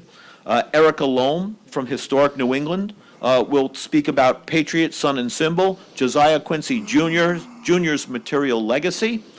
And Kathleen Cristello of the Lexington Historical Society will speak about re-examining Lexington's revolutionary history in Swept Up in Revolution. The commentator will be Reach Goochberg of the Concord Museum. With that, I will turn over to our first presenter, Michael Haddam. Thank you, Brendan. Thank you to the organizers. Reiterate that I don't have a PowerPoint because any images I would have used, you've seen here already or in your hotel rooms. So, you're in suspense. But my paper essentially argues that when it comes to the popular memory of the Revolution, that Concord has essentially served as a metaphor shaped by myths. And the story of April 19th is one of many constituent stories that go into making up the broader narrative of the memory of the Revolution. We might think of the Boston Tea Party or the crossing of the Delaware as other such stories. And this set of stories becomes so iconic in part because they contribute to an overall theme when you're telling the story of the Revolution, and in many different ways that you can tell the story. And these individual stories, they can reflect changes in the memory of the Revolution, and they can also take on their own distinct meanings. And April 19th and Concord really is a perfect example of that. So I'm going to suggest a few ways that the story of April 19th is either reflected or diverged from the popular memory of the revolution, and how it also offers one of the more interesting examples when it comes to thinking about the relationship between local and national memories of the revolution. So the battles of Lexington and Concord served an immediate symbolic purpose for being the first military conflict between the colonists and the British regulars. And that's important because in the 18th century and into the 19th century, many people thought of the revolution as the war, conflated the revolution with the war. And so that meant that these battles were not just the start of the war, but the start of the revolution itself. One newspaper in the 1800s wrote that the blood of those who were killed at Lexington and Concord proved the firm cement of an extensive union. So it's the firm cement, it's the foundation of the nation in these events, in these places. But during the War of 1812, Lexington and Concord sort of become more symbolic in calls for Americans to rise to the occasion of what many people call the Second American Revolution, or Second War for Independence. And after the sacking of Washington by the British in 1814, one newspaper asked, "What has become of the martial spirit which led the gallant sons of Lexington and Concord? Where is that martial ardor which was kindled in the breast of the patriots of the Revolution?" And so in some sense, Concord becomes like a measuring stick, right? And with the present usually found to be wanting in relationship to the past. And this represents a broader development in the memory of the revolution. Because in the early 19th century, as many Americans start to realize that the revolutionary generation is disappearing or dying off, they do start to measure themselves against the revolutionary generation and often find themselves wanting in that comparison. Now, a critical part of how the story of this event has been told, even in the early 19th century, was its focus on the role of the yeomanry. And the fact that the origins of the revolution were to be found in the actions of ordinary farmers really has had profound consequences for American political culture.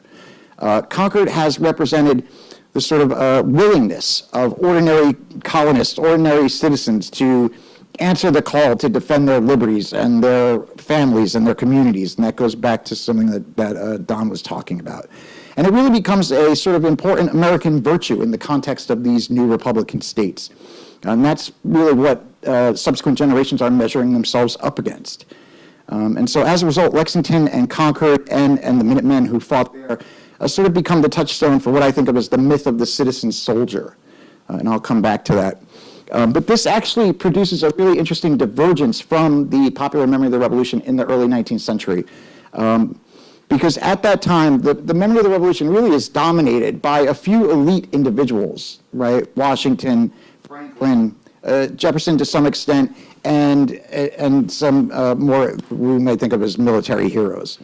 And really until then, the only stories in the narrative of the revolution that feature sort of ordinary people really are extra-legal mob actions, right? The Boston Massacre, the Boston Tea Party, and of course, you know, the memory of those events really were actively suppressed by elites.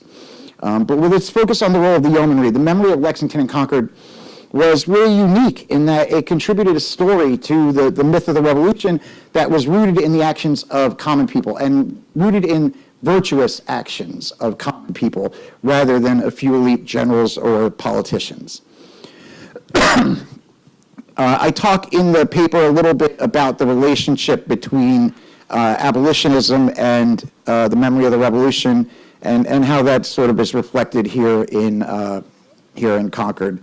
But I also write in the paper a little bit about the local conflict that emerges between Lexington and Concord in the 1820s over where the first forcible resistance to the British occurred. And without rehashing that, I think it's important to just point out that this is a seemingly local dispute over memory that really has national ramifications. And that's because wherever the first resistance is offered to the British, that's a much more symbolic origin to the revolution than, say, the much more passive narrative of the revolution beginning with British regulars firing at Americans who were calmly dispersing, right? And so the stakes in this conflict between these two small towns really is not academic, because whichever town can lay claim to that first resistance, again, becomes not just the origin of the war, but the origin of the revolution itself, the origin of the nation. It becomes the origin story of the origin myth, as it was. And so there are real stakes involved in that conflict. Now, in the decades after the Civil War, April 19th begins to be written about as a sort of significant date in world history. It sort of, April 19, 1689 marks the day that William of Orange is crowned by Parliament. Of course, the events here in 75. April 19, 1861 is the day of the Pratt Street riots in Baltimore, which is a week after the attack on Fort Sumter. And a lot of people at the time saw that as the sort of first bloodshed between Unionists and Confederates. And basically, this meant that Concord now sort of sat in the middle of a chain of world historical events. And its sense of like a global significance really grew after the Civil War as the American empire begins to emerge.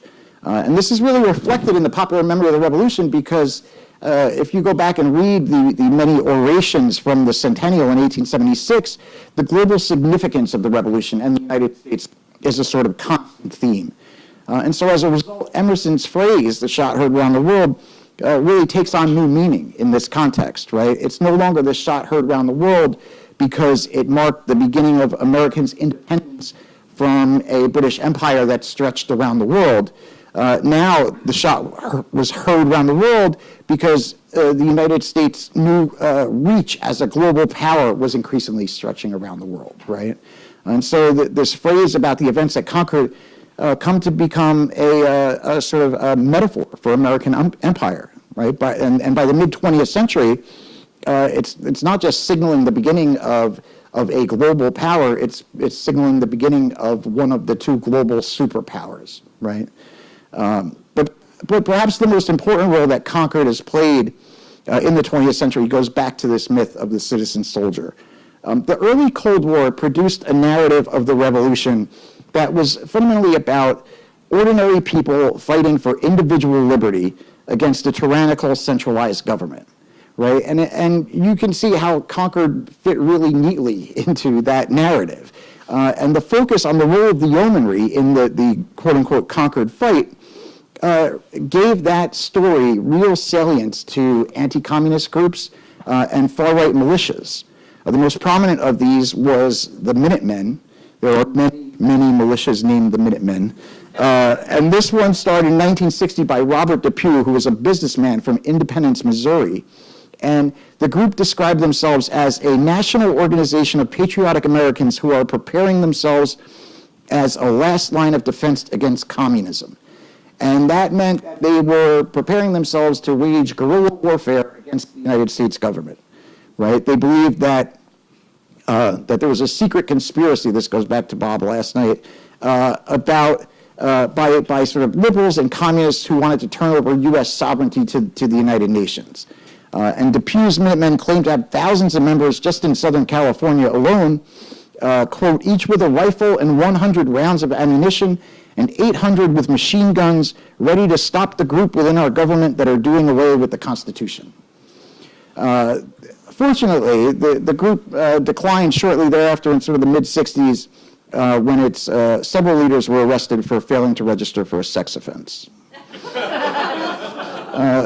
But the 1990s witnessed a real revival of these right-wing militias, right, and the militia movement, particularly in the wake of the FBI siege at Waco, right, which of course occurred on April 19th, right, 1993, and it's 2 years later to the day, right, that Timothy McVeigh sets off a bomb at the federal building in Oklahoma City on April 19th, 1995, that kills 168 people. And to these militia groups, which really have enjoyed another resurgence in the last 10 years or so, Concord has represented an anti-government uprising, right? led by a vanguard of ordinary citizen soldiers. And they very much see themselves and their actions as part of an unbroken chain that goes directly back to the North Bridge. So in conclusion, Concord really has had this sort of unusual role in and relationship to the popular memory of the Revolution. It served primarily as a metaphor, and it conjures up images that are embedded in generations of the American historical imagination. The citizen soldier, abolitionism and its relationship to the Revolution, especially the Declaration, America's emergence as a global power in the late 19th century, right-wing cold warriors and far-right militias, as well as far-left anti-corporate socialists, which is in the paper if you want to know what that's all about. But just as with the Revolution itself, Concord and the historical event that played out here has had this sort of unique hold on the American imagination. And in the 2.5 centuries since, it's really been a tool for Americans who have wanted to define and redefine themselves and the nation and its place in the world. And just as with the memory of the Revolution, and like with revolutions themselves, the memory of Concord really has had many unintended consequences for our political culture, for better and worse. Thank you.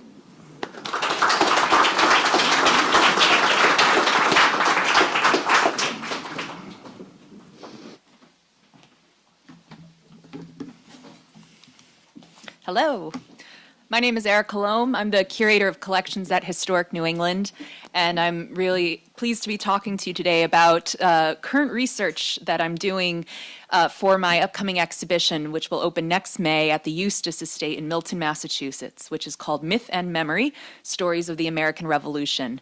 The exhibition is about mining our collection for objects and archival materials that come to us. You know, we're celebrating our 115th year this year, and so we have a collection that over the years has come to us with extraordinary stories.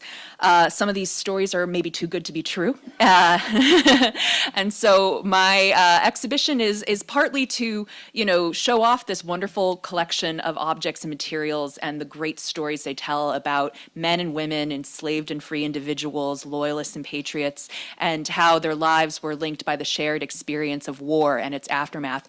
But I'm also looking to myth bust my collection a little bit. So this research I've done that I'll present to you today is part of this sort of unpacking about the institutional mythologies and household mythologies and family mythologies, and how objects that come to us and that have been preserved for centuries, what they can tell us about memory, mythology, family, and legacy. And it all begins with this house, Quincy House. And you're going to hear me say Quincy. I might slip into Quincy, but I intend to say Quincy, and I've been taught that. Quincy House in Quincy, Massachusetts, which Historic New England has owned and operated as a museum since 1937.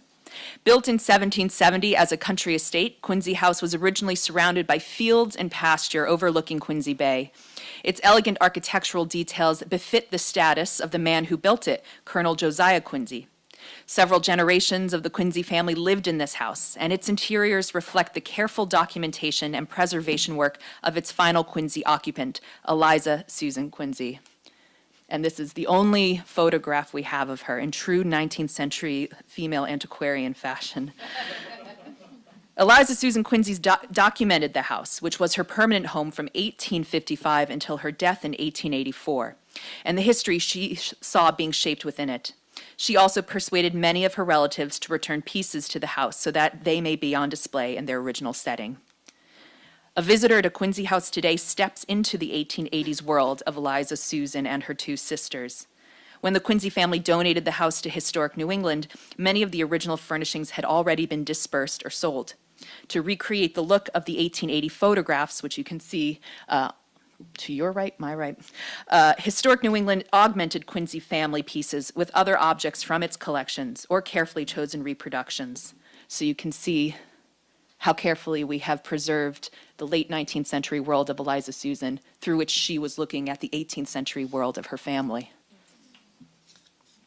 The rooms are furnished to be consistent with period photography and the assemblage reflects Eliza Susan's careful display of family artifacts, such as a box of assorted Quincy family memorabilia, including the lace ruffles worn by Colonel Josiah Quincy in a portrait painted by John Singleton Copley in 1767.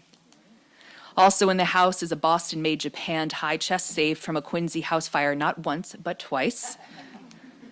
A needlework coat of arms of the Quincy and Sturgis families embroidered by Hannah Quincy in 1750, and you can see one just like it upstairs. And there are many, many other important family heirlooms.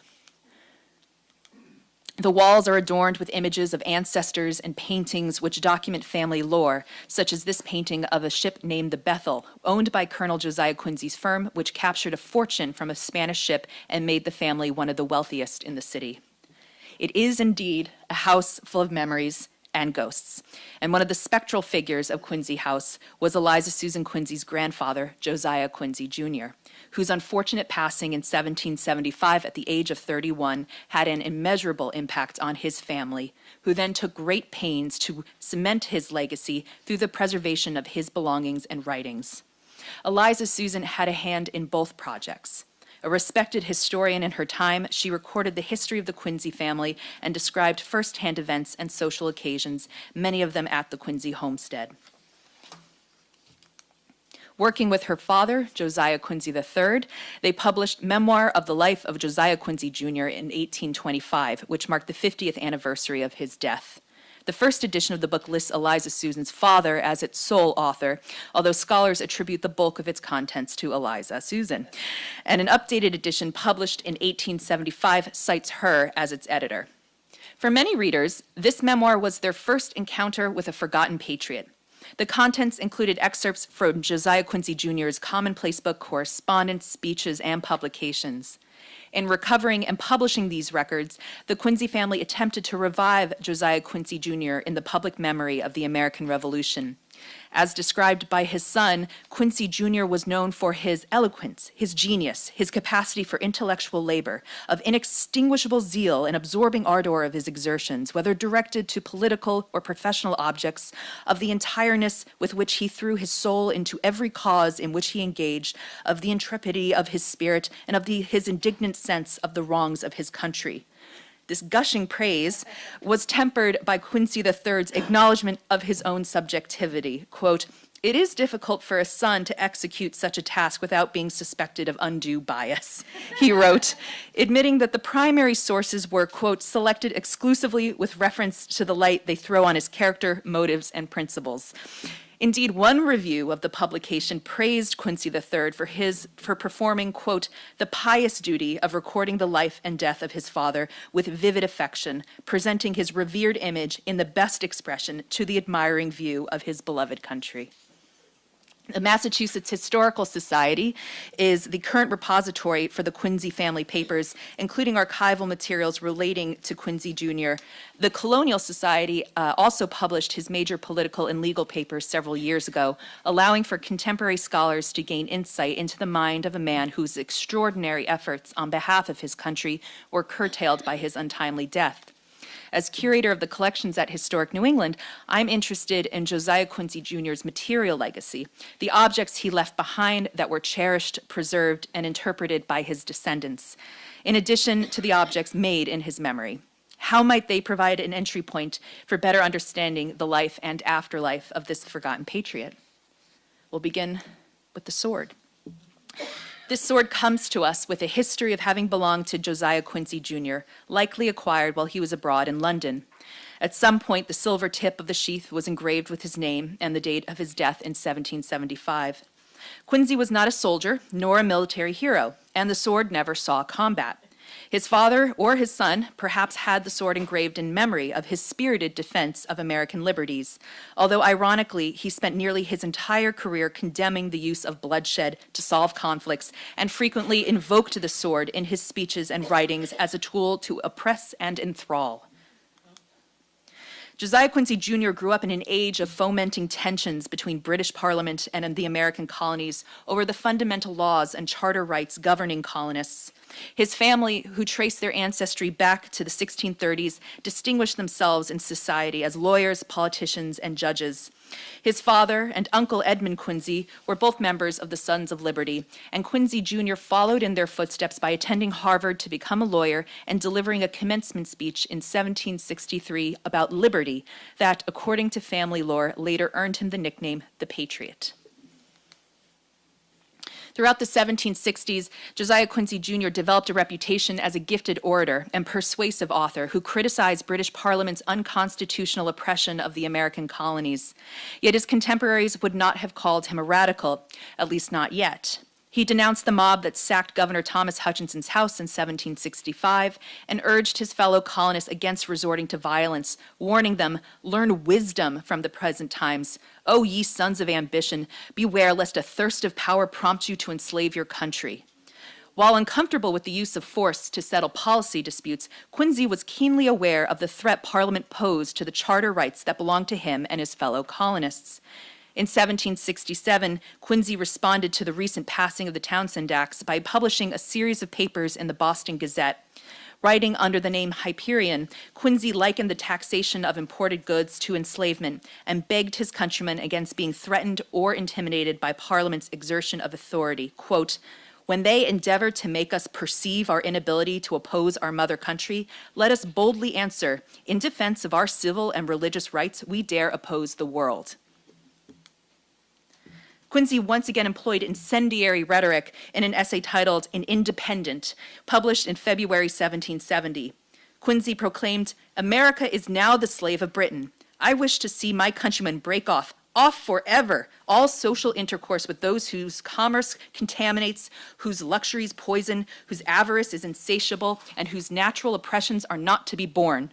He also mused, "Whether the arts of policy or the arts of war will decide the contest are problems we will solve at a more convenient season." But within weeks, the Boston Massacre would hasten the colony's approach to that season. Despite his sympathy to the colonists, Quincy ended up defending Captain Preston Long and the other British soldiers alongside John Adams at their trial, a deeply unpopular decision that caused his friends and family distress. And you can see a letter from his father writing to him saying, "Everyone hates you for this." Quincy defended his actions as putting duty to the law above his own personal considerations. And you can see that in his response. Quincy's main target of attack in the press was Thomas Hutchinson. In one of his Hyperion essays, Quincy called Hutchinson a little tyrant who had neglected his duty by attempting to unlawfully subvert the constitution of his country. Of course, Quincy also painted a target on his own back by later joining the Committee of Correspondence, serving alongside Samuel Adams and James Otis to disseminate information to provincials about their rights as colonists, that being the right to life, liberty, and property. The circulation of this statement in 1772 constituted sedition and lawless behavior among imperial officials. Quincy only accelerated his anti-Hutchinson campaign, blaming him for the dispatch of troops to Boston. Reading through his journals in the early 1770s, one can trace Quincy's shifting political views. It was not that he necessarily sought American independence. Indeed, he believed right until the end that Parliament did have broad constitutional authority over the empire. But he also believed colonists had the right to decide on taxation within their borders. He was appalled by the tyranny of British officials who used a standing army to destroy public liberty and security, in his words. This he could not forget nor forgive. Writing to his father in 1773, Quincy exclaimed, "I regret nothing more that in the past I had not been more of a true citizen of my country and the world, more assiduous, more persevering, more bitter, more implacable, more relentless against the scourges of my country and the plagues of mankind. I hope I shall never forget the resolutions I now formed, the sentiments I now entertain." All of Quincy's public and private sentiments came together in a speech delivered in the Old South Meeting House on the night of the Boston Tea Party. He did not object nor attempt to stop the dumping of the tea. Instead, he prepared his audience for what was to come. Quote, "The exertions of this day will call forth events which will make a very different spirit necessary for our salvation. If the colonists went through with this action, then they must expect Parliament to retaliate." And he ended his speech by urging folks to, quote, "weigh and consider before we advance to those measures which must bring on the most trying and terrible struggle this country ever saw." His fellow colonists made their decision that night, and the ensuing punitive legislation led Quincy once more to invoke the sword in a pamphlet published after Britain closed the ports of Boston. Quote, "The sword should never be in the hands of any but those who have an interest in the safety of the community. What a deformed monster is a standing army in a free nation. Free, did I say? What people are truly free whose monarch has a numerous body of armed mercenaries at his heels?" Quincy remained convinced that former Governor Hutchinson was primarily responsible for the calamities faced by his people, I should go back, due to Hutchinson's spread of malicious falsehoods in his letters to Parliament. Quincy believed without direct intervention to the ministry and allies within Parliament, civil war was all but inevitable. At either his request or at the request of Adams and Joseph Warren, and the record is somewhat uncertain about this, Quincy undertook the trip across the Atlantic in the fall of 1774 with the goal of reaching a peaceable resolution to the brewing conflict. The ring. This memorial ring is carefully preserved in the glass-fronted box in the Quincy parlor alongside other Quincy family memorabilia. According to Eliza Susan Quincy, this ring was acquired by Quincy Jr. in London as a present for his father and given to his wife Abigail for safekeeping, presumably to use when a beloved family member passed away. No one could have predicted that Quincy's own name would be engraved on that ring within a year of his arrival in England. Dun, dun, dun. Josiah Quincy Jr. arrived in London feeling tremendous optimism. In a letter to his wife Abigail, he wrote, "My country, my friends and family occupy my whole thoughts, and while I see myself blessed with a promising prospect of doing some service to the one and of returning in safety to the other, it inspires one with the sensations I must leave you to realize." In London, Quincy was immediately taken in by Benjamin Franklin, who introduced him to men who believed in his cause. Quincy's arrival had been preceded by the publication of his pamphlet, Observations on the Act of Parliament, which had found a sympathetic audience among American allies in London. Quincy felt he would be able to persuade Parliament that Americans had been wrongfully portrayed by Hutchinson as rebellious and ungovernable. But he also needed to communicate that Americans had been wronged by Britain and deserved fair treatment. Quincy hoped that Parliament would reconsider their policies and seek reconciliation, thereby avoiding a civil war. And I'll remind you that even in November of 1774, Quincy's position was still moderate compared to his fellow patriots. In his journal, he acknowledged that while he was not, quote, reconciled to the British plan of taxing America, he would, with cheerfulness, accede to a contribution from the colonies towards the charges of the British government. It was with this mindset that he approached meeting with important lords over the next several weeks, starting with the most important, the Prime Minister, Lord North. At their first and only meeting, Quincy recognized a copy of his observations displayed nearby. Following his welcome by Lord North, Quincy discussed a number of topics, including, quote, the sentiments of Americans, of the rights claimed by Parliament to tax, and of the destruction of the tea, and of the justice of payment for it. Quincy recorded in his journal that Lord North defended the ministry's actions as the most lenient measure that was proposed. Quincy also addressed Hutchinson's reports to Parliament, calling them a gross misrepresentation and falsehood.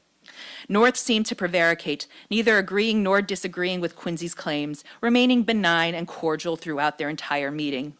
Quincy left feeling pretty good about it, not knowing that Lord North would write to Hutchinson later, describing him as a bad, insidious man designing to be artful without abilities to conceal his design. This interaction would become the template for Quincy's stay in England. He would travel to meet with these various lords who would express sympathy to the American cause, but would not deny Parliament's right to legislate for the colonies. Even those deemed allies turned out to have voted for the intolerable acts.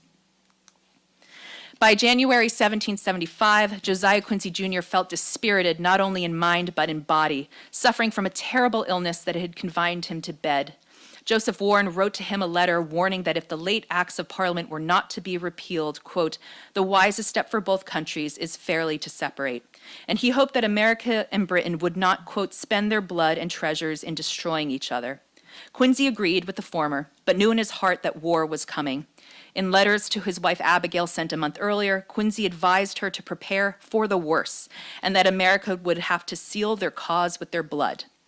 By March 1775, Quincy's worsening health prompted him to return to America, though he admitted it was against my own private opinion and inclination. In his final letter, written while at sea on April 21st, 1775, Quincy expressed an urgency to share his reports with his friends and fellow patriots and receive from them news about the conduct of Boston and the continent. He feared that his reports might be intercepted, so it was critical that he deliver his own sentiments to those he could trust. Yet Quincy also suspected that he would not make it to shore. His voyage had been delayed by storms, and he found himself in critical condition. He wrote, quote, "Had Providence been pleased that I should have reached America 6 days ago, I should have been able to converse with my friends. I am persuaded that this voyage and passage are the instruments to put an end to my being." Unfortunately, his prediction was correct, and Josiah Quincy Jr. died of tuberculosis on April 26, 1775, mere days after the events of Lexington and Concord set in motion an 8-year battle for American independence, and him none the wiser. My final part. The window pane. Among the most unique artifacts at Quincy House is this cracked pane of glass from the windows of the monitor at the top of the house, which afford a clear view of Boston Harbor. By its history, as recorded by Eliza Susan Quincy, Colonel Josiah Quincy apparently spent hours there watching troop movements during the American Revolution. On October 10, 1775, he scratched, "Governor Gage sailed for England with a fair wind," into one of the windows of the monitor roof. This pane of glass was carefully preserved by the family, and as curator, I am terrified of it just hanging on that wall. But what can I do? I can only imagine what Colonel Quincy felt watching the ships depart Boston after a long siege.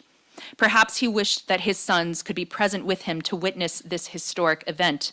The news of Josiah Quincy Jr.'s death was published in the Essex Gazette on May 2nd, 1775. Having barely made it to shore, the 31-year-old succumbed to his illness, and his family never recovered from the loss. Abigail Phillips Quincy, his wife, wrote to her father-in-law that September, "I have often been told that time would wear out the greatest sorrow, but mine I find is still increasing." And you can see that they both are just completely consumed by grief. Josiah's tragic passing prompted Abigail to engrave the ring in honor of her late husband, including the inscription, "Oh, save my country," were his last. Colonel Quincy wore the ring throughout his life and passed it on to his grandson, quote, "wishing the motto engraved upon it may never be forgotten or neglected by him." Colonel Quincy lost one son to the cause of liberty, and he would lose another to loyalism. Josiah's brother Samuel Quincy remained a staunch defender of Parliament and went into exile in England around the same time that Josiah was returning to America, the bitter irony of their two ships passing in the night without them knowing the fate of the other. The immediate aftermath of Quincy Jr.'s death saw an outpouring of grief from his circle. John Adams called him as great in proportion to his age as any that I have ever known in America, and his loss, coupled with the death of Joseph Warren, struck a heavy blow to the Sons of Liberty. Hailed by his contemporaries as a martyr to his country, Quincy's contributions to the American cause would, within a few decades, be eclipsed by those of the friends and fellow patriots who survived him. Yet the Quincy family sought various means of memorializing him, and granddaughter Eliza Susan was the most zealous in these efforts, working with her father to publish the memoirs in 1825. That year, she contacted the artist Gilbert Stuart, who had recently finished a portrait of her father, Quincy III, the mayor of Boston, who had previously painted him and his wife, Eliza Susan Morton, in 1806. Eliza Susan wrote to Gilbert Stuart expressing her regret at having no portrait of her grandfather, and according to various Stuart biographers, he was persuaded to undertake the task after reading Quincy's memoir. Eliza Susan sent him an engraving to use as a reference, and the artist visited Quincy House to study the portraits of all the family members, including the portrait of his father painted by Copley. Thus, Gilbert Stuart painted a posthumous portrait of the Patriot, rendering him with evident knowledge of his likeness. The painting even shows Quincy's ocular disability. Thus, Quincy Jr. joined his father, brother, and son in having their portraits done by the greatest artists of their lifetimes. Eliza Susan Quincy also captured in watercolor the monument to Josiah Quincy Jr., erected by his son in 1804 in Hancock Cemetery in Quincy, Massachusetts. Eliza was sure to include in her inscription that President John Adams attended his funeral service. Though only in her 20s, she took seriously her self-appointed duties as guardian and documentarian of her family's history. In her introduction to the updated edition of the memoir published in 1874, she recalled overruling the publishers who said there was no market for books about the American Revolution, particularly after the Civil War. And she says, "But as my object was a memorial of my grandfather, I was not deterred." She fought hard to keep Josiah Quincy Jr.'s name in public memory, believing that had he lived, quote, he would have held first rank among the statesmen of the new republic. As Eliza Susan Quincy later took account of her own life at Quincy House, she wrote in her journal, "I have been thinking more about the past, all the lovely things in the house that have their stories recorded. I hope someone outside our dear family circle enjoys learning about our family and who we've met and what we've read." I would say that her wish has come true. Quincy House is now open to the public, and all of the objects and stories are preserved, including the story of her most beloved ancestor, Josiah Quincy Jr. Thank you.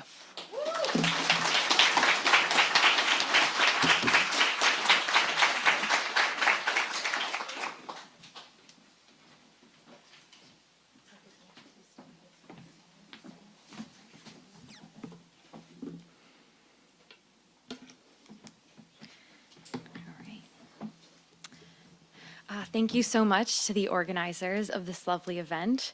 I'm Kate Cristiello. I'm the assistant curator at the Lexington History Museums, formerly Lexington Historical Society. And my paper is about our new temporary exhibit called Swept Up in Revolution, which actually opens today. And it's about kind of re-examining how we look at Lexington's revolutionary history. On April 19th, 1875, the town of Lexington celebrated the centennial anniversary of the Battle of Lexington in grand fashion.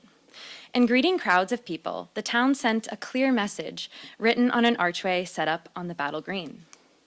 "Welcome to the birthplace of American liberty." This welcome message, naming Lexington as the nation's progenitor, aligns with the town's traditional framing of the telling of April 19th, 1775, and its role in the American Revolution. Of course, while standing here today in Concord, I must acknowledge that Lexington's characterization of itself as the site of the official start of the war has been hotly debated since the early 19th century, something we do not need to rehash today. But this message, along with Concord's own attestation that it was here where the war started, points to an intense focus in viewing this history through its place within the national imaginary. Since its establishment in 1886, the Lexington History Museums has also made April 19th and its legacy a central theme, addressed in its founding objectives. Founded a decade after the nation's centennial and amidst growing interest and romanticization of the colonial past, society members met to share the stories of their ancestors and present the organization with historical relics, most of which were associated with the Revolutionary era. Over the next century, the Society continued to preserve the history of April 19th as it became the steward of 3 historic houses, all of which are witnesses to the Battle of Lexington. The Hancock Clark House, acquired in 1896, hosted John Hancock and Samuel Adams on the night of April 18th, as the alarm sounded that the regulars were marching to Concord. Monroe Tavern, acquired in 1911, belonged to militiaman William Monroe and was overtaken as the British headquarters and field hospital in the afternoon of April 19th. Finally, Buckman Tavern, operated by the Society since 1913, served as a gathering place for the Lexington militiamen before the battle. Throughout the century, our temporary and permanent exhibitions have also possessed this focus. For example, in honor of the Society's own centennial, it held an exhibit titled "The Glorious Deeds of Their Fathers, 100 Years of the Lexington Historical Society." In Lexington, historical memory of the Revolution has overwhelmingly been defied by the events on the battle green. So much so that, in Lexington, April 19th, 1775, is the American Revolution. To celebrate the 250th anniversary of the battle, the Lexington History Museums is looking past this singular moment, day, and even year. Following the legacy of scholarship and new methods of historical inquiry that have emerged since the last anniversary era, from social history to decolonization, we will shift from asking, what did April 19th mean in the context of the budding nation? And instead, we will ask, what did April 19th mean to the people who experienced this day, including its lead up and aftermath?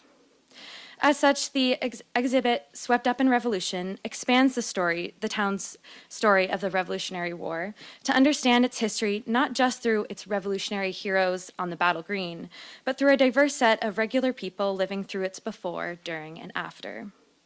Most critically, for our exhibit to stay grounded in the experiences of real people, the material has emerged as a central part of Swept Up. As philosopher Bruno Latour once stated, consider things, and you will have humans. Consider humans, and you are by that fact interested in things. In efforts to connect our visitors to the human side of Lexington's history, we have put on display over 30 of our revolutionary things. The word relic, used in our founding objective in 1886 to refer to items in our collection, captures wonderfully how the people of Lexington, as well as our institution, have found meaning through these artifacts for so long, almost as if they possess within them the spirit of April 19th. Many of these objects can be valued for their memory role, for the stories and associations that they have come to represent. Swept Up in Revolution has brought together these objects to reframe and re-examine them in hopes of finding new meaning and understanding of our past. As we selected and curated the objects displayed, the artifact and its interpretive approach was positioned to accomplish one of the following: expand the chronology of revolutionary Lexington, expand the representation of Lexingtonians and their experience, and expand the social and cultural understanding of revolutionary Lexington. In this way, the material, while physically unchanged, takes on new meaning through the relationships and connections built with other objects and personal stories presented across the exhibit. With such intervention, the cultural memory of the Society's revolutionary collection is reframed to engage with semi-quincentennial audiences, accustomed to exploring history through updated forms of historical inquiry.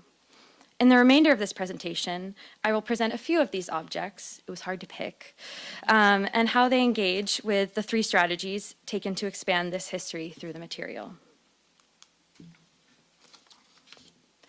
In telling an expansive history of revolutionary Lexington, we first selected objects representative of events that could broaden the chronology of the town's involvement. This is particularly evident in two items: Edmund Monroe's orderly book and William Monroe's buckskin breeches. These two Lexington brothers fought together on the battle green, but were also involved in violent conflict outside of the Revolutionary War, conflicts that were intimately connected to it. While serving in the 7 Years' War at Lake George, Edmund Monroe kept an orderly book to document received orders between 1758 and 1760. The book provides us insight into operations of the King's Army and reminds us that colonists like Edmund participated in British efforts against France. Edmund's service in the 7 Years' War and then the Revolution is by no means unique, as evidenced by none other than General George Washington. But it connects more personally the two conflicts. Not only can we view the First War as a costly conflict that would cause Britain to issue contentious taxes, but we can understand it in the context of one man's experience. Similarly, a pair of buckskin breeches connects Revolutionary War veteran William Monroe to the Shays' Rebellion in 1786 and 87. Said to have been worn by William as he marched towards western Massachusetts to quell the uprising, these breeches bear witness to the political and economic strife of the aftermath of the Revolution. Worn by a man who marched to suppress a rebellion strikingly similar to the conflict he participated in years earlier, these breeches also serve to connect these two conflicts through the lived experience once again. Together, both the orderly book and the breeches complicate the simplistic understanding of enemy versus ally during this era. Brothers Edmund and William served against groups of people to whom they had once been allied. Edmund, who had formally celebrated the King's victory in the 7 Years' War, later died while fighting against them. William, a farmer and tavern owner, later marched against fellow farmers in Western Mass. Spanning over 30 years of history, and three interwoven conflicts, these two objects connect the American Revolution within a wider historical context and evoke questions of identity and self-perception as the conception of American citizen emerged. To include new perspectives beyond the embattled farmers traditionally highlighted, we also selected objects belonging to or associated with people whose stories speak to a diversity of experience. The Reuben Locke powder horn, Lydia Parker wedding dress fragment, and Eli Berdue indenture all add nuance to traditional tellings of how Lexingtonians experienced the Revolution and work to expand perceptions of what these experiences looks like. The Reuben Locke powder horn, seen here, was owned by a Lexington man imprisoned by the British in Fortin Prison, located in the south of England. Local lore states that it was engraved during his time in prison, but an inscribed date on its base of 1766 does complicate the story. Even so, the horn speaks to the popular practice of engraving powder horns during 18th century warfare, especially during times of prolonged waiting. These objects, carried closely on a soldier's person, were highly personalized items, as seen in these engravings, and stood witness to a soldier's service at war. Locke's experience, while not as glorious as those on the battlefield, speak to the hardships many soldiers endured off of it. His story also disrupts the hyper-local narrative of Lexington during the Revolution by bringing into focus the globality of this war. Lydia Parker's wedding dress fragment from her marriage in 1755 to John Parker, later captain of the Lexington militia on April 19th, is emblematic of her relationship with the long-honored leader.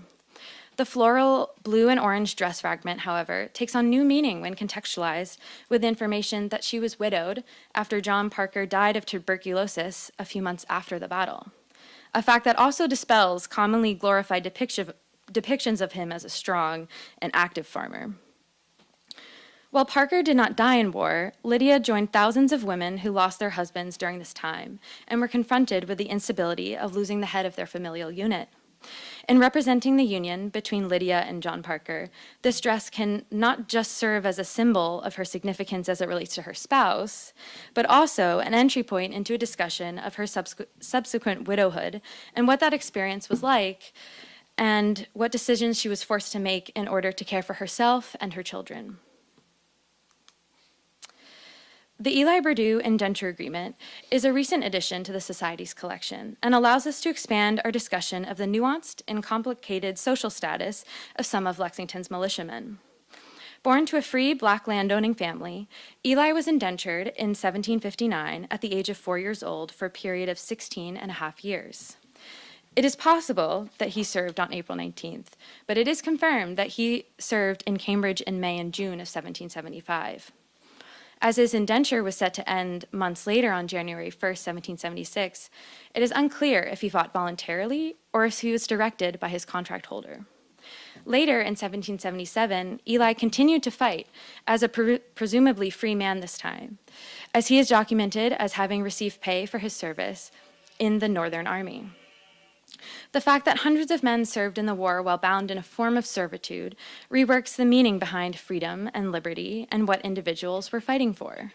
While military service provided many men, as well as those who were enslaved, opportunity and manumission, for others, their participation was not a choice. Records do not give us insight into Eli's personal motivations behind why he might have fought in the war, but his story allows us to think critically about the romanticized notions behind why some men might have joined the revolutionary cause. The war infiltrated every aspect of colonial life, affecting those both on and off the battlefield. And as we re-examine this idea of patriotic hero, we gain a more comprehensive understanding of to the extent of how many Lexingtonians can be included as enduring the revolutionary struggle. Finally, the reinterpretation of objects to look beyond their memory role to speak to the social and cultural values of revolutionary Lexington allows us to dive more deeply into how Lexingtonians lived. One such example is that of a simple, seemingly uninteresting object described in our accession books as, quote, towel, handwoven, 1774 by Rebecca Mulliken. And that's that on the left. The date and identification of its former owner indicates that this textile's initial value is rooted in its association with a now well-known Lexington family, whose home was one of 3 houses in Lexington that was destroyed by fire during the British retreat. Rebecca Mulliken witnessed the chaos of the day, and according to her granddaughter, she regretted not hiding from the British a pocket she had embroidered, as it was later destroyed in the fire. If you look closely at this piece of linen, you'll notice an embroidered RM on this woven cloth. This practice, called marking, was done so for household management of possessions and communicated ownership. According to her granddaughter, Rebecca had taken pride in her embroidery skills evident even in these simple stitches here. While the pocket did not survive, this piece of linen attests to Rebecca's role as a maker and displays her agency as she made her mark. Across the room on display is a silver spoon with the initials LM, short for Lydia Mulliken, Rebecca Mulliken's mother. This silver spoon is said to have been buried as the British approached, a story itself that speaks to the active resistance women made against the British. Its personalization, however, speaks to a display of female ownership that is similar to Rebecca's towel or cloth fragment. In this way, women are made visible not just in the domestic sphere, but in the colonial economy.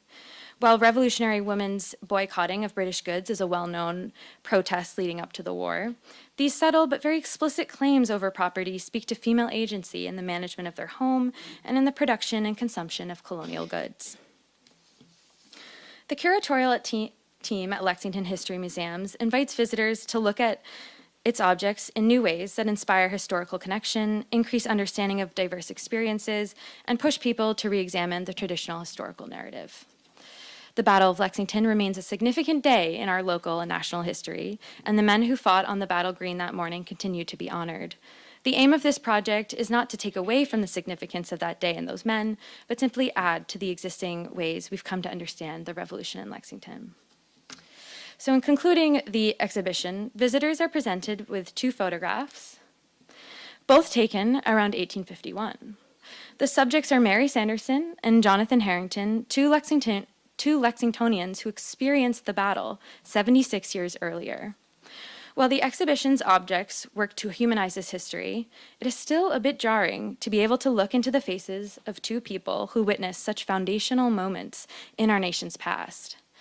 As a technology associated with modernity, these photographs subvert the common understanding of our revolutionary history as part of a distant past. These images powerfully bring this history much closer to the present, reminding us that we are not as far away from the people who experienced this revolution as we might initially think. Our nation has just had a handful of opportunities to celebrate such significant milestones. Just 50 years ago, during the bicentennial, President Gerald Ford addressed the people of Lexington while standing on the battle green, and in doing so, invoked our descendants of 100 years in the future. At the Lexington History Museums, as we prepare for the semi-quincentennial, we are also thinking about the future Lexingtonians, future museum professionals and historians, and future general public. As we prepare to collect and document this anniversary, we look to the dozens of boxes that we have in our collection from the 100th, 150th, and 200th anniversary celebrations. We ask ourselves, how might projects like Swept Up in Revolution help them understand our past? Perhaps more interestingly, how will our work help them understand our present, the year 2025? How will they analyze, in both a local and national context, this 250th celebration? At a time when the past, present, and future converge, we will strive to serve all 3. Thank you.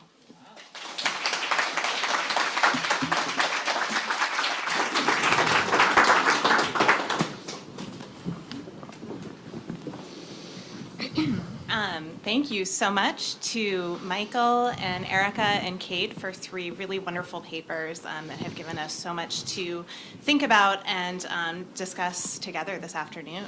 It's really a privilege to have an opportunity to comment on your work and to close out the panels today with these questions about myth and material and memory. I'll keep things pretty brief, but I wanted to share just a few initial thoughts and highlight some of the resonances that I see across your work, as well as outlining a few questions to kick off our discussion.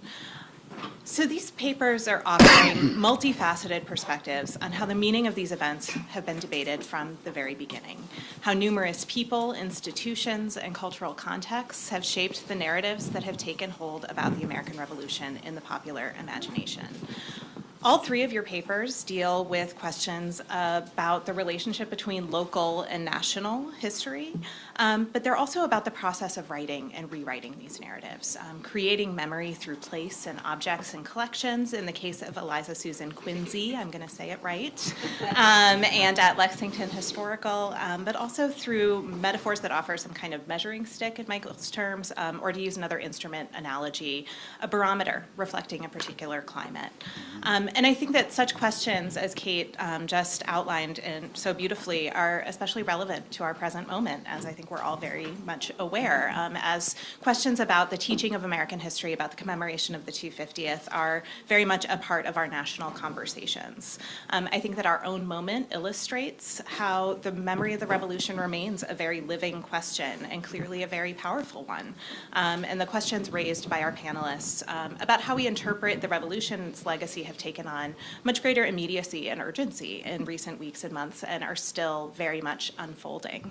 But I want to turn back actually to last night's keynote address, which explored questions of contingency during the early 1770s, especially questions about whether we can easily identify a tipping point or a singular moment at which the war became inevitable. And I was thinking a lot about those questions in light of this panel as well, because I think that that conversation about trying to identify those crucial moments is very much connected to the questions that all of you are raising in your papers, which are not just about how these dominant narratives took hold, but also by whom, whether that's family members or institutions, by communities. When I was struck in Erica's paper, you know, the engraving on a window pane as an event is happening. You know, this post-revolutionary generation moment around the War of 1812, this post-centennial moment, where, you know, I don't think I'm going to go there with the Lexington and Concord conversation. But also why? You know, why are specific figures remembered? You know, why Samuel Adams and not Josiah Quincy Jr.? Why particular dates or events? Why April 19, 1775 versus all of these other moments or years of instability? Why specific social positions of participants, the yeomanry and not the clockmakers, for example? But I was thinking, listening to your papers just now too, about the why not, right? I mean, I think, Michael, you brought up this question about what are the stories that don't fit as conveniently into these dominant narratives? Erica mentioned the stories that are too good to be true about objects and collections. And I think that all of you are raising this question about what are the kinds of stories that stick in the imagination? What becomes part of popular memory? But also this larger question about what ends up left out. So these are also methodological questions. How do different kinds of objects, written or visual or material, architectural, spatial, like how do those objects shape the stories that we tell? And I think that what is so wonderful about your three papers together is how you're inviting us to think in interdisciplinary ways about that question. And I think that each of you is also bringing perspectives from across academic and public history together and really creating an opportunity for all of us in the room to think about the resonances across these fields and across the kinds of work that we're doing. And each of your papers is also using different kinds of source materials to explore the local effects of myth and memory making, place and space, collections and objects, written records, public debates. So one question I have for you, for all three of you, would be how each of these speaks in different ways to the processes of preserving or challenging or reinterpreting history. I also want to invite you to think about the boundaries between the material and the metaphorical, as Michael put it in his paper. Because what is this process that allows a material object to take on mythological significance? And how are these metaphorical narratives then also in turn supported or challenged by material objects? Finally, I want to acknowledge our setting here within a museum and raise this question about institutions, but especially the role that museums and libraries and historical sites and beyond have played in creating memory or preserving myth. We know that many relics were saved from events that took hold in a dominant narrative. The tea from Boston Harbor, the lantern used at the Old North Church. But what role have institutions played in shaping these narratives, and what role could they play in leading some of these future conversations, or perhaps in also being reshaped by them. I guess to put it another way, what came first, the materials, the decisions to preserve them, or the myths, metaphors, and stories? And so with that, I want to turn it back to our panel, open it up for conversation among all three of you. But thank you again for such wonderful papers.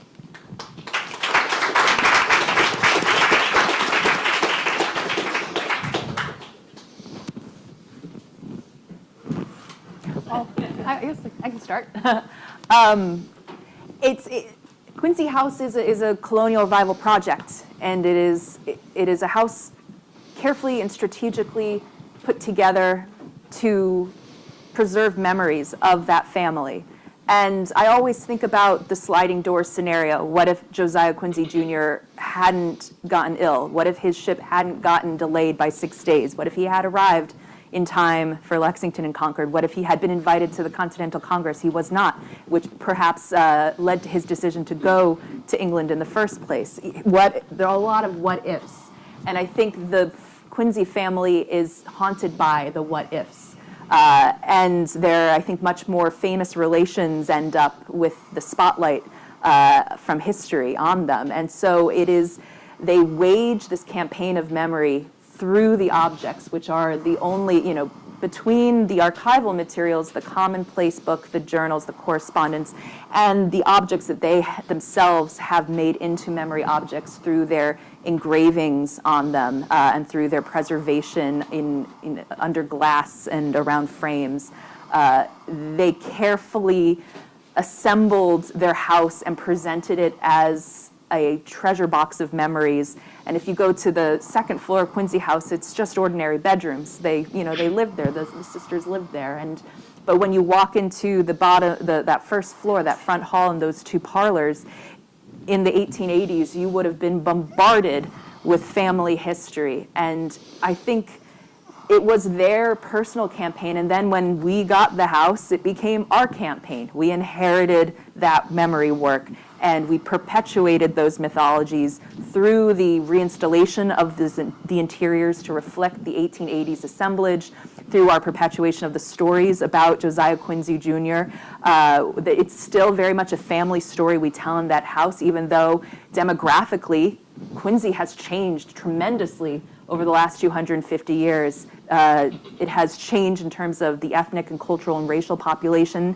It has changed in terms of the development of the shoreline and what is there now. So it is a somewhat anachronistic site when we think about the larger context of Quincy, the town, and of New England, the region. So in some ways, we're still complicit in the perpetuation of these mythologies. And I think by beginning to really unravel the truth from the fiction, we're starting to maybe not reverse that work, but lead us into a different direction where we can acknowledge that this colonial revival work is part of our history, and then take the next step forward. Yeah, I think you're touching on this idea of family and lineage, and that is something that is so prevalent in our collection. All of these objects were passed down along with the oral histories that accompanied them, so they become like representative of these stories. And at least for our collection, we have very little documentation, so there is kind of a lot of trust that you have to put into it, but also, this idea of myth busting, it's not taking away the history, it's just acknowledging that, these myths existed and there's reason behind it, and but you can acknowledge that and still find meaning in it, because there is meaning, and move forward with the objects, That this chicken or the egg question that you I mean, I think we impart meaning to these objects, right? If we walked around the exhibits here and there were no labels, it would not have the same impact, right? Or you would not get the same meanings from those objects. Maybe the lantern, right? But that's because of the existing mythology of that. So in some sense, the meaning is imparted, I think, to the objects by us, in part traditionally by these longstanding myths, but also by efforts over generations to engage in these acts of sort of myth busting, which I agree. When you try to myth bust, you're already inadvertently perpetuating the existing myth that you're trying to bust, right? And that's partly why I think they're so long-standing and have such staying power. And the other things I would just mention is that when it comes to museums and historical societies, the Revolution is really the thing that gives the impetus for the creation of the first historical societies, right? Massachusetts Historical, the American Antiquarian, the New York Historical are all founded in the wake of the Revolution. And even the Mass Historical, is originally founded with an eye toward preserving the history and natural history of the nation initially, right? And it only sort of becomes the Massachusetts Historical Society shortly after its founding. And the same thing goes for museums. De Cimetières is the first museum, and he was a sort of incessant collector of sort of ephemera from the Revolutionary era, newspapers and broadside stuff that many other people, or few people, were actually trying to collect or preserve. So I think that, which is all to say that the Revolution is so wrapped up in the origins of our museums and our museum culture and the culture around our historical societies. That it's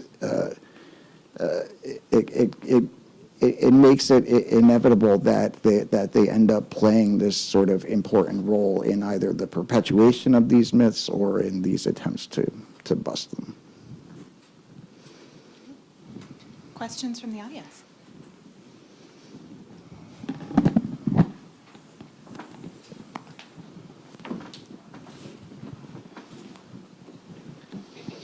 I'd like to ask about a myth that helped lead up to the revolution and wonder why it hasn't endured beyond. I've seen pictures of the Liberty tree, but in fact on most Liberty flags, it's not an elm tree, it's a pine tree. So I looked into it and learned about the broad arrow policy, and that, Liberty poles were quite often made of white pines as sort of a refutation of the broad arrow policy, and I wonder, why hasn't that myth endured? I don't know. I mean, it needs to be told. How many of you are familiar with that? Not you, John. You don't count. You don't count. John's familiar with everything, but that's the answer to for a story or a myth to come alive or stay alive, it has to be told. That's not a story that's been told. I mean, even I would say like the Liberty pole is. I mean, there's a reason about Liberty poles, but I mean, even that's not. It doesn't have the sort of prominent place as you might think in the broader narrative or mythology. We have a pine tree flag at Beauport. I don't know if you've been to Beauport in Gloucester, Massachusetts. Okay, good, excellent. You should go back. Henry Davis Sleeper's the 20th century eclectic, confirmed bachelor collector. He designed Beauport to be in a pure aesthetic experience, and he filled it with antiques with the purpose of creating tone and theme and mood. And among those antiques is a flag with the pine tree and the phrase, "We appeal to heaven," which has this history of having been, flown by Washington and the frigates, and has had an even deeper history that goes back to sort of indigenous use and in symbology of the pine tree. And in its 20th century context, it was used as sort of a visual pun in Sleeper's book tower, because it's a two-story tower and you have to look up heavenwards to see the flag as it descends down. That is my only real connection to this mythology and this object, and I think it really speaks to the fact that we have lost memories of things like that, and you find them resurfacing in the most unusual of places and the most irrelevant of contexts.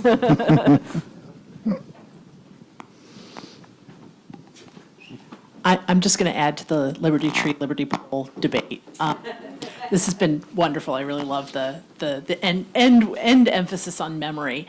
But I think, doesn't it also have to do with what has survived? If you don't have an object to attach a myth or a legend to, because right outside my dorm window at my undergraduate college in Maryland was the Annapolis Liberty Tree. And so if you go, or used to, because the tree finally lost enough limbs during a hurricane that they couldn't save it. But if you went to Annapolis, at least in the late 90s, early 2000s, every single tourist on one of the town tours was taken to the Liberty Tree and told about the story of the Liberty Tree. So I think the fact that that nobody thought to keep a piece of a Liberty pole and put it into, or keep it, or that it made it into a collection might have something to do with the fact that we don't really have another a Liberty pole mythology, at least here in New England. Yeah. I mean, Liberty poles were they were sporadic in their use. It wasn't a thing that happened constantly throughout the Revolutionary era. They happened in moments of real tension and real conflict, and so it's not surprising that many of them did not survive in that way. Mm-hmm. Yeah. Unfortunately, it's going to be raining.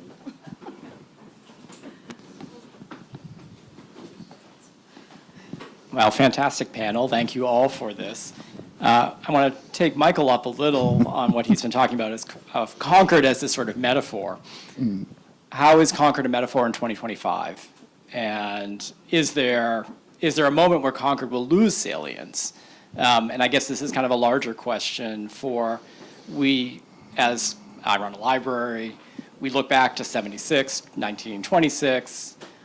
What will be the hallmark that we're going to look at 50 years from now when we're thinking about both what we're doing as professionals, but also the last 3 months have been very distinctive and not, I think, what any of us had on our radars or in our planning for what we were doing for the programming that we're doing. So is there a disconnect between the moment that we find ourselves in and the planning that we're trying to do to shape memory in a time? I mean, a lot of that's going to depend on what happens in the next year, and it's hard. It's hard to predict that, of course, right? It's harder than ever to predict that. It's impossible to even think about how 2026 would be remembered, given the uncertainty and instability. But in terms of what does Concord mean for 2026? It means whatever you want it to mean. That's kind of the point, right? Whatever you want it to mean, it can mean that. It's whatever meaning that you give it. And that's kind of the great thing about about places like this, about places like this more broadly, meaning the town and just the memory of the revolution generally. It is there for you to make of it what you will, right? There's no single correct meaning of the revolution or interpretation of the revolution, and really, I think of it as almost a civic duty for all of us to decide what the revolution means, to us individually, right? So the revolution is whatever you want it to be. Yeah. And I just want to chime in as we're both collecting institutions, and the biggest problem we run into is people who visit us don't think that what they have currently in their lives is worth preserving and collecting. They don't see themselves as contributors to a future collection that tells the story of now. And that's part of our work, is to remind them that they're living through history. I'm in Concord, where everyone and their mother kept every scrap of paper that they had, and it fills this wonderful museum today and tells so many wonderful stories. So there's, I think, dual work that needs to be done in educating the public about the past. We also have to educate the public about their, not obligation, but their potential as stewards, as collectors, as preservationists, And it doesn't have to be, you don't have to have a degree after your name to do it. You have to do something as simple as what Eliza Susan did, start writing things down and attaching them on Post-it notes to the underside of things. And to recognize, we collected for COVID, we collected for Black Lives Matter, we put out the call and solicited people to donate, that the times they were living through were historic times. And I think we need to continually do that work to remind people to do the memory work of taking stock of what they're going through, and to remember to hold on to the bits and pieces of paper and objects of the now, because it will inform what visitors to museums in 100 years will remember about us now. Yeah, and going back to this idea is it's whatever you make of it. The Battle Green has been a site of protest throughout the 20th century for many issues. And so that's a group of people deciding that they're going to use the significance of the revolution, of freedom, of liberty to help bolster their cause. Currently, daily, it's used as a site of protest right now. And so I think that's also a really good illustration of it can take on different meanings, and it has throughout history, yeah. Please join me in thanking the panel for this incredibly stimulating discussion.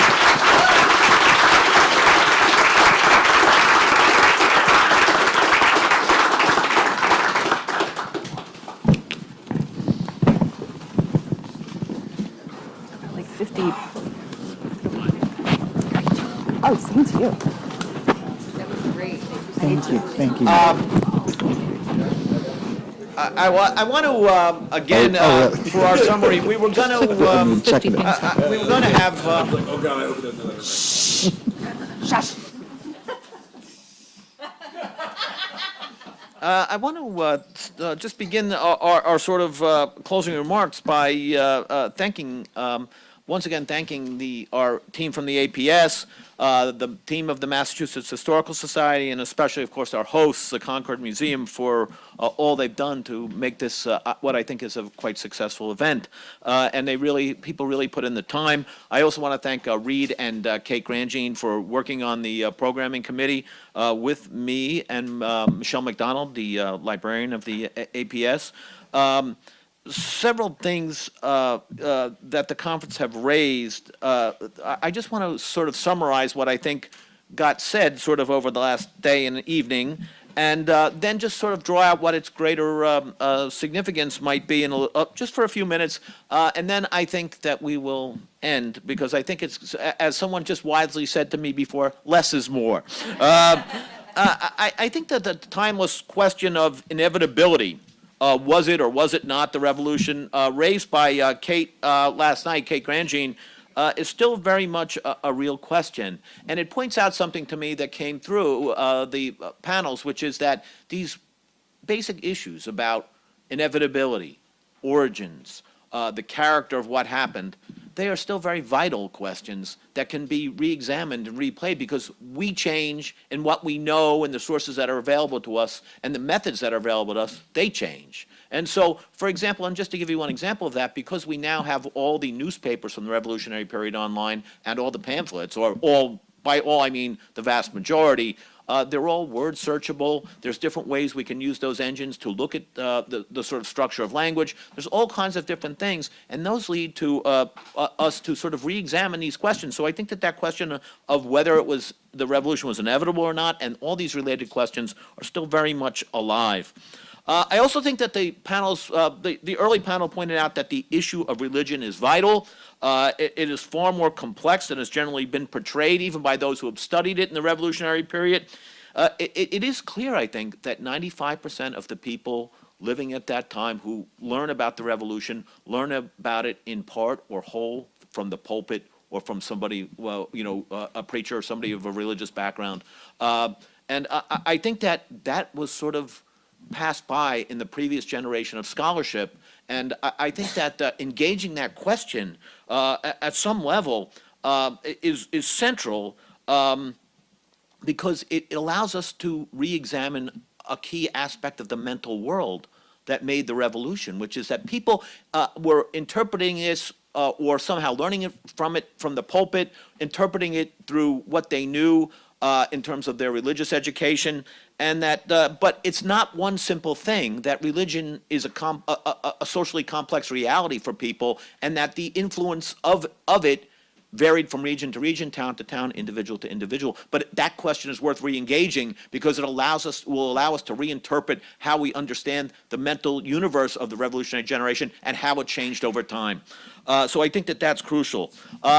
Point number 3, I think, is war is back, or war has arrived. War has arrived, and it really struck me that, as strange as this may sound, in the previous generation of professional scholars who addressed the revolution, almost none of them wrote military history or were engaged in the military questions, which may not have been about questions about battle or generals. They just simply weren't engaged in it. There were a few, and there were quite, there were really some very fine scholars who did engage it, but the core was away from that. And in fact, many of the practitioners at that time were engaged in the sort of questions about politics and ideology in a way that sort of precluded that, which was strange because that literature focused on the issue of civic virtue. And of course, the highest expression of civic virtue is to risk your life in combat. So coming from the medieval notion of civic virtue, but it did suggest to me that the panel's diplomacy, gender relations, where strategy comes from, cultural exchange, environmental issues, that this sort of broadening of that category will allow us to construct the basis of a new interpretation of the entire period in a certain way because of the centrality of the war and military engagement to the period. I also say, having said that war is in, I would also say France is in. France is in. Of course, we have the David Center has a partner organization in France, in Europe, America 2026, which is doing absolutely fabulous work, gathering people, getting them involved in scholarship on the American Revolution, gathering the people in Europe who are working on issues related to early America and the American Revolution.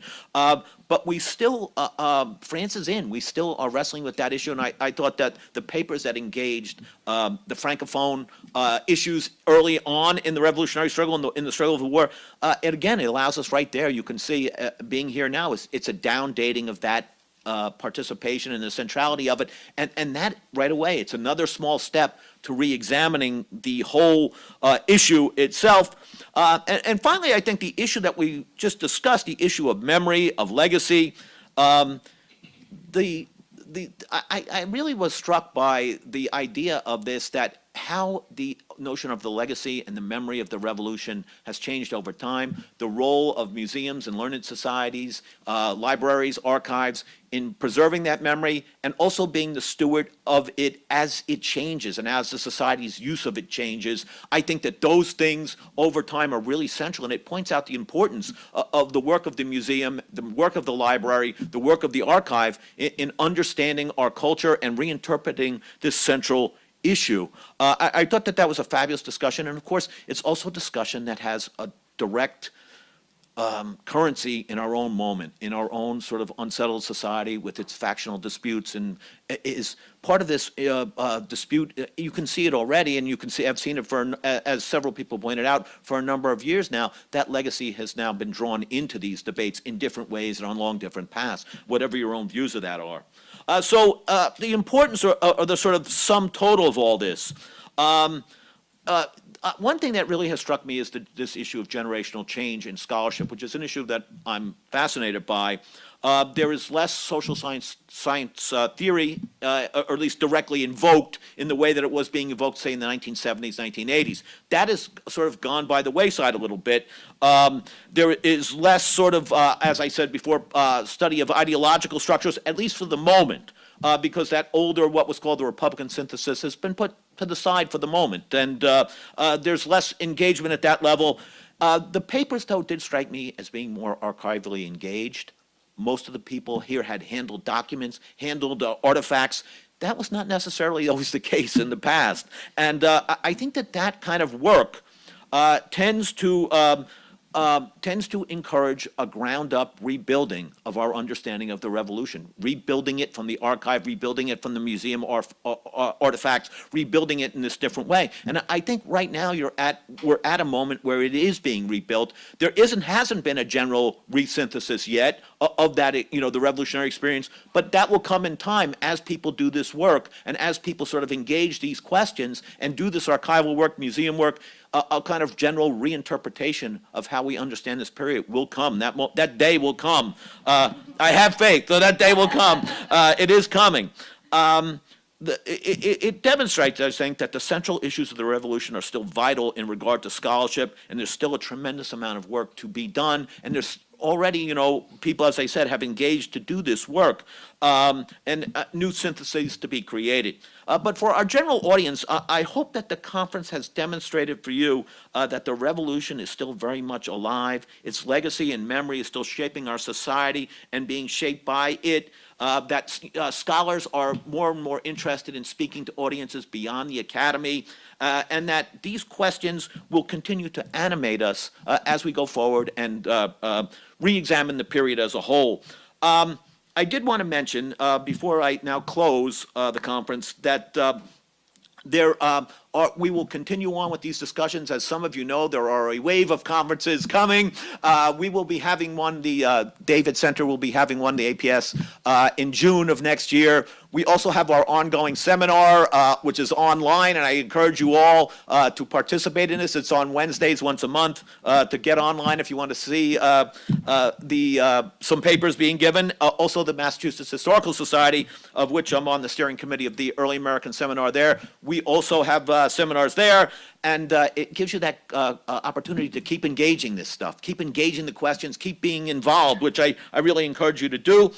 Finally, I want to thank first all the participants in the conference for the work, which I know how it goes when you're also busy to write the paper, get to the conference, examine the artifacts, explain your museum exhibits, and to do that work takes a lot of time. And of course, in the academy, this is part of being an academic, but that sometimes doesn't get thanked quite a bit, quite enough. I hope everyone realizes that a lot of time goes into preparing for it to come out, and it takes a lot to, particularly since people were being told 2 weeks before, you'll probably be on C-SPAN.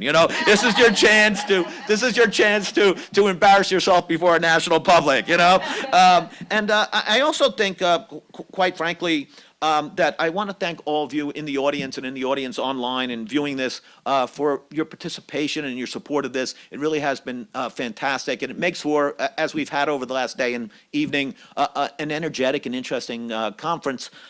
With that all said, the conference is now brought to an end and adjourned, and I want to again thank you all for coming. Thank you.